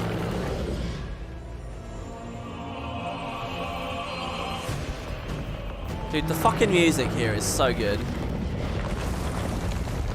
There! On his neck! Focus your assault on that wound!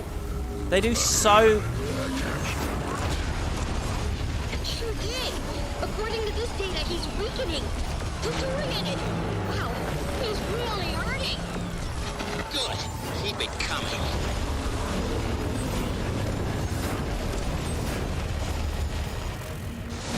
Aurene says it's working. We're breaking him. She says hit him again. Harder. Okay, I'm heading for the second crystal. Commander, come here. Aurene says she can use the ley lines to help you get across. Dude, they do so much good stuff with the camera work and stuff here. Pulling the FOV around, forcing your focus on different things. It's so awesome. Thanks for the donation, Nova. You've been watching all the Guild Wars 1 content the past couple of weeks. Are you flying over the dragon? Look out. He's trying to push in further. And you watched my LP of Guild Wars Beyond. It was the greatest LP you've ever watched, and you're sad it didn't end with Alona. Better get to that second crystal, quick! Dude, I'm really happy about that. Thank you so much for that. That's very complimentary of you.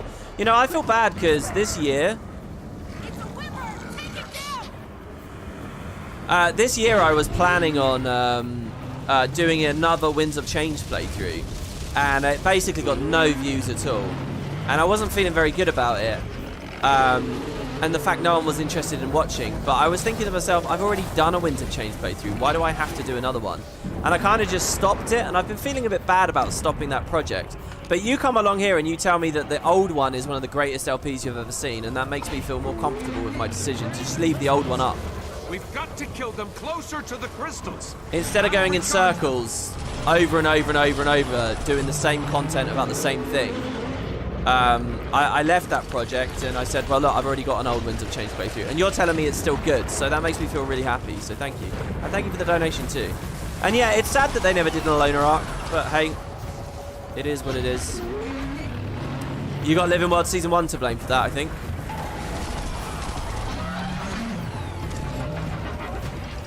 Dude, I feel super OP right now in all the right ways. Zafira, right on time. Session to arms! Prophecies don't fulfill themselves! So yeah, we get all of our allies are going to be helping us here. It's nice to see Zafira up on a perch she can snipe from, you know. So this is the second crystal. We got to charge it like we learned, remember? So you got to kill people near the crystals to charge them up.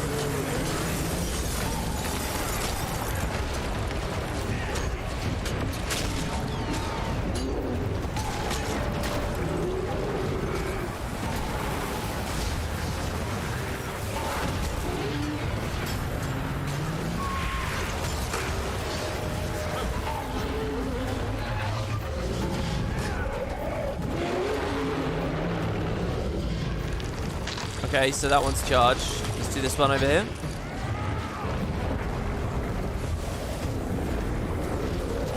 Buying Guild Wars 2 with the link from YouTube in Chrome with PayPal worked for me.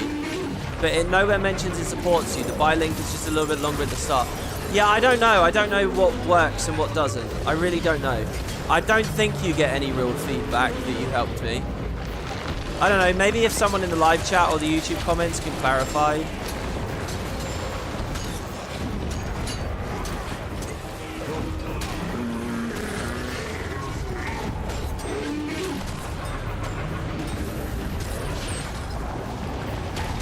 And yeah, if you guys are picking up End of Dragons, by the way, and you're actually going to be playing it, you know, if you know you're going to be actively there on launch and using chat in the guilds, the more the merrier.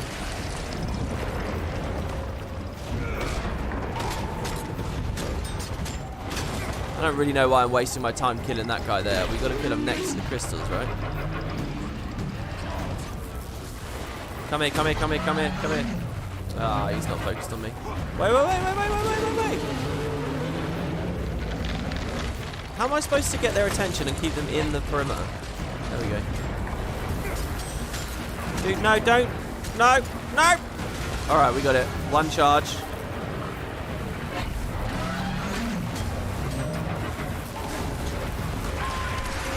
Good.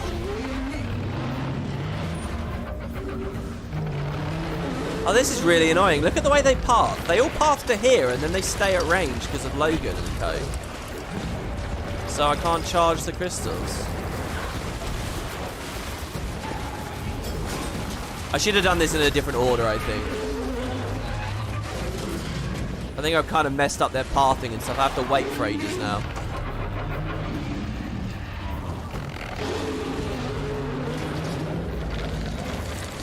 There you go. This one's in range, I think. Yeah.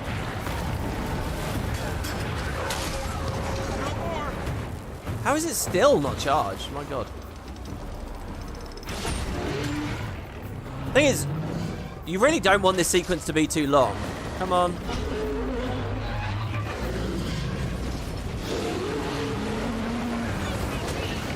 Okay, through spirit it. Come on, all the way, all the way. I'm gonna run Scorpion Wire actually. I should have done that a long time ago. I've been thinking about the skill, but not committing to use it for some ungodly reason. It's in range. Okay, good. Incoming, left side. Looks like we have a bigger problem. There, crystals charged again.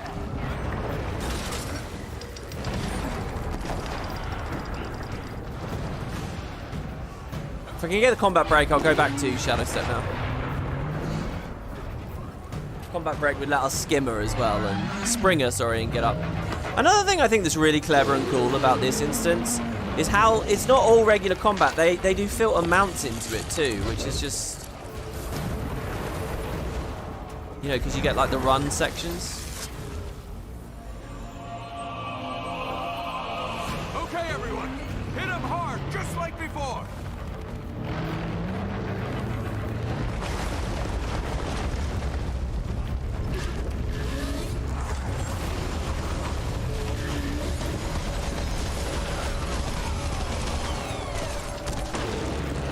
Dude, I can't mark him. I don't know why, but I can't mark him. I guess I'll just spam spears.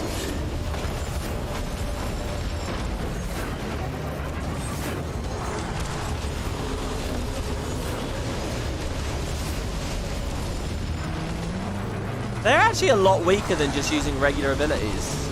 How weird is that? On my way to the last crystal. Keep the Brandon off this one. Take all the time you need. Seriously? Ha, who said seriously? Oh, Rox did. That's funny. Bye-bye, Zafira.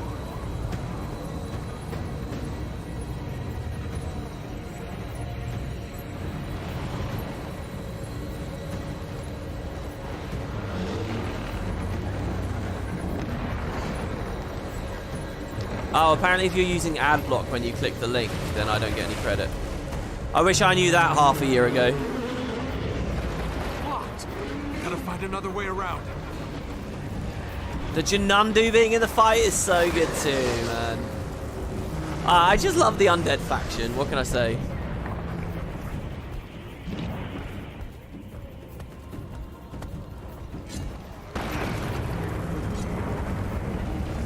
This way's blocked too. We're running out of alternative routes. When Sapphira said take your time, she didn't mean take your time! Look at the data. It's really working. Karakatoric is finally going to die. Keep going, Commander. That last crystal should really clobber in. That's interesting looking in there with the lava. Where is that? Is that the regular forge over there? What is that area? I've never really taken a good look through that window.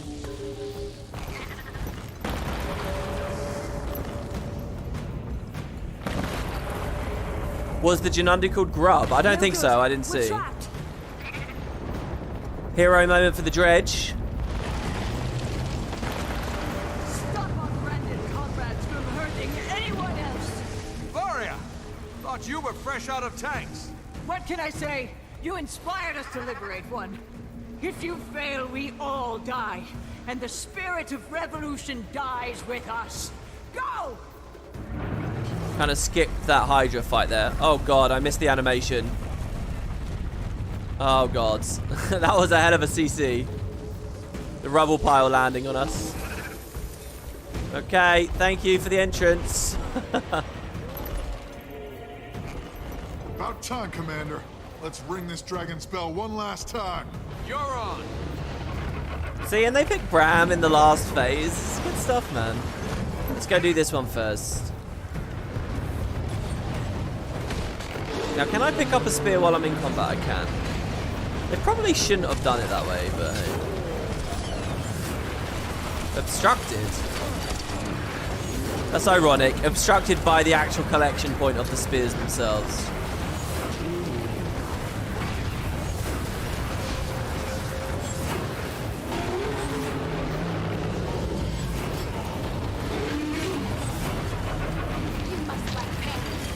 Charged yet? No. Oh yeah, you can get the branded shards too, and you can get plasma off of them. No, don't leave range.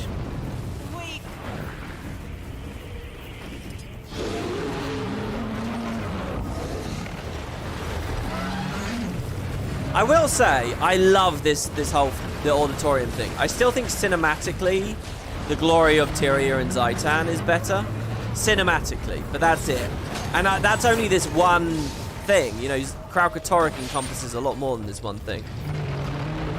Alright, so there we go. We've done that. Is this...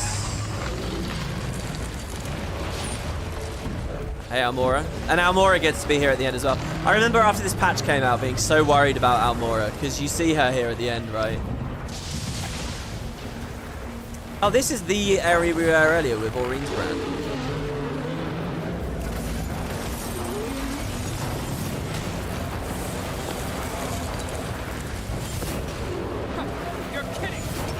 Kind of rough that the spears have a knockback component. Oh, I see. The sapper prevents it from charging. That's why I had to do extra kills a second ago.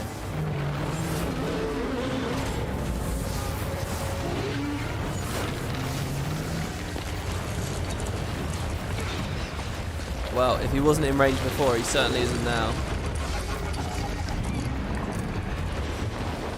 What else we got? You're in range. Oh, you were. Come here. Oh, I should have taken Scorpion Wire off. Pick up more spears in the meantime.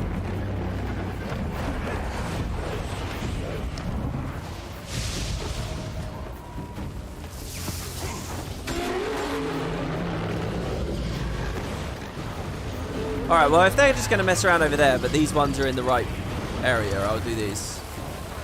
It's a shame that's no valid path. I guess that that's no valid. Ah, here we go.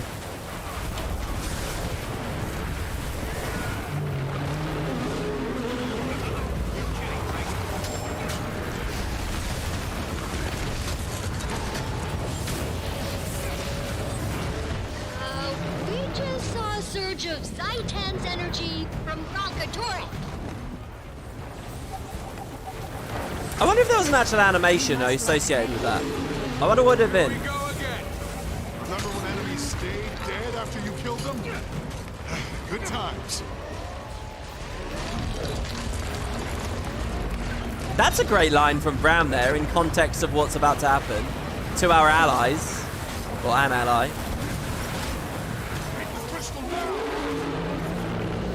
Here we go.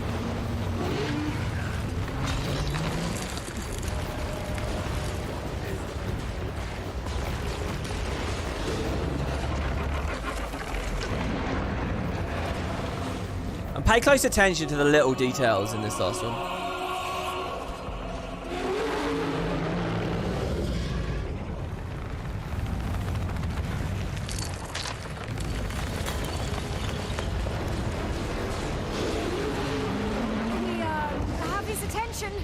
Behind me, I can shield us. Okay, Bram. See, Bram gets a hell of a hero moment here, right? Morgemoth, Zaitan, sorry, Morgemoth on the left, Zaitan on the right, Balthazar on top.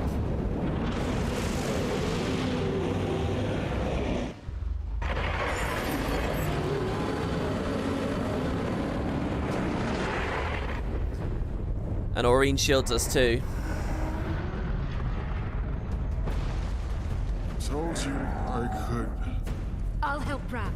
It's up to you, Commander. Go finish this. Look at this crazy shit and how much this instance changes. This is just wild, man, this bit. Yeah, and I love the very subtle, there's almost like a blink and you miss it, but you can see a bunch more of Aurene's branding defending you. And just look at the shape, man.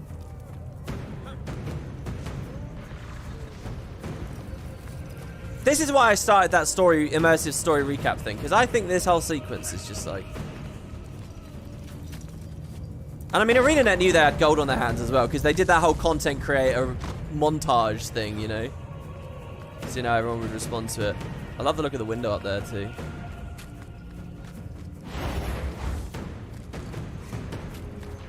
And they're playing kind of with a diegesis with the Zephyrite singing there, but I like to imagine that they're really there. Piece by piece if I have to. Oh, some emotion coming from the human commander.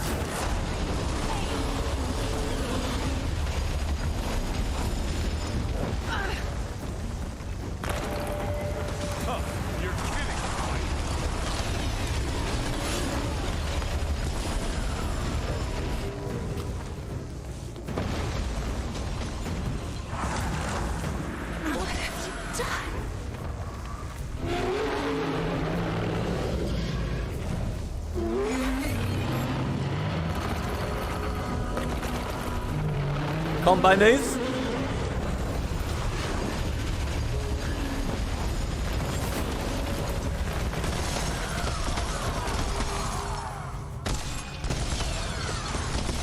Dude, the fact I can't mark meaning Mercy's so weak. You are not getting away from me.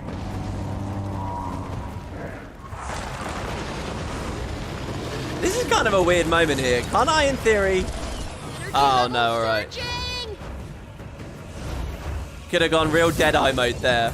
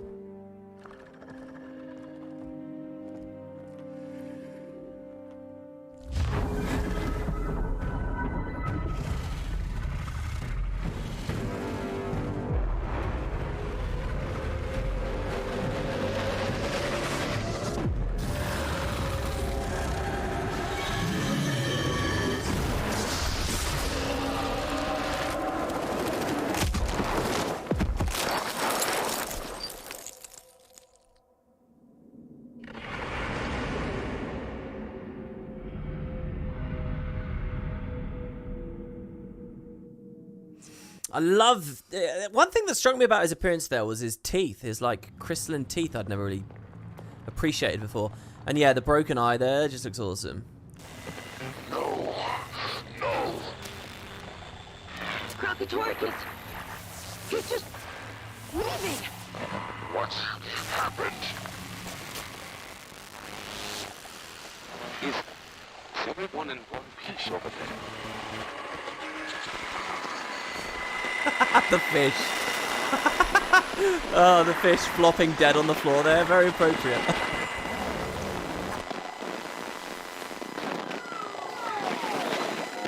Hello. You know, another thing that strikes me on this run is that you get the classic black brand music here. This is just the regular music from Corteria, the brand that we're listening to. And it's kind of like a subtle way of saying nothing's changed. You can't beat this dragon, you know. Nothing's changed. It's just this familiar old music again. But yeah, I mean, come on. This is like Guild Wars' best moment all time, right? Nothing in Guild Wars 1 got to this. The movement, the culling of the UI, the tweening on the camera so it shakes around like this, it moves. By the way, this should totally be an option for people making like cinematic montage and stuff.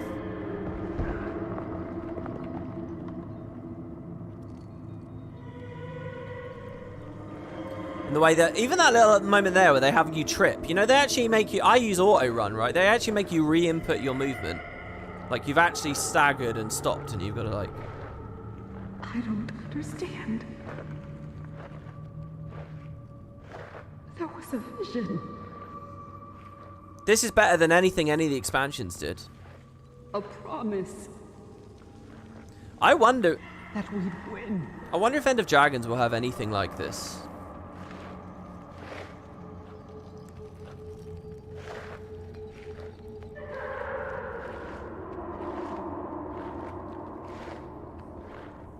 Commander. Oh, spirits. We thought... Where is she?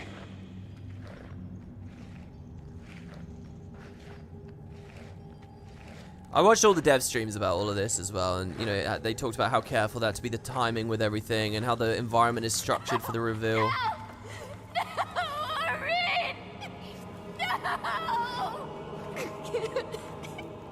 Kate, your flowers.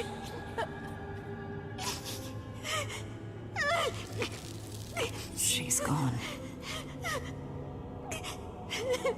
Same pose as from the vision. What do we do now?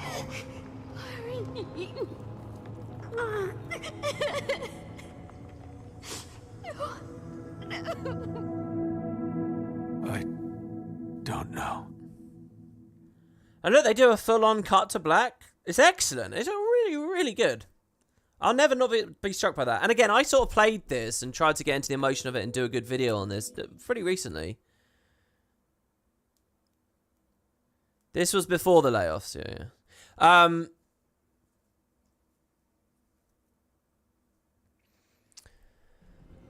So, again, unlike normal Living World episodes, basically there'll be no Tyrion time will pass now. We're going to get straight into the next bit, which will be the actual conclusion. Now, so it's pretty obvious, I think, to anyone following the story of any sense of what to expect from a narrative and a plotline that established Aurene to the degree it did as the egg, blah, blah, blah. It's pretty fucking obvious that Aurene isn't actually dead, alright? And all the ways in which they trailed and set this up with the Lich magic and so on, I think it's like so obvious. But I think what happened with the Guild Wars community is there's a contingent of people who have just got a hard on for hating Aurene, and that's it.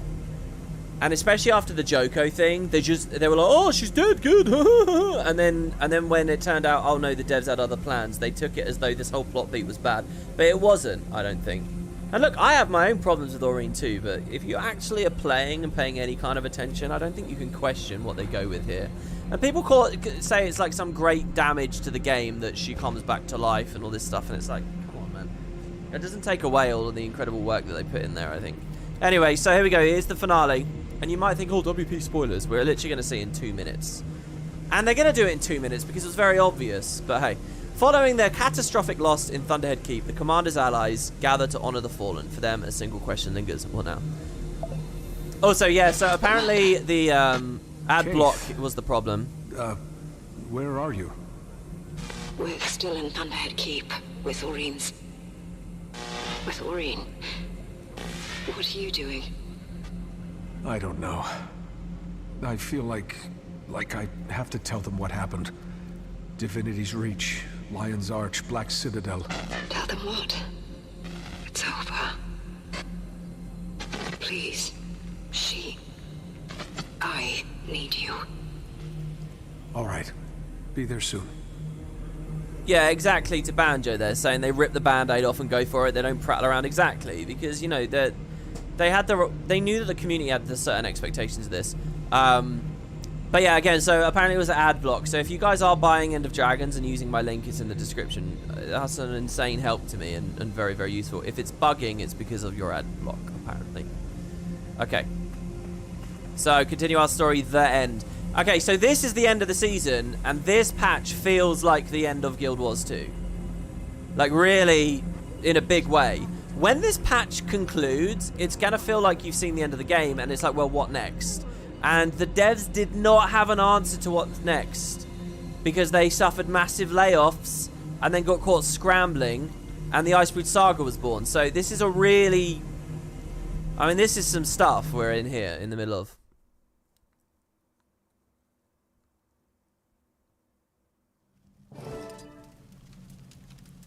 You were unaffected by a death mainly because you don't think ArenaNet earned the emotional responses they clearly wanted, but you saw where it was going. I mean, I agree with you completely, Tulip. I feel exactly the same. I mean, you guys saw my live reaction to that. It wasn't like I was crying. I think I was like marveling at like some dialogue or something. I remember because in my section in the content creator montage thing, I got annoyed at myself because I clearly wasn't into the emotion. I mean, people actually like burst into tears over that scene. I mean, to me, you got to work your ass off to get that kind of response from me.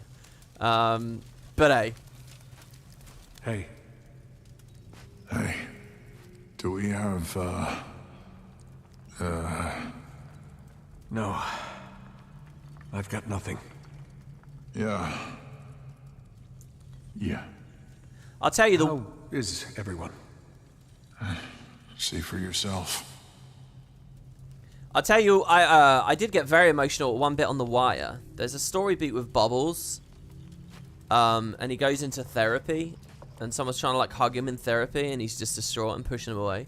And for like a very brief moment, I got really choked up by The Wire. Maybe people know the scene I'm talking about. And it was interesting as well because none of the other characters were choked up in the scene. Like, there's this really hardened cop who just like walks off at that moment. She went out like a true Corsair. No. Like a true soldier. Oh, Commander, I'm sorry. I don't know what else to say. It's all right. My character looks like a Skitari from Warhammer 40k. I don't really know Warhammer very well. Thank you, Logan. But 40k especially, I don't know much about. I'll take your word for it though. Is it the color scheme? Because that's like specifically what I've dyed here. By default, it doesn't have this. We're here to pay our final respects. We've been singing to her since before she was born. It seems only fitting we sing for her one last time as we prepare for the end of all things. But like to actually hold it against them that they're going to bring her back here, it's just like, what did you think this story was? Like, I find the criticism so hard to believe because anyone who even begins that discussion... It's so hard to... We'll get through this together. I don't see how. Karakatoric is in the mist, devouring everything he can. He won. Korik! He's right. We failed. Again. The commander will figure something out. Always does. No, Bram. Not this time. It's over. Keith and I will tend to Aureen. The rest of you, you should be with the ones you love. We are. I hate that line. That's too cheesy for me. What they said. Oh, and don't have Ritlock say it. Every time we have left, it's a gift. Aurene gave it to us. Does that even matter? It matters. Please. I can't look at her like this anymore. Let's get these crystals off her. We can weaken the brand. It would be an honor. Yeah, I'm looking forward to playing Spectre for sure. The song here is great. And the whole chasm feels cool there as well.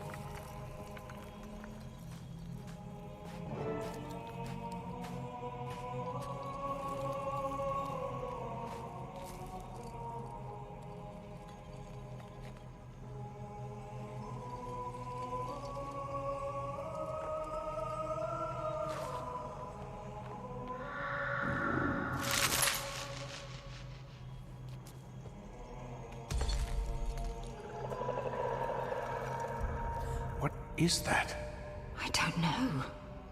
But I feel... something. We feel it too. Yes. Yes, it's like... an echo.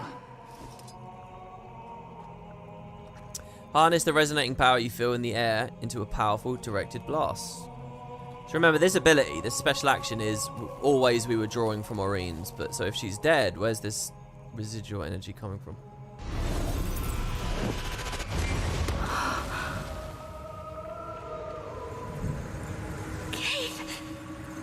Impossible.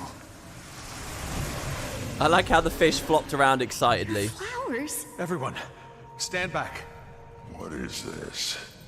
What are you doing? Commander, what's happening? She's glowing?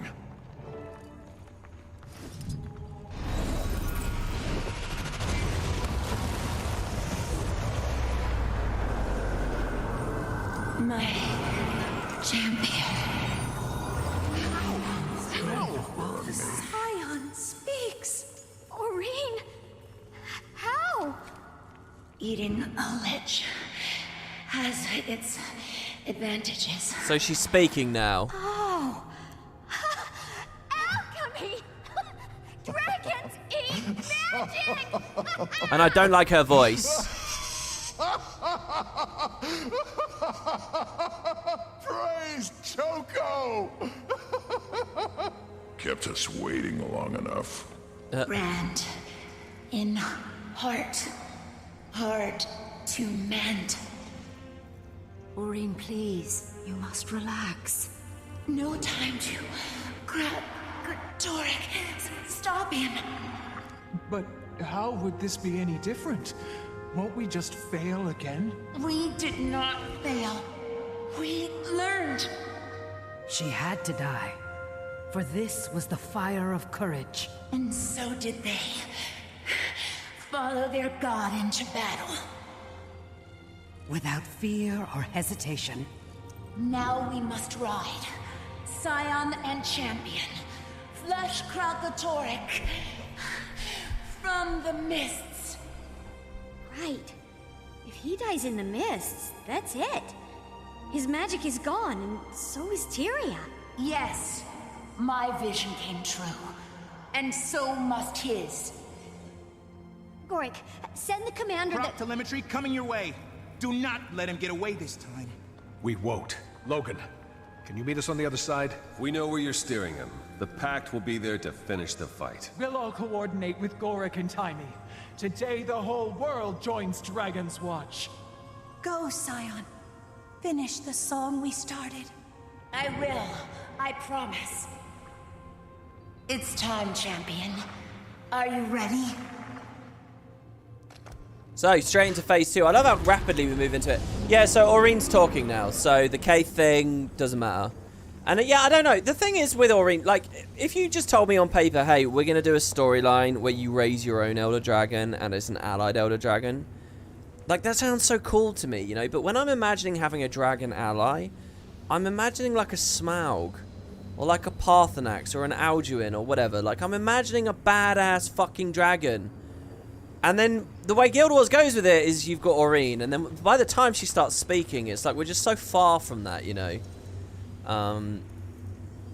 And we'll speak of design in the Icebreed Saga coming up as well. Anyway, yeah, so Phase 2, I love this instance we're about to go to. Also, the music in this one's really cool too, how it keeps swelling and swelling. Hey, that dang boy! It's been a while, dude. Good to see you. How are you feeling about End of Dragons now that everything's been revealed? You were initially pretty underwhelmed, but now you're starting to come around on it. Also, glad to see me back. Thanks for all the streams lately. There are some things of it I'm really excited and interested in, and some things I'm very, very, very lukewarm about. I've mentioned a few times. I don't want to get into a massive End of Dragons conversation while we're in the middle of this. But the elite specs I'm a little bit less excited about. Masteries are okay-ish. Some of the environments I don't like. But generally, I'm excited. I think I described myself as a 6 out of 10, when with the previous expansions I was at an 8 or a 9. Okay, here we go. It's so empty. Eaten by him. Look at this, man.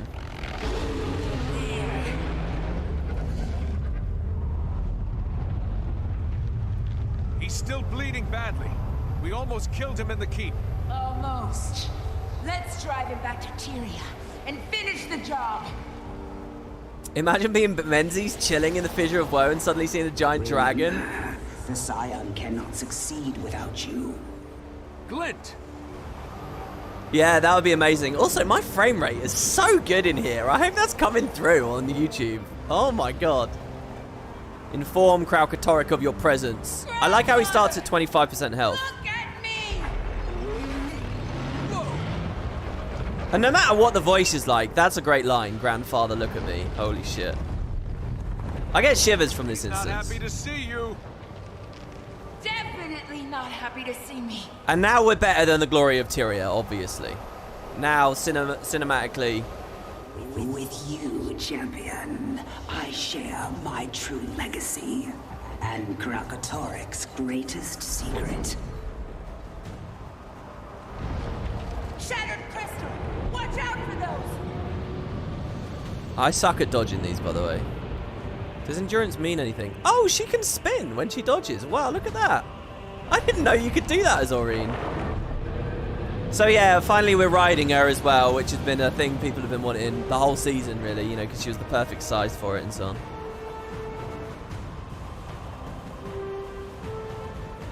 There's not a hit. He's opening a portal. Keep on him.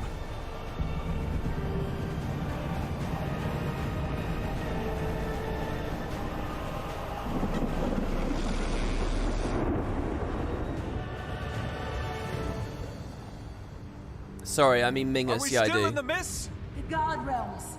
Melandru. Where's he going? He's hungry. For what? More magic? For everything. Watch out! Don't let those hit you. I know!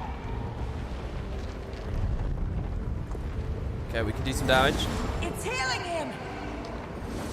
Can't have that. Bring us in. He foresaw the possibility of a world at peace. A world without strife between dragons and mortals. A world without him. Talk about broadsiding an Elder Dragon. As much as I love the idea we're on some kind of technologically created thing like an airship here.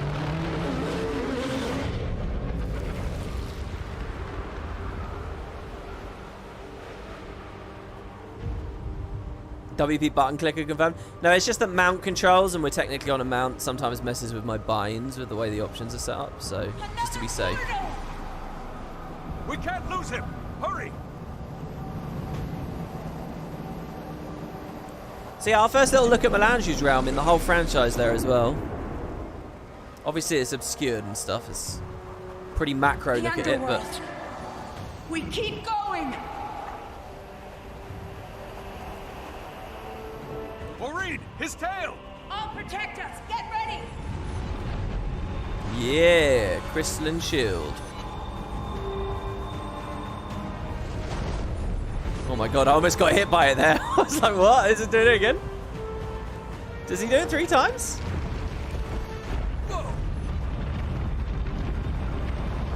Watch out! Oh, come off it. Oh, no, and then the tail again? I might die. He's hungry, all right. He's had enough! Who's a hungry boy? Okay, we go over the wing. I can't get over how detailed, like, all of his model is as well. It's so big, and yet. Okay.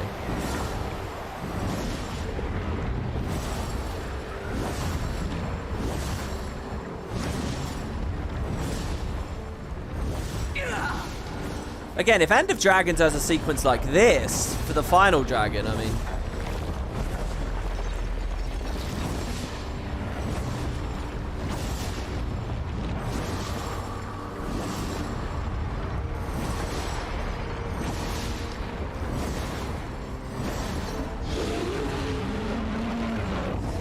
Okay, I'm pretty sure I'm not going to make this, but we should have got a checkpoint, so...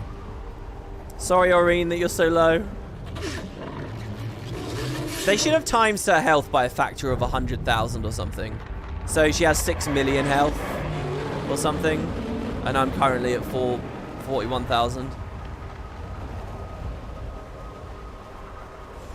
I don't know, maybe she's not meant to be that badass just yet. But 6k? Considering I had 120k when I was swallowed by the spider earlier. Oh, no, you don't.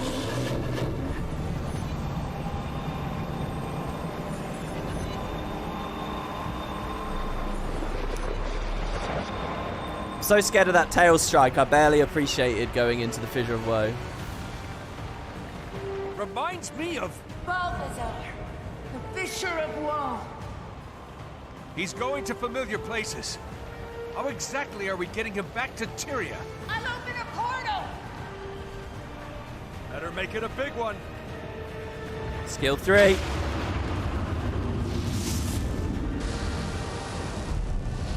That shot of the airship's so good. This cutscene we're about to see is so cool. Try again.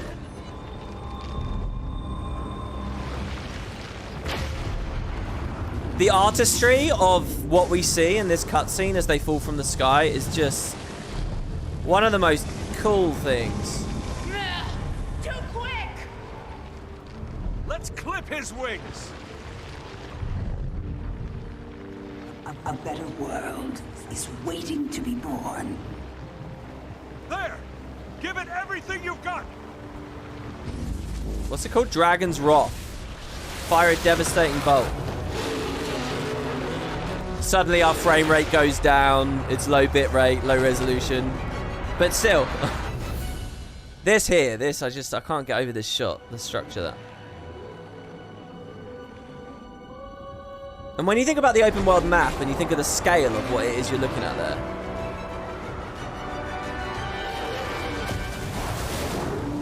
there. That's a whole Path of Fire sized map of material falling there. So good. Yeah, it's a bit of a Balrog scene. I sort of see the resemblance there. So we fall from the bridge of Khazad-dûm.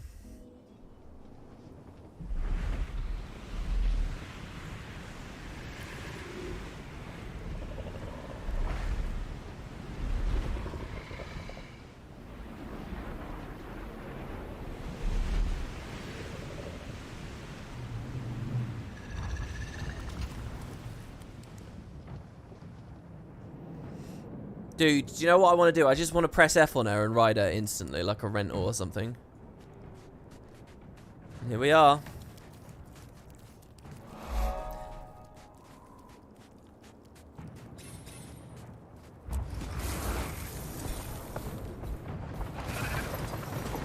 Kaith and Zaim, I wonder what a conversation between those two really looks like. Probably just talking pragmatic shit about the war effort. Commander, we followed the tracker, and here you are. Look at this Logan outfit. Pinned under islands ripped out of the mist. This is incredible! I thought we'd lost. We all did.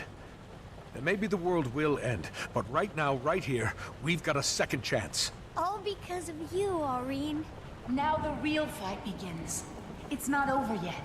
He is badly wounded, but I have to keep him down. Lean on each other. I'll work the sky. You work the ground. Listen, we're making this up as we go along. Now, what have we got? Us, obviously. And the Olmacan? Kaith, Zafira, and Zaim rallied their own army. Came in on the Corsair ships. Glint's forces are massing to our south, but no sign of Glint herself. Oh, and Logan. Your ancestor says she'd like to see you. Okay.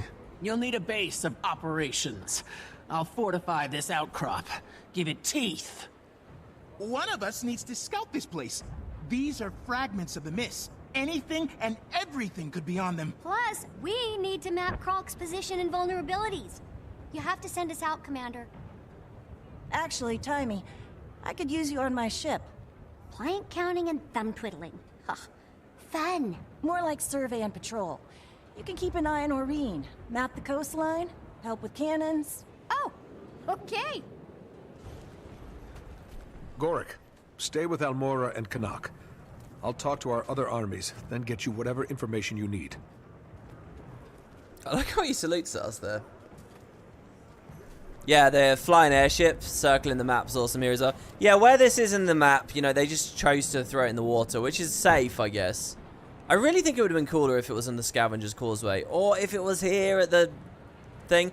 The thing is, this map is so crazy because it's made up of the Mist Realms that there's so much to do already. The idea of then also having to pay attention to, like, what was there before Karakatoric crashed down and add all of that to the world building and setting and stuff too. It's just so much. So in a way, I kind of like that they just dumped it in the water because it meant they could go all full blast on delivering, you know, the Fissure of Woe and the Underworld and Melandru's realm.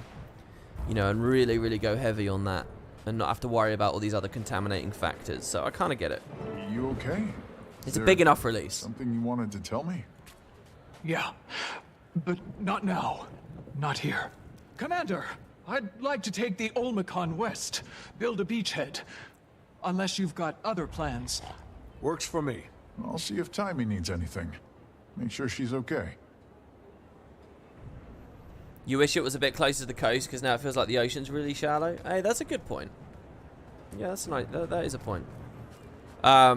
Yeah, that thing with Rox, we'll hear a little bit more about that on the airship, but you know, her happy ending and her destiny is with the Omicron now. They're calling And it's... themselves the Order of the Crystal Bloom.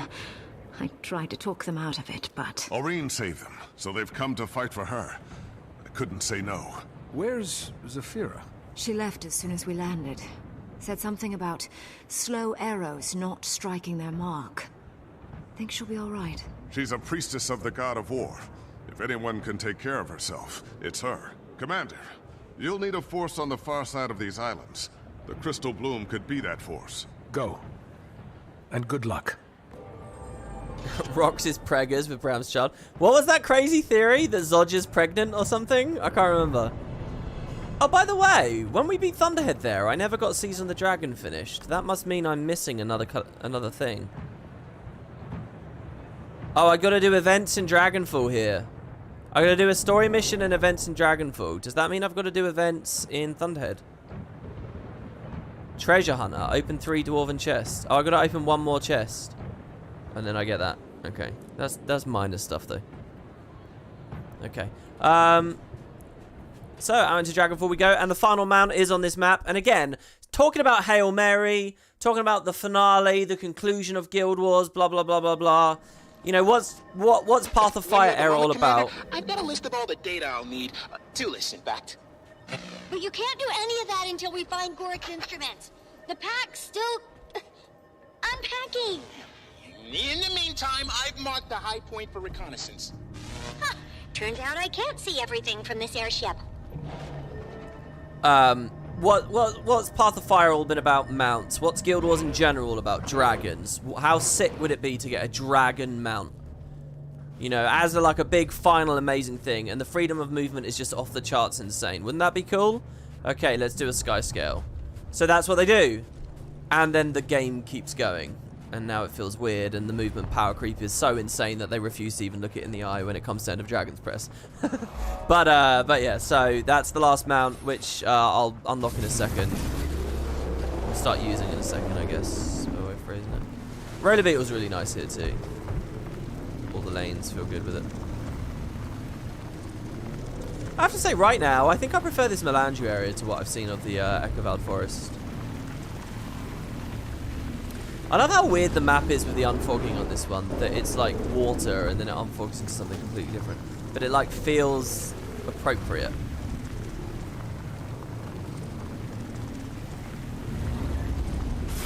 I thought you guys told me you didn't need to use the boost to go in there. I swear to God someone told me that. Isn't that what they said?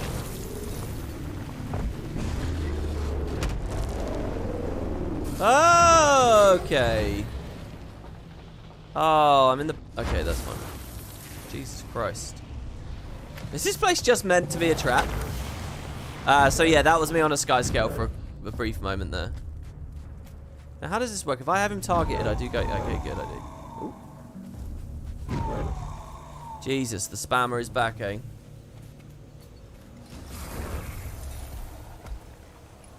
The beetle made the raptor useless? No, that's wrong. The beetle did not make the raptor useless. The beetle fit in quite well, I think. Oh yeah, there's a huge mushroom. Oh, this is an amazing... This is a vista as a part of the story, which is really cool. Again, another principle I'd like to see them keep doing. Goric will actually talk to us during this, won't he? Or maybe after it. But here's another view of Karakatoric. You see we kind of had that like little cutscene spliced in a second ago of Aurene flying around looking at him.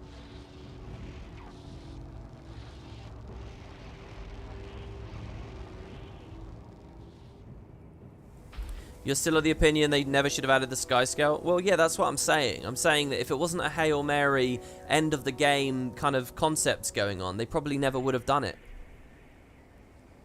All right, Commander. What's it look like up there? Karakatoric's buried. I can't see his head. He's covered with brandstorms and lightning.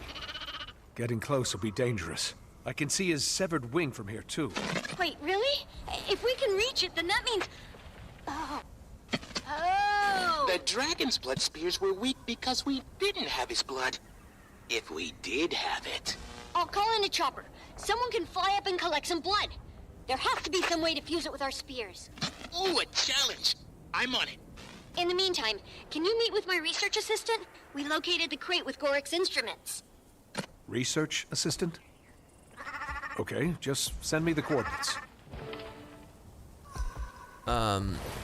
Oh, okay, we'll go back. Yeah, the wing's all the way over here. Dude, how long was I standing there safely and fine, right? Never in combat at all.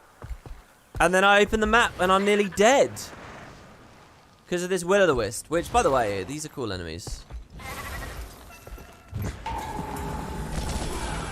And he's invulnerable. Ah, and now I'm in combat.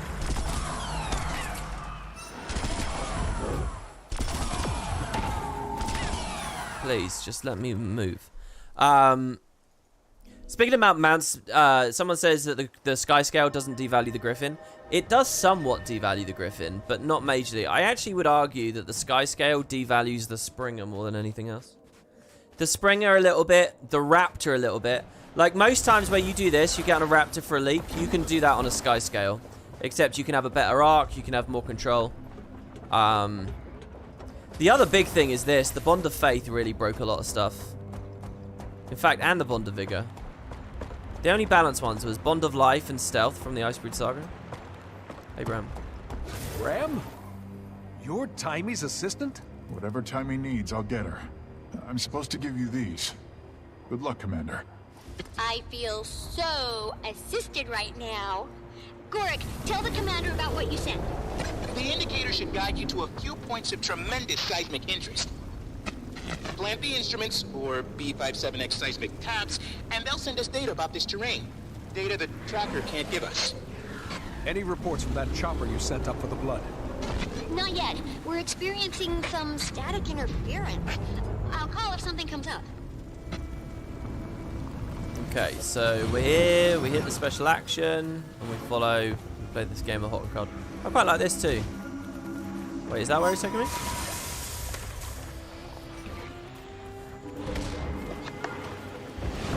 No, what was that thing I just walked into? Looks like there's another player here doing the same story step, yeah. You can deploy this, but there's a lot of mobs around. Jesus, how did... Oh my god, it TP'd onto me. It's an Untamed. Actually, this is really bad right now. I'm going to stealth.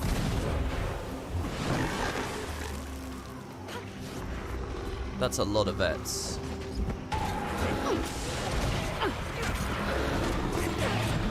In fact, this is an entire field of mobs. Where did they all come from? I might be able to sneak this in. I'm going to try it. The mushroom missed. He will charge back, and the thieves are going to be dead. I put the first tap down. Are you getting what you need from it? I'm seeing the data now. Keep placing those instruments. With enough readings, I'll be able to map the substrata. And we're off again. Dragonfall's one of those maps that's a lot bigger than I always sort of remember and think about it as. My favourite area is the underworld area, I think. Well, they're all really good. The Fissure of Woe place is super chaotic and apocalyptic and scary looking. The Melandry place is awesome, but it's actually, honestly, probably my least favourite of them. There's just so many cool creatures and stuff in the underworld area, and I just love the vibe and the colours here. Which NPCs are out here at this camp? We've got rocks. Hey. Welcome to the underworld. Come to check in on the Omicron. What can I do? It's pretty barren, so it's been hard to scare up supplies.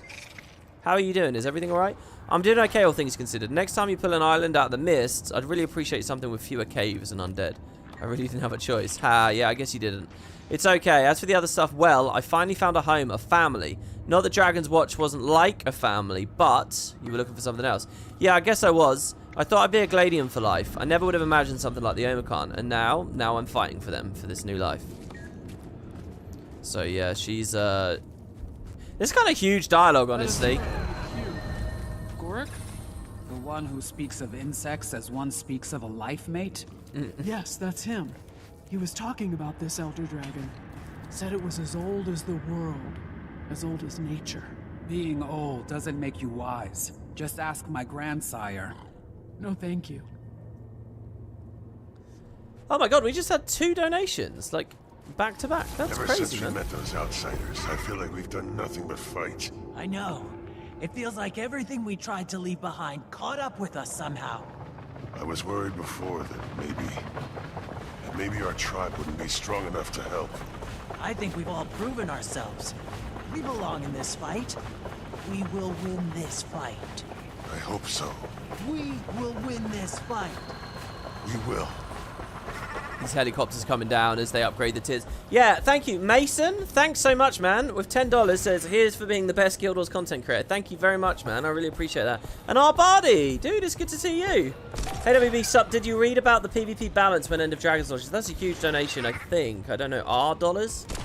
Anyway, thank you, man. I did read the PvP balance changes. I'm not really super active in PvP at the moment, so I don't care too much.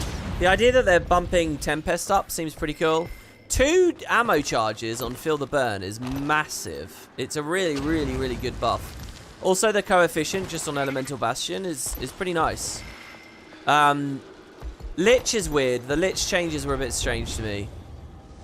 Lich is a very odd one to me because it's super iconic with counterplay.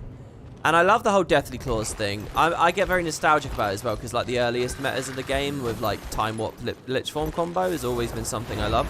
So I kind of love when Lich Form had a resurgence over the past year and a half. But it is also kind of cheesy. And the thing about Lich is it's a whole skill bar with loads of cool skills. And yet most of the focus is just on the auto. So they nerfed the coefficient on the auto, which I agree, but I wish they would have bumped up some of the other skills or something. I don't know. I'm not saying the other skills are totally useless. They do have play, but they don't strike like the whole identity of Lich is the auto. So I don't know. I don't know about that change. I kind of feel like they've nerfed it too much, but that's just my guess. The other changes I don't really have many thoughts on. Second seismic tap in place. Good, good. Keep going. This is adding to what we know. Tiny, can you double check these numbers? Sure thing, but first, Commander, that chopper, it just fell out of the sky. Nature favors Something around that wing is creating a technological dead zone. effigy. We can't get up there. I doubt it's mechanical. I wonder if it's some sort of organic construct. Figure it out! Orion's busy with Karakatoric, and Saida and I are providing critical air support. Commander, we need that blood. Can you find a different way up? Soon as I place this last tap. So look at that imp variety, the ghost flayer. Like, they're so cool, man. And all the sound effects as we wander around here, I think is brilliant. The one thing I will say about the PvP post is I really appreciate the way they communicated. It actually read like it made sense. I've been saying very much a lot of what the balance team's been talking about, I've just lost a lot of faith in recently, like a lot. Like they seem completely, like, worryingly out of touch or inept or just poor decision making. But I will say that post, that PvP post, the way that the changes were communicated, what they were thinking of, all seemed to make perfect sense to me and looked really good and actually sort of gave me some confidence back. So I liked that more than actually the substance of the changes themselves, really.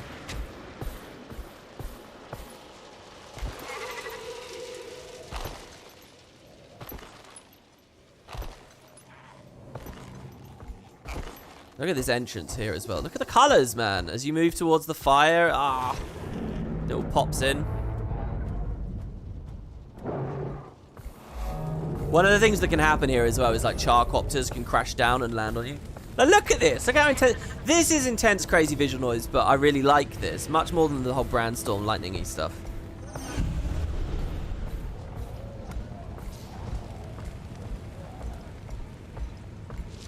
Oh my god, somebody. Thank you, dudes. You've been in chat a lot. I appreciate that more than anything, really. But thank you very much. SGDU10. Well, I don't know what that is, but thank you. Just a small donation for today's stream. You guys are all being very generous. Thank you all.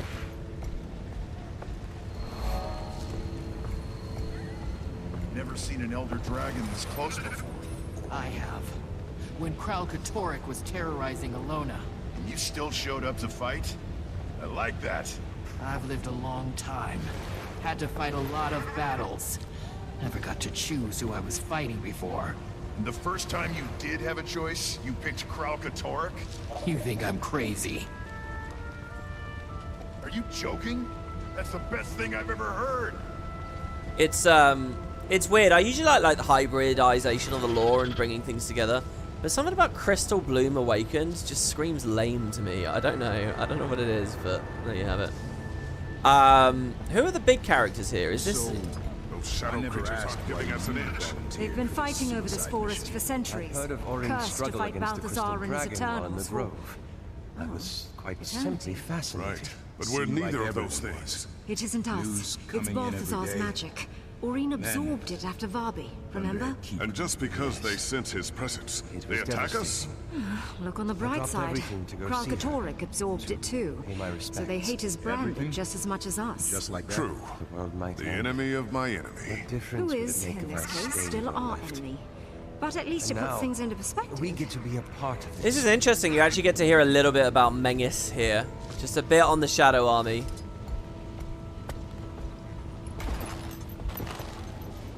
I like this patrol, this actual group. Look, they're actually wandering out.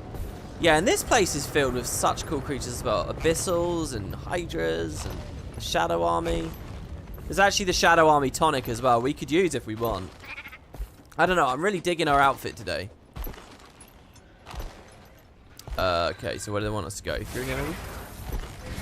It's great to see beetle walls and stuff all over the place too. Like, really giving more meaning to that mastery.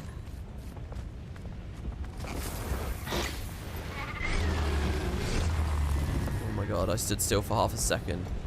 Area of seismic interest marked. Oh, it already marked it. Crap. Okay, we're actually going to kill this Hydra because he's just going to throw meters and stuff on us while we try and channel this.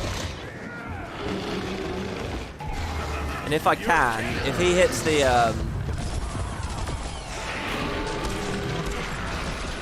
Man, Hydra is so squishy. It's crazy.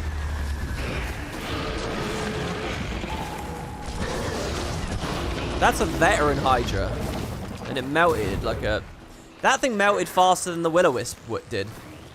You must like pain. Thankfully, the head isn't. All taps down, but something odd's going on. Is that ley energy? Hulk's impact broke into subsurface ley lines? Look how cool that wall looks. No! Wait, that's why my numbers look like this? What's ley energy doing here? Karakatoric's absorbing it. He's healing. We need to cut him off from those ley lines, fast! If he's healing, Orin's attacks won't hold him down. We have to get his blood for our spears. Okay, Gork and I'll figure out a solution for the ley lines. You should get up to that wing if you can find a way. Sorry to interrupt. Orin, She's found something. Kate, champion, come to me. She's in the far south. I hope everything's all right. See you there. Oh yeah. Oh god, this is the Brandstorm. I'm gonna die if I go here. Yeah, normally I do this in this loop the alternate way. I do the fire area first, then the underworld, and then the thing. I have actually really enjoyed playing it just now, going in the reverse direction. It gave us that big dramatic moment where all the desaturated greys of the underworld break into the oranges. But it does mean normally I finish here and then we just go here, but now I've got a bigger walk. Let's just go to the underworld and back through. Yeah, I'm hoping to catch a glimpse of Logan talking to Gwen, but The Soulbinders have proven quite useful. I can't remember what camp they're at, and also it's different phases of the meta. They're not even going to be around. So They're filled with magic from the underworld, so we need to find them here. If you could help, nature bless you. that was a nice smooth turn there from the beetle.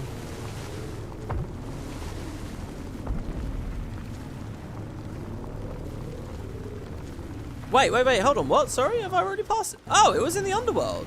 Hey? Oh. I thought it was in the Melandru area.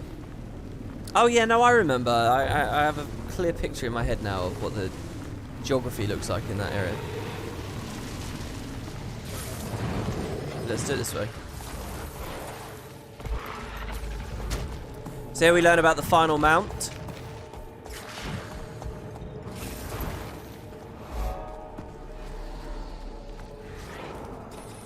Talking about ghost flayers.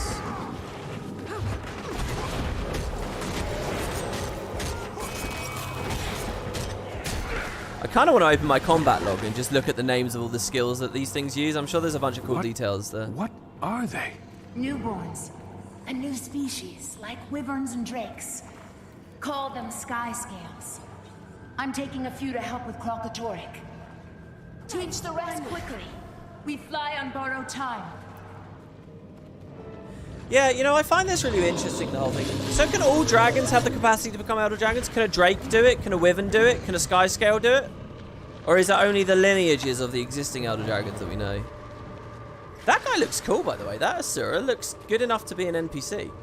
Normal enough to be an NPC. Dude, what?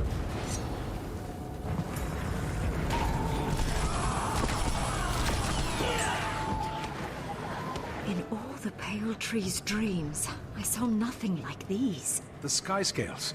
They can get us to Karakatoric's wing. That's why Aurene summoned us. You're going to ride one up to collect his blood. Will they trust you? Maybe if I feed them first. They're related to dragons, and dragons eat magic, don't they? I have to try. See, so I mean, they're talking there about how they can eat the magic. So, oh wait, I think for the story we specifically have to rent one first. That's it. Gently. Up we go. There you go. So this trains us how to use them. I found sky scale controls really hard. Did anyone else? Anyone in the live chat? Anyone in the comments? I found sky scale controls so hard when it first came out. It took me a long time to get the muscle memory and the understanding of exactly how it works.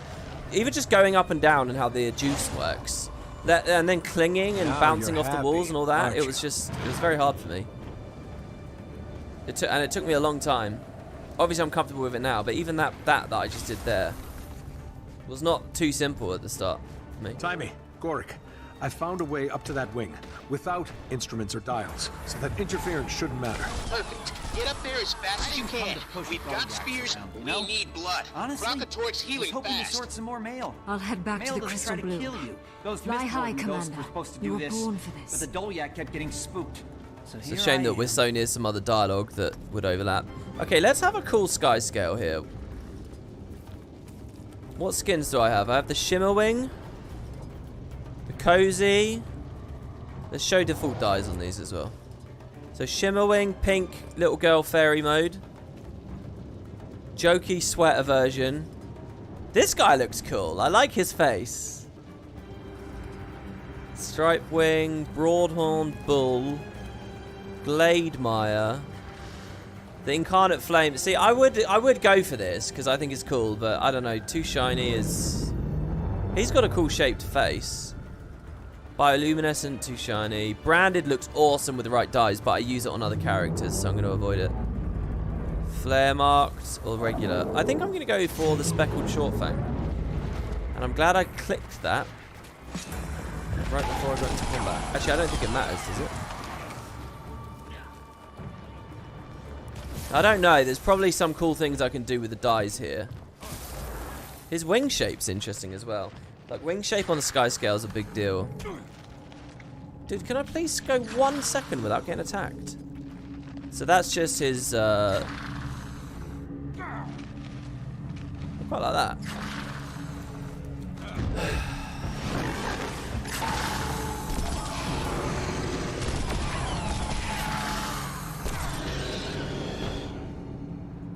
Okay, thank you. Alright. Let's climb. I appreciate it doesn't look very thiefy, but it does look quite dragony. Oh, he looks almost like a butterfly or something, doesn't he? Kind of moth-like in his shape.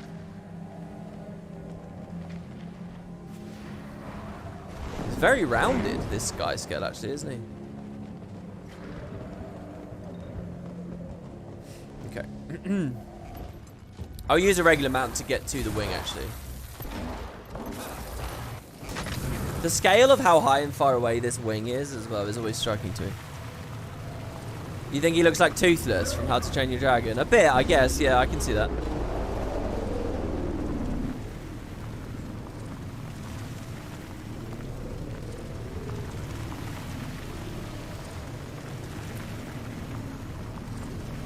With respect to the wing, Commander, how exactly are you surmounting the verticality and spectrum jamming issues? Ugh, these cannon fumes must be going to my head. I swear I just saw a rain meeting a glory of dragons. Sky scales, actually. That's how I'm... First, intriguing. Second, a glory of dragons? Are you sure that's the proper collective noun? Ah, just get that blood! Alright, we've made it. Yeah, that's such a cool idea as well. We don't actually see it, but they talk about it, which is sort of enough, I think. Someone in the live chat says, is this game has a massive dungeon or party playstyle, like 5-man party or 10-man? Yeah, it has both a 5-man and a 10-man format, which it supports at endgame. 5-man, there's regular dungeons, but the real thing is called fractals, which are like randomized little dungeon islands. And it has a 10-man mode as well of raids and strikes. Strikes are the one they're supporting going forwards. Like just single boss fights, like Final Fantasy Trials with 10 people. Okay, so I managed to climb up kind of a weird way here. Your first time through this patch, you don't have a full-on sky scale of your own. So you have to use the rentals in the area and with limited masteries. It's a lot more challenging, really. Oh my god, another donation. Guys, thank you. Marion Witt with 10 Canadian dollars. Thank you. Just a salute, Commander. Thanks very much. I'm here. Hello. Anyone? Alright, this was just so long for me to get here on first playthrough. Find the source of this interference. Find the blood, charge the spear. I can do this. Okay, so what we do is we use our attack on this. I thought I was going to mess that up. Let's try that there, like that. There we go. Yes, I tried that too, but if it's organic, our systems won't be able to... Gorik, can you hear me? I found your... Oh, you're back. Tiny was getting worried. I knew the commander would be okay. And the interference is gone. Was it organic? I bet it was organic. Is a crystal scab organic? Don't answer that. Okay, now, how to reach this blood? It's falling into thin air. What about your sky scale? Tiny's thesis says dragons and related species can hover, like dragonflies. You read my thesis? Well, it is See, the most he's in. on the nature and physiology of dragons. Try hovering, Commander. They're actually doing quite a good little romance between them, telling at a really slow pace, you know? You can sort of see those first signs of attraction. That's plenty. You can send up the choppers for more blood, Timey. I've destroyed the source of the interference. Now, how exactly do we fuse the blood and the spears? We don't have the forge. Gorik, any progress on an alternative? We'll plate them. Specific resonance at close range should flex the crystalline structure sufficiently to permit fusion. In short, we can use the Zephyrite. I've sent Zephyra and 2 Zephyrites ahead with a spear, marking their position. You'll have to run some tests, of course. Right. Need to make sure it works before sending others into the fray. There we go, there we get the fish eating animation. Real good. Oh, in chat, Marion says, I love that you've hidden your identity so long. You make about the content, not you. Thank you, man. I mean, basically no one really seems to value that. This industry is not what it was when I started. And that's something I still feel is really important and care about. But to be honest, the scene is not about that anymore, is it? It's about personality and it's about, you know. But thank you. I appreciate that there's someone out there who still values that. Oh, that whole story step was called Glory of Dragons, eh? Okay, off to Zephyra and X. And what's better? Sky scale up, Griffin down, baby. Oh, maybe a little bit. Oh, we don't actually get to fly too far. Good hunting, Commander. I see you have the blood. Here is the spear. Coat it with Karakatoric's blood. A brief resonance should fuse the two together. It should. Let's hope Gorik's right. Now Ready this is to sing, sister. This is really cool. I love what happens with the spears on this map, where they're actually slung on your back and usable with mounts. Look at that. God, that's badass. The quiver now looks like overkill. Maybe. A rifle, a quiver, and a spear. Okay, so reforge. Sorry, is it meant to be in my hand right now? It's like I'm reforging my rifle. A true dragon's blood spear. May it fare better than the last. Now, Commander, show us a god of war. I kind of like having this red vibe to my Thief. I don't have any like clothy red characters, and I feel like it works well on Thief in a weird way. Not typical, but good. So yeah, that kind of red dotted griffin as well that I've got. Right, so as far as I know, we just got to go down, but I don't know how far down. I could actually, do you know what? I'm just going to go back to the base camp pack command, and I'm going to just beetle, because I think you get to all the main thoroughfares and stuff very comfortably there. Basically, we just ride around on mounts, destroying people with the spear now. Oopsie, that's the Warclaw.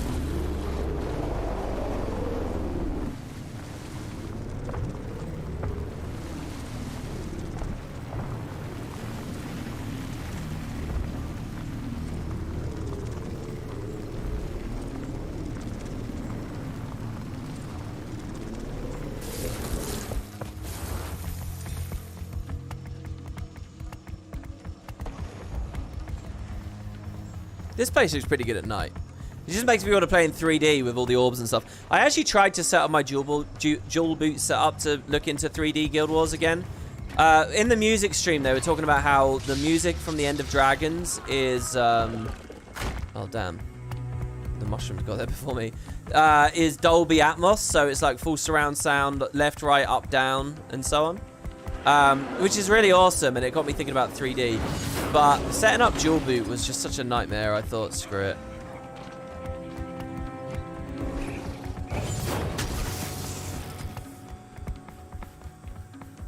But now I'm looking at all these orbs in the sky, and I'm thinking, oh, I really want to see these in stereo. Okay.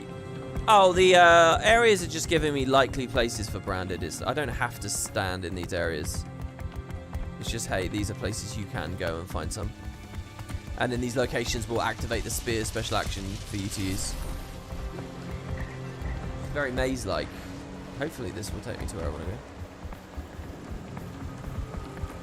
Charger's still chasing me around. It's about lunchtime now, and I'm starting to get hungry. If anyone's eating lunch, I hope you enjoy it. And if you're there in the live chat, tell me what it is so I can live vicariously. Wait, it's probably late. Actually, it's nearly 4. Jesus Christ. I move so fast, man. So, do I get credit when the bleed kills that? Does that count? I think it does. I don't know what it is. I don't have to be on a mount here, but I just love this thing of like look at the whole animation playing. Actually look at the commander here, ready? I got the spear on my back. Boom. I actually launched. It's so good. When you look at like the other special actions that you can do off of mount back, like whipping and like hydras and stuff at the start here, it wasn't this good. It was just kind of a big animation out in front of you. I love this. It would have been cool if the Icebrood Saga built up more mount style interactions like this. Or if the Icebrood Saga had put the saddles in the game and stuff. Jesus Christ. Oh, mind you, that's just a mushroom stomper. What am I doing anyway? So obviously it doesn't do much damage. It's 11 AM. Oh my god, he reflected the spear. That's fantastic. He actually killed my mount. Wow. He killed my mount. The spear. Is it? Working beautifully. Time for the real test. Karakatoric. Try near his claw, champion. There's cover from the brandstorm. We're on the edge of it now, by the way, guys. This is it. Hearing them say the claw. This is, Wait, what happens? Do we go there and then we turn around and do something else and then we come back? Or do we go there and then this is... It's the conclusion here. We're at the climax of a season that seemed to have been being made to be a climax of the whole goddamn game. The choppers brought in plenty of blood from the wing. Enough to arm our best fighters. And the Zeburites have been singing as fast as they can. It'll be a while before we have enough, but we're already distributing the ones we've finished. Oh, dude, Rocker is modding. Rocker is getting rid of the spam bot. Dude, thank you. I've been trying to do that manually through these. And it's a nightmare, because if I'm trying to play or move, it's hard to alt-tab out. Yeah, thank you, dude. Yeah, I think I can actually put a bot mod on YouTube. There are things I can set up, I just haven't. Dude, thank you for that. That was so cool to look over and Elder Dragon, I believe this belongs to you. Weak point. For Ilona, for Tyria, for Blish. I hope it hurts as much as... I hope it hurts. Oh, it hurt. We've got to get out of the cave. Commander, you're right. The spear really works. But somehow, Karakatoric is still healing. What? I know. We're redirecting ley lines, but it's not working. It's like there's an artery of ley energy right underneath him. My seismic data supports Timy's hypothesis. He's tangled in some kind of cave network. We have to get in there and block that ley line. I'll go. Good. Kate, you come too. Commander, do you need your pack marshal? Glint's army needs you. Stick with them. Commander, I'm coming. It's settled. Let's go. So that's the final team you get. I don't like Logan getting snubbed there. And snubbed for Zafira.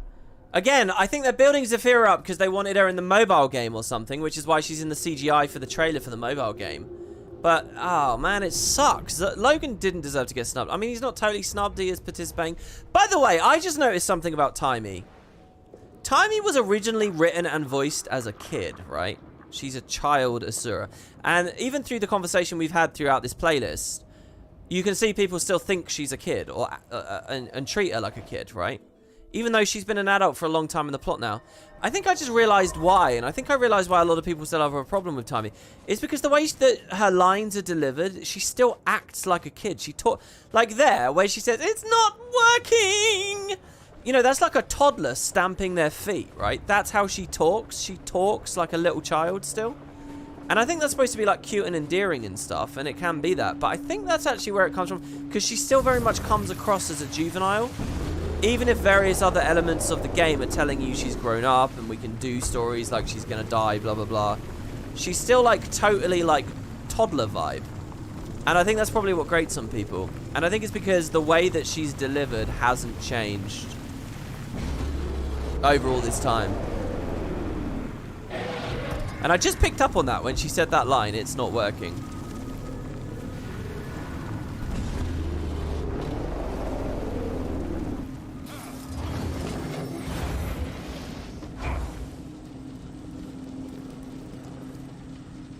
It's like, can you imagine Timey, ostensibly an adult, trying to have an adult conversation with Zodja? And, like, Zodja's communicating like an adult, and then Zodja, like, and then Timey makes a noise like that, and Zodja's, like, frowns at her, like, who is this adult child? Maureen, we're going under Karakatoric to block a ley line. I'll be there. Almora's army is about to attack.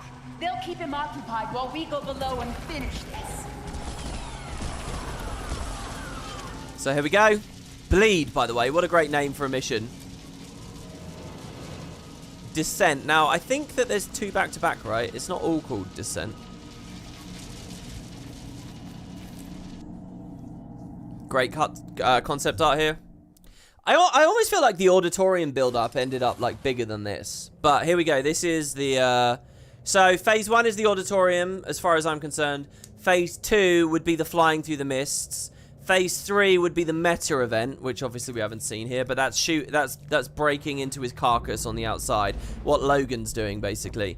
And the final piece of doing battle with an Elder Dragon is here. All 4 armies are swarming Karakatoric on Almora's command. A lot of lives have already been lost. It's up to us to make it count. Commander, the ley line that's feeding Kralk is due south from you. So, through that wall of solid rock.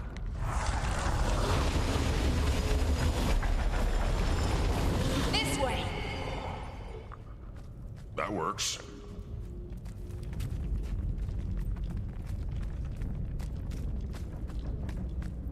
Nice little moment to show its strength there. Warning, if you have DirectX 11 on, the cutscene might bug. No, it's okay, I don't have it on. There is another bug here as well. It's faster than you'd imagine. They're pummeling him from above. He's in distress. The other bug, Cull the Swarm, okay. When we ride Aurene in a second, she gets culled out. And as far as I know, that's not DirectX bug, that's just a standard bug that I'm expecting to show up. Ruins the moment a bit. Got some fight in him, though. It happened on my immersive video. My immersive recap replay thing from a few months ago. But, I mean, what can I do? Yeah, this thing with the heartbeat, by the way, I wish the sound effect volume was louder because it's easy to miss when the heartbeat comes back in a minute. You know, there's a dramatic moment where it returns, but it's easy to miss. You don't get to revel in the same moments the characters do because the sound effect's too quiet. Well, that's what happened to me anyway.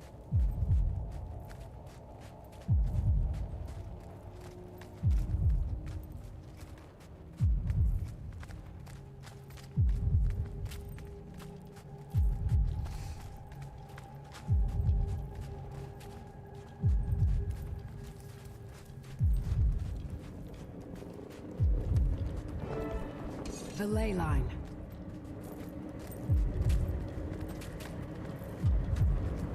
And another. And another. We have our work cut out for us. So 3 ley lines, and that's Karakatoric's face, which, by the way, I never really realized. I couldn't see the face in the crystal. When I was playing it with Kerry, and I was like, no, that's his face, man. And it's like going into his mouth. I love just this shot, So how he looks. Close. He's unconscious. If he wakes up while we're here... Won't let that happen. Aurene, the ley lines are all yours. Work quickly. I'm really glad I stuck it with Rifle today, because I've enjoyed playing Deadeye a lot today. Rifle Deadeye a lot today. Yeah, when this thing starts moving and everything that happens, it's so clever, it's so good. Right, what is the goal here? Just to secure it?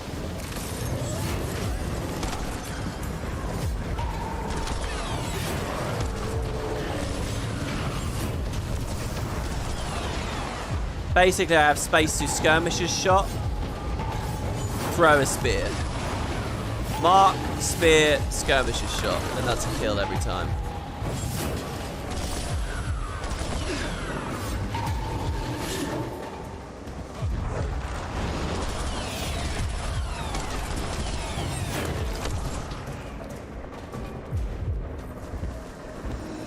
She can brand it.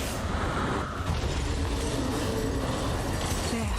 The first one's sealed. Line them up and knock them down. On to the next.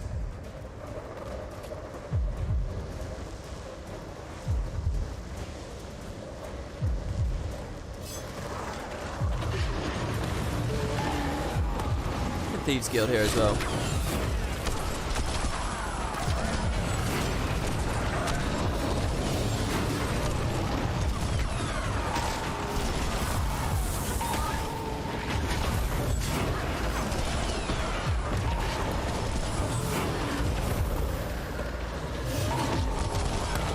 This isn't worth it.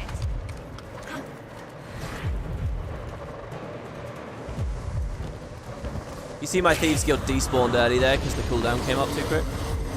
One ley line left. Commander, the Branded are retreating to your location. Keep all forces up there focused on the dragon. You've got it. I feel like this is one of the only sections of this patch that could have been a bit bigger or a bit more. I mean, this is a pretty generic defense event. It would have been nice to have more varieties of Branded here, maybe. You know, like Branded Hydra and stuff wandering around. Or maybe just a little bit more than just... Especially to justify the super OP special action we get. With infinite ammo now.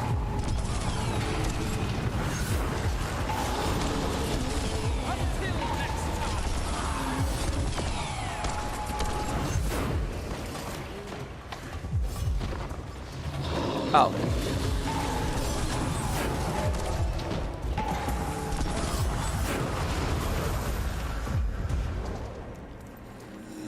"23 seconds of quickness still."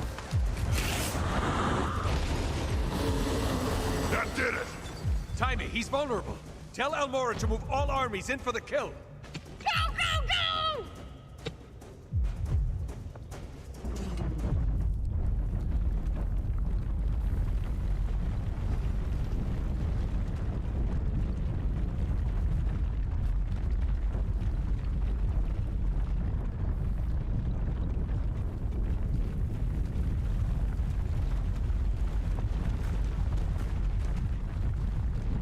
So he's got no ley line. They're just sieging him from above. His heartbeat has stopped. So that's it. We beat the dragon. He should be dead. Is it done? Is it over? At long last. Okay, where's the boom? You kill a dragon, there's supposed to be a... No. No. No, no, no, no, no! Timey, what's happening? Commander, his body, it's dead. But there's a source of power still inside him. Doing more damage out here doesn't affect it. We can't kill him. Not from outside. You're saying we need to go in? There's no other way. What? Through his mouth? I mean, look how cool this is. They're so careful about how this is drawn here that you wouldn't even realize you can actually fly up there. Me. If she dies in there, Joko's magic can resurrect her. The rest of you, not so much. But that goes for you too. We've known all along that the Scion and Champion must face Karakatoric together. Defend these ley lines. If he starts healing again, it's over. The Branded will not get past us. Ritlock. Listen. Dragon's Watch. Shut up. You're coming back. Maureen. I love you. I love you too. Champion, it's time. I like the thought that we're going to give Dragon's Watch to Ritlock, that we pick him as, like, the leader. I mean, I think he totally deserves it. He's, like, the veteran of the group, so to speak, right? And if the commander dies here, it makes the story like Ritlock's story, you know? Even though he was pretty much absent for a lot of the personal story and then a lot of Season 1 and 2, you know? He only really returned in Heart of Thorns, and we're very familiar with that fact because we were there just very recently on this playlist.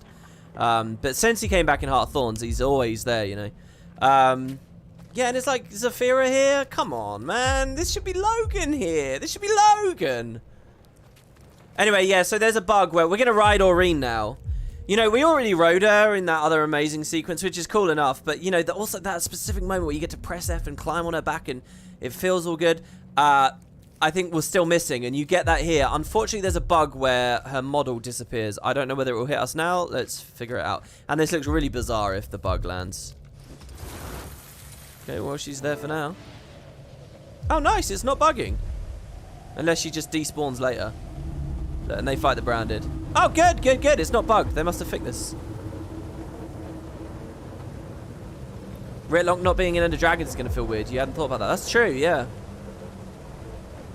Here we get the sound of the brand again. I love everything about this. The last fantasy, fighting an Elder Dragon by battling from within.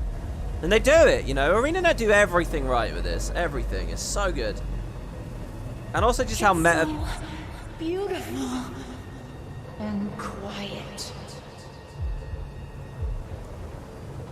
If I die, the fish becomes If we me, succeed, what happens to you? I'm not sure. You become this. You become this. You become this big. I can feel all the magics in me. They're not in harmony.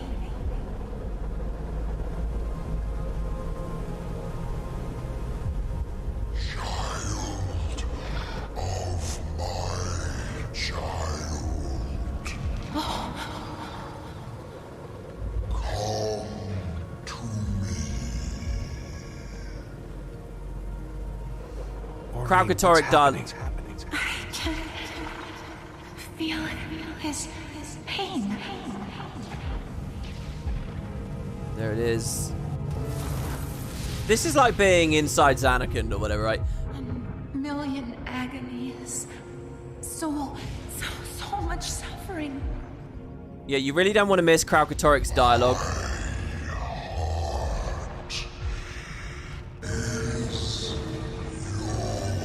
So here, I'll keep the dialogue on screen for this whole instance, so you can read it. Some kind of trick. No. I think he wants us here.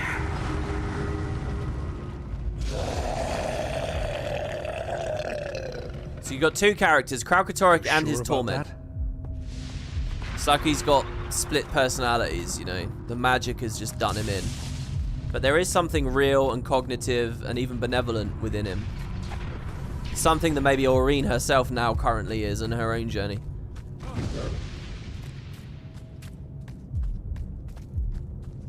Get a good look at this.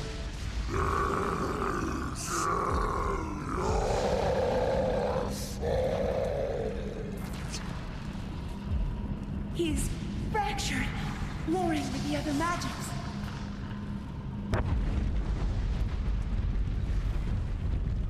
I've got you.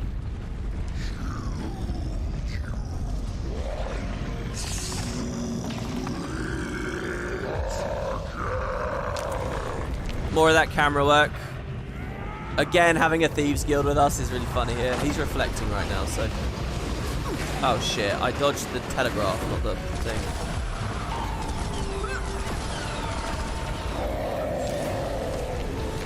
I give up.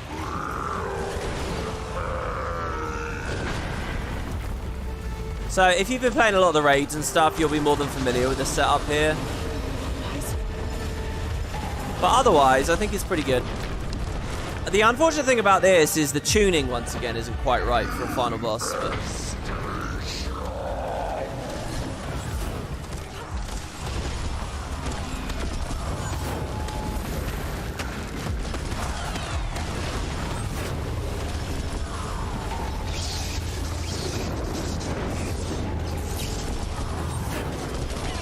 A storm is coming.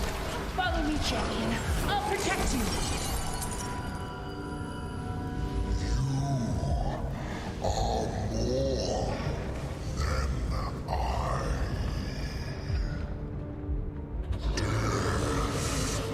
Does not stop you. The magics do not torment you. So this is kind of the whole thing about... Oh my god, what? Dude, this white gear, you just step on the wrong pixel when you die. Yeah, so he's pretty much entirely just talking to Aurene, not us. So the point is, she has Lich magic. She doesn't have to be scared of death. She can't be corrupted by having too many different types of magic within her. Now, a high quantity of magic within her might still do her in, but different types, she seems okay. Karakatoric sees this. So the real Karakatoric, the smart Karakatoric, he's happy for her to have it. I love the idea of a Guild Wars prequel set so many, like 100,000 years ago, and you see Karakatoric as it was before it gained all this power. This Karakatoric, the one that's speaking to us right now. Anyway, so yeah, in this fight, you kind of have a celebration of all of what came before. Balthazar's within him, so here's a representation of Balthazar. Jumping the shockwaves is annoying here in the low gravity. I guess using the spear doesn't matter against Balthazar because he's a he's not branded. Also, he's called a facet. You know, this goes back to Glint's lair in Guild Wars 1. Naming these things facets, you know. It's just so good. If you played Guild Wars 1 Prophecy, you remember the facets of the different elements and stuff in Glint's lair. It's just awesome to see that there's now, you know, the Balthazar facet. Deal the final blow. She brand, we break.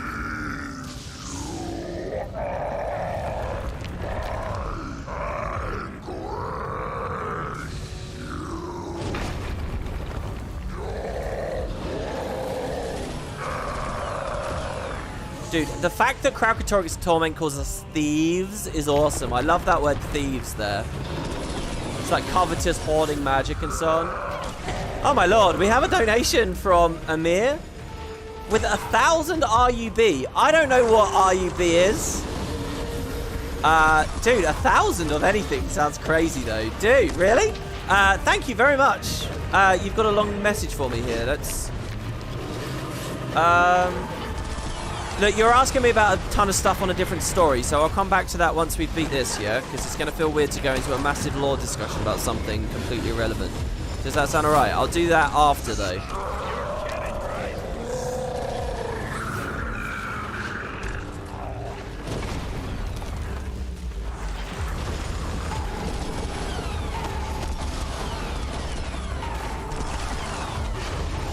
How does WP stream for so long without losing his voice or mind? Oh, I lose my mind.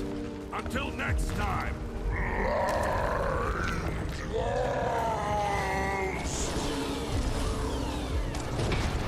Oh, I keep doing it. Oh, no, that's all right, though. We did it okay this time.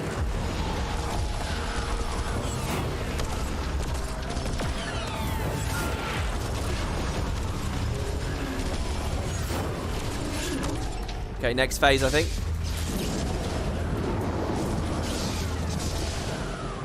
Champion, I'll protect you. Get away, scales crawling, blind, lost. Torment is blinding. It lies.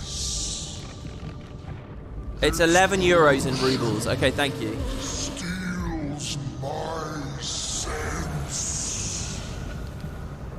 It promises destroy everything, and the pain will cease. I also love the description of magic as pollution. Grandfather.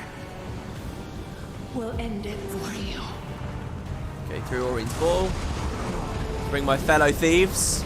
I love the thought of these thieves being real sentient characters, and I just have some technology to get them here every now and then. And otherwise, they're just hanging around at a bar or something. So, you know, they're at a dead-end bar, some sleazy back alley in Divinity's Reach. And every now and then, I just take them to some place. And this time, they're like, what the where are we? I really don't like how messy the visuals are here with Aureen's giant bubble. This impure magic. I'm also extremely curious in the names that ArenaNet chose for all of the facets. So, Root and Madness. Now, if you remember, the Dermot Priory had assigned... what had they assigned Morgemorth? In Season 2, the Dermot Priory had their theory that each dragon was two things. It wasn't Root and Madness, was it? It was like Plant and Shadow they picked or something. The Dermot Priory did. I would say that this description here, the facet of Root and Madness, is a more meaningful one than what the Priory had described. Hey, you never know. Dude, so much damage there. I've slowly fallen in love with rifle. Plant and mind, that's what they had, yeah. Or perhaps we could just say just the bits that Karakatoric took with the madness and stuff. It's ready, champion. By the way, they changed the combat music. You were hearing the Morgemoth music there, the best combat music in the entire game, in just that one little phase. That song.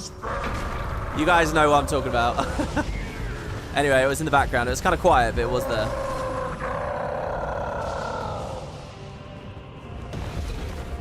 Press on, my champion. The end is near.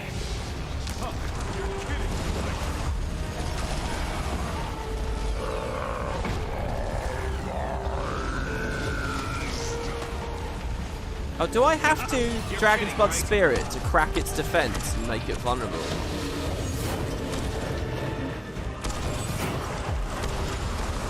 I thought I was going to get snapshotted inside that there, but no. Oh, he's reflecting again. Oh, Aureen's going to kill him while he's reflecting. That feels pretty good. See, having us fight Devourer hatchlings, I mean, come on. In the final boss? Could have thought a bit more, put a bit more thought into the ads. At this moment and the cave before. Also, his design's a little bit too close to a Jade armor from the Nassar, I think. Oh shit, I keep missing it.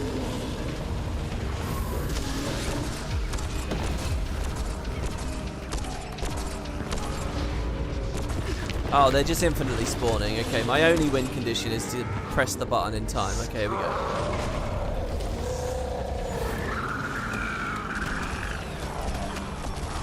Oh, he says scales crawling every time that phase opens, does he? See, I'm not used to this. I'm used to it just insta-dying.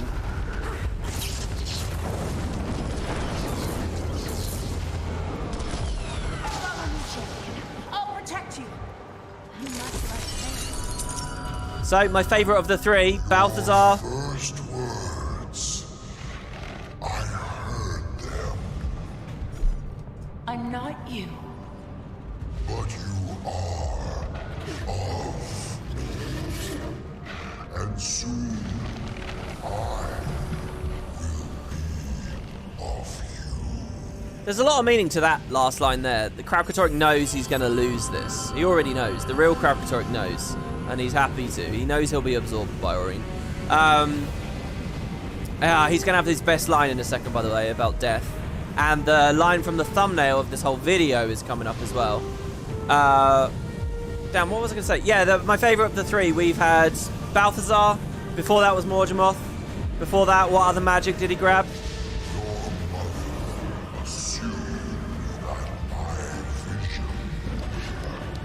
She thought it terrified her.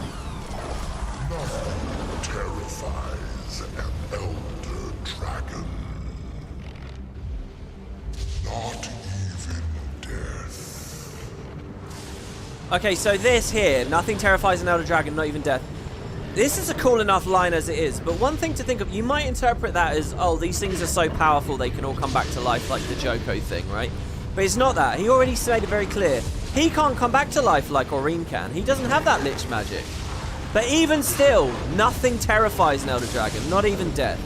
It's not that he's got some got ya, get out. It's that, you know, he's on it. It's just a whole, it's like a form of ascension almost, you know? It's just a whole other world of consciousness and being and understanding. And so here we get the facet of shadow and death.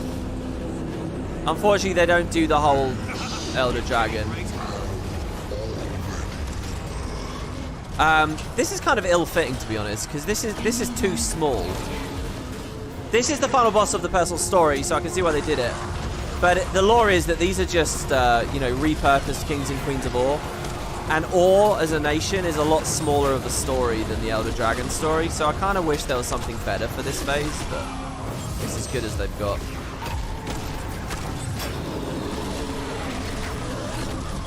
I like that I have the spear that I can throw while my initiative's low.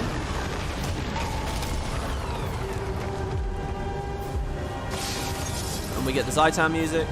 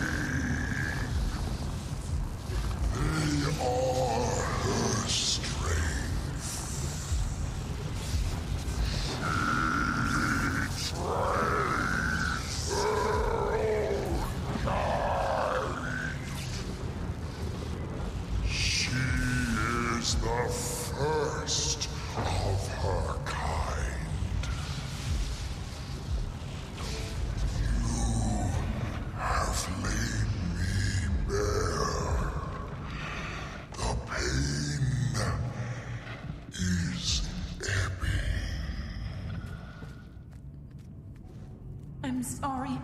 It has to be this way, Grandfather. Child of my child, I only hope that you never have to kill what you love. I interpret that as he regrets fighting Glint. Mortal, return my blood to my heart. The blood on the spear is what I... Do it. So she gives us the final blow on Karakotoric's heart. I just want to take a little look at the environment here.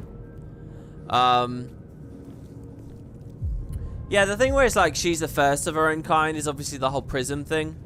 But I still think that she's on course for certain Elder Dragon-y experiences. As in, like, losing herself and so on. So here we go, ready? And listen very carefully.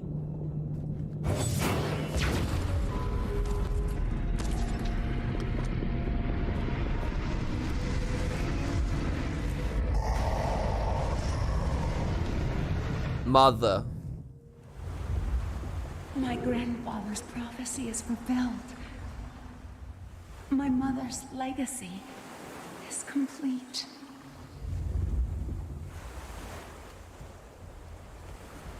I can't explain what's about to happen, Champion.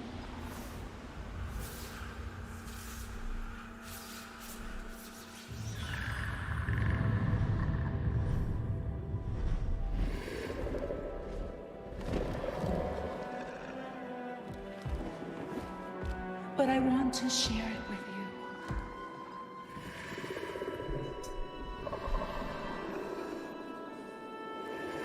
It's weird, you got to consider that in some sense you're looking at the final cutscene of Guild Wars 2.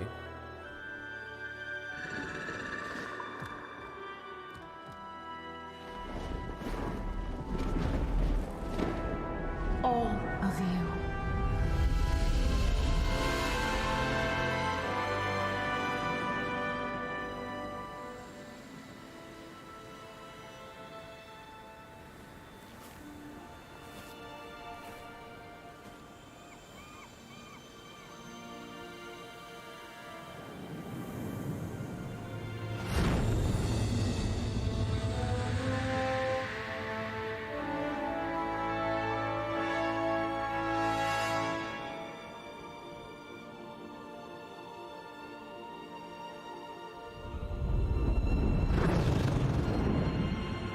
I love this part of Aurene. This feels really powerful and cool, like the trails and stuff, and the speed. And you obviously get a little bit of that at the Icebridge Saga at the start.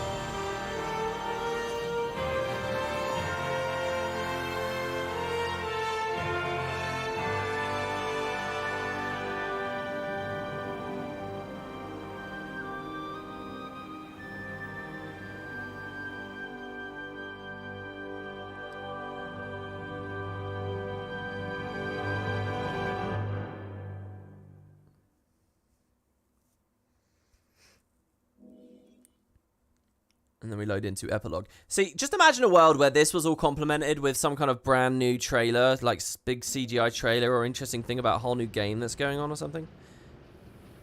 It'd be pretty crazy, right? I love how delicately this all opens as well and quietly with us just sitting here like this. This is really cool too. The Icebridge Saga didn't do any moments like this either. Oh.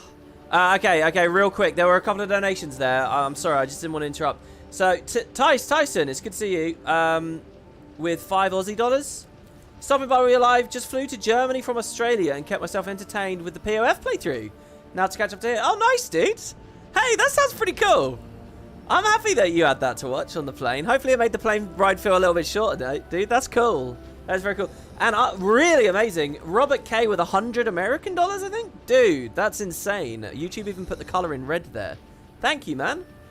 Says, my content's made Guild Wars 2 a much better experience for you than it would have been without. Thank you. Thank you very much. Wow, man. That's really, really nice of you. Jesus.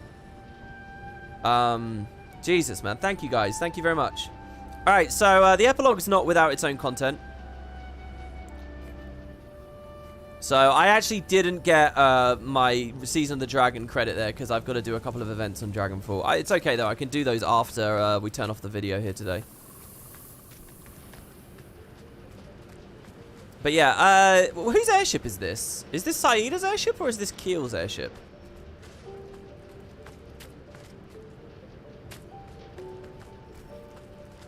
There's some Crystal Bloom around, some Corsairs. Wait, and which music is this? I have this on my playlist. Isn't this, Fight with valor. the Blish theme, isn't it? Is this the Blish theme? So there is a book you can read, which is like a jokey book. The Snargle stuff, which is like a recurring joke side of the game in Icebreed Saga, which a part of me I kind of want to hate, but I love these actually. I find a lot of these fun. Missed Connections by Snargle Goldcore, and it's like Tyrion's smut.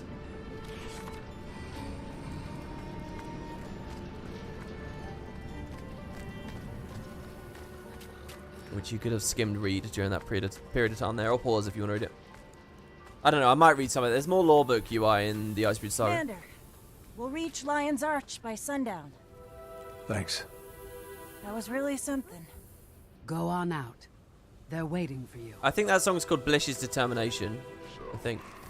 Save the world. Again. What will it all look like now that Karakatoric's gone? Less purple, I guess. Fewer crystals. Pretty. You. What? What did I do? You flew down a dragon's throat and punched his heart until it died. Bram. Next time you do that, you bring me. Next time, I promise. Since we're drinking, how about a toast, Commander? After everything that's happened, I don't know what to say. Oh, I do. To Aurene. To Aurene, the hero of Elona. She's all grown up. And up and up and up. Not easy, is it? Watching your little one go. We'll see her again, Keith. I'm sure of it. Yeah, it's interesting that you could have just gone to Blish or found him inside Karakatoric or whatever. Again, it's kind of like a loose thread. Also, by the way, I was just thinking as they were speaking there, you know, the decision to have Dragonfall here. Look, they even line this up on the map. I'm amazed at that. I didn't realize they did that. Wow. It gives them this as an advantage. You can have this fly home scene, you know. I mean, maybe you could have done it over land anyway. But I really like this idea of all the airships returning. There you go, War Eternal complete. And Timey's gently wandering over here. I think she will have extra dialogue for us. I just don't know when. Let's talk to Keith first. You're not really sure, though, are you? That Aurene is coming back? She's an elder dragon now. All bets are off. I felt her compassion in there. As if she saw someone she loved in great pain. Was Karakatoric? No dragon is meant to contain that much power. Balthazar, Zaitan, Mordremoth. Their magics were tearing him apart. I remember, like a bad dream, when Mordremoth... No matter. I can still feel her love. Even from here. Even now. Time for me to go home, Commander. Back to the Grove, where it all began. I have a great deal of thinking to do. See, so Kate's now got this, like, permanent difference about her. But it's like, to what end?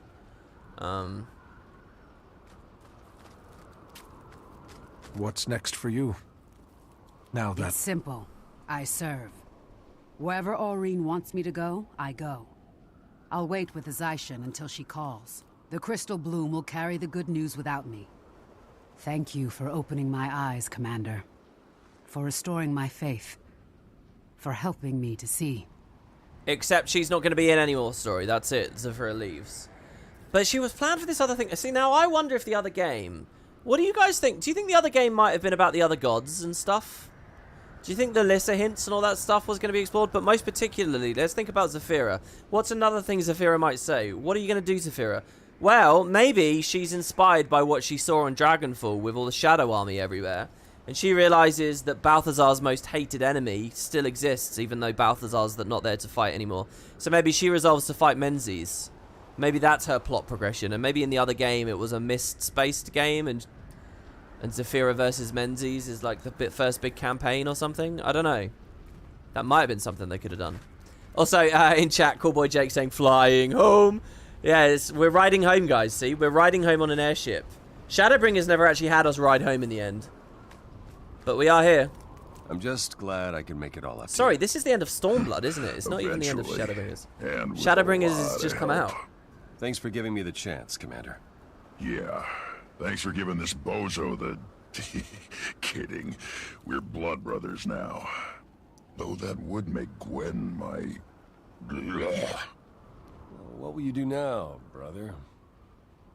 Never thought about it. Never made plans for if the world didn't end. Me neither. Guess we'll have to find out. Oh, see, there could have been cool stories in store for us for Iceberg Saga. It's actually really messing with my mind right now that we're still only in Stormblood for like, when you're doing equivalent. I know we're technically Shadowbringers has started, but that's kind of mind-blowing. Like, really mind-blowing. That's one of those little things that really reminds me this is 4 years ago. This is not last year. This is not a couple of months ago as it exists in my mind. This is 4 years ago. And other MMOs, you look at where they've gone since then. It's just crazy. I can't wait for Guild Wars to be back on track with stuff after the Icebreed Saga. Ilona has suffered turmoil for too long. First Joko, then the Crystal Dragon. Our political system is in shambles. We need statesmen, guardians of the peace. Those who live out the Sunspear's 8 virtues. I'll find those people and raise them up. It's time for Ilona to take her place in the world. Yes, Zaim. You find those people. I really like that bit where he mentions the 8 virtues, because that's a moment where the devs are remembering and thinking about more world building than I do, and it's always a great moment when that happens. I'm like, oh yeah, I forgot about that, and that makes sense that you talk about that. Yeah, this is kind of it for Zaim as well. You know, all these POF characters... Ta-ta for now. Hey, Bram. Also, is it just me, or is everyone, like, looking really good in this instance? There's, like, no jaggies or bad aliasing? Been one hell of a day, Commander. Been one hell of a life. You must be proud of how Rox fought today. Yeah, I am. Taimi's gonna be okay, right, Commander? There's no way she's gonna... I mean, she can't. No one knows the future, Bram. For today. Just today. Let's not worry about tomorrow. Love you too. Ugh. Come on. Also, I wonder how much depth of field they're doing. Not much. I feel like these airships were actually slightly moving as well, by the way. The ones in the distance. If they were, it was very slow. Okay, yeah, so once Taimi gets over here, she does activate a little bit of dialogue. This is huge. I have to revise my entire thesis. No, it'll be a monograph. No, wait. It'll be a 6-volume treatise. Yeah. The Elder Dragons Reconsidered. My magnum opus. I mean, how many researchers get this kind of opportunity, huh? Oh, we yes, have to sorry. rethink a lot of our assumptions. About dragons, about everything. I understand Gorik's doing the fieldwork. No, you'll have fun. The sky scales alone are worth like a dozen papers. Ugh, they are so much cooler than bugs anyway. Oh, wait. Think Aurene still has time for me? I have got to get an interview with her. It'll be the first chapter. When you see her again, ask. Yeah, sorry. It's not 4 years ago anymore. It's 3 years. It's actually slightly under 3 years. Yeah, because the last 2 patches were then 2019, right? So yeah, we have moved on a little bit. Sorry.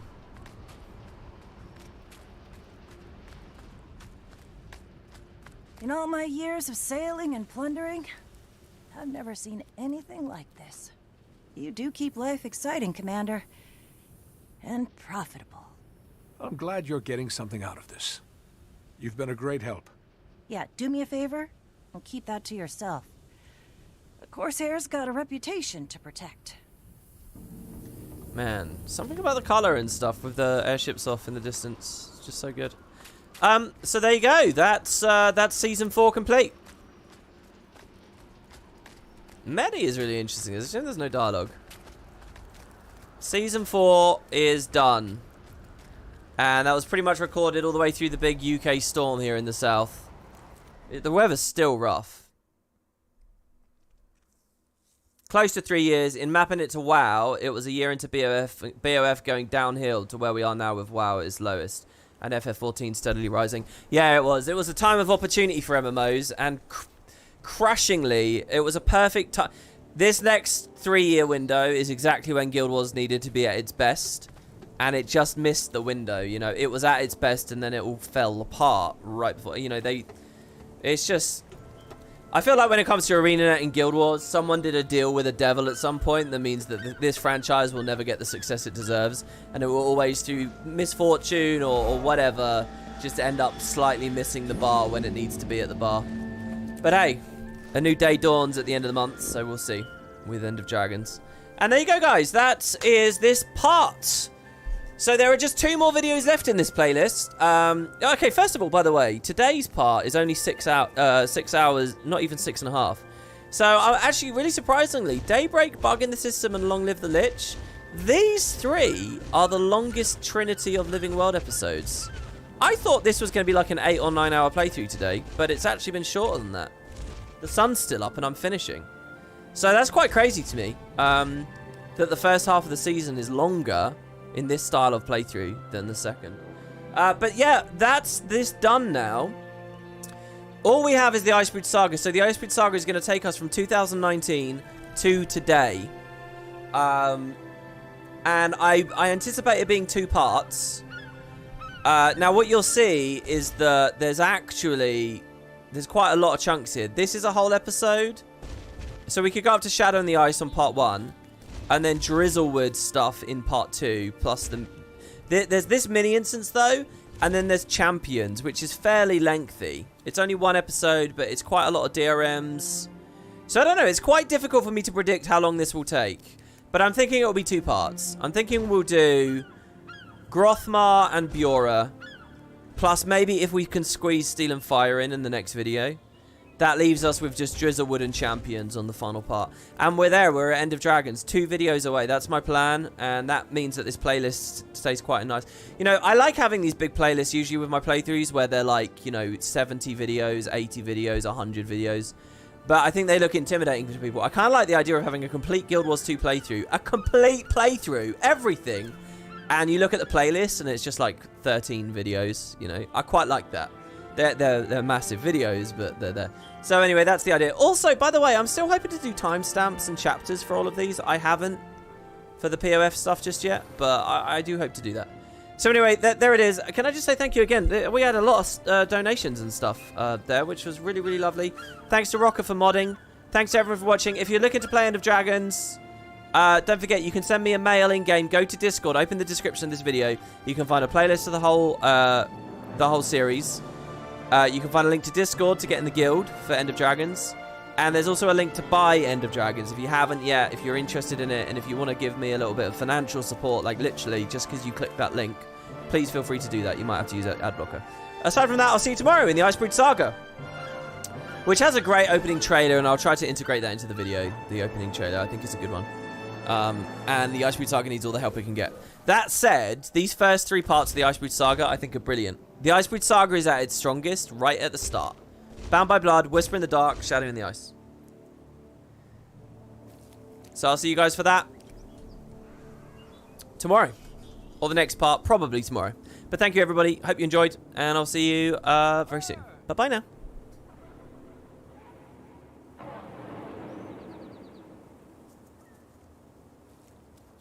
Wait, someone said WP wait. What am I waiting for? I don't see any more messages coming, so I'm going to jump off. I'll see you guys.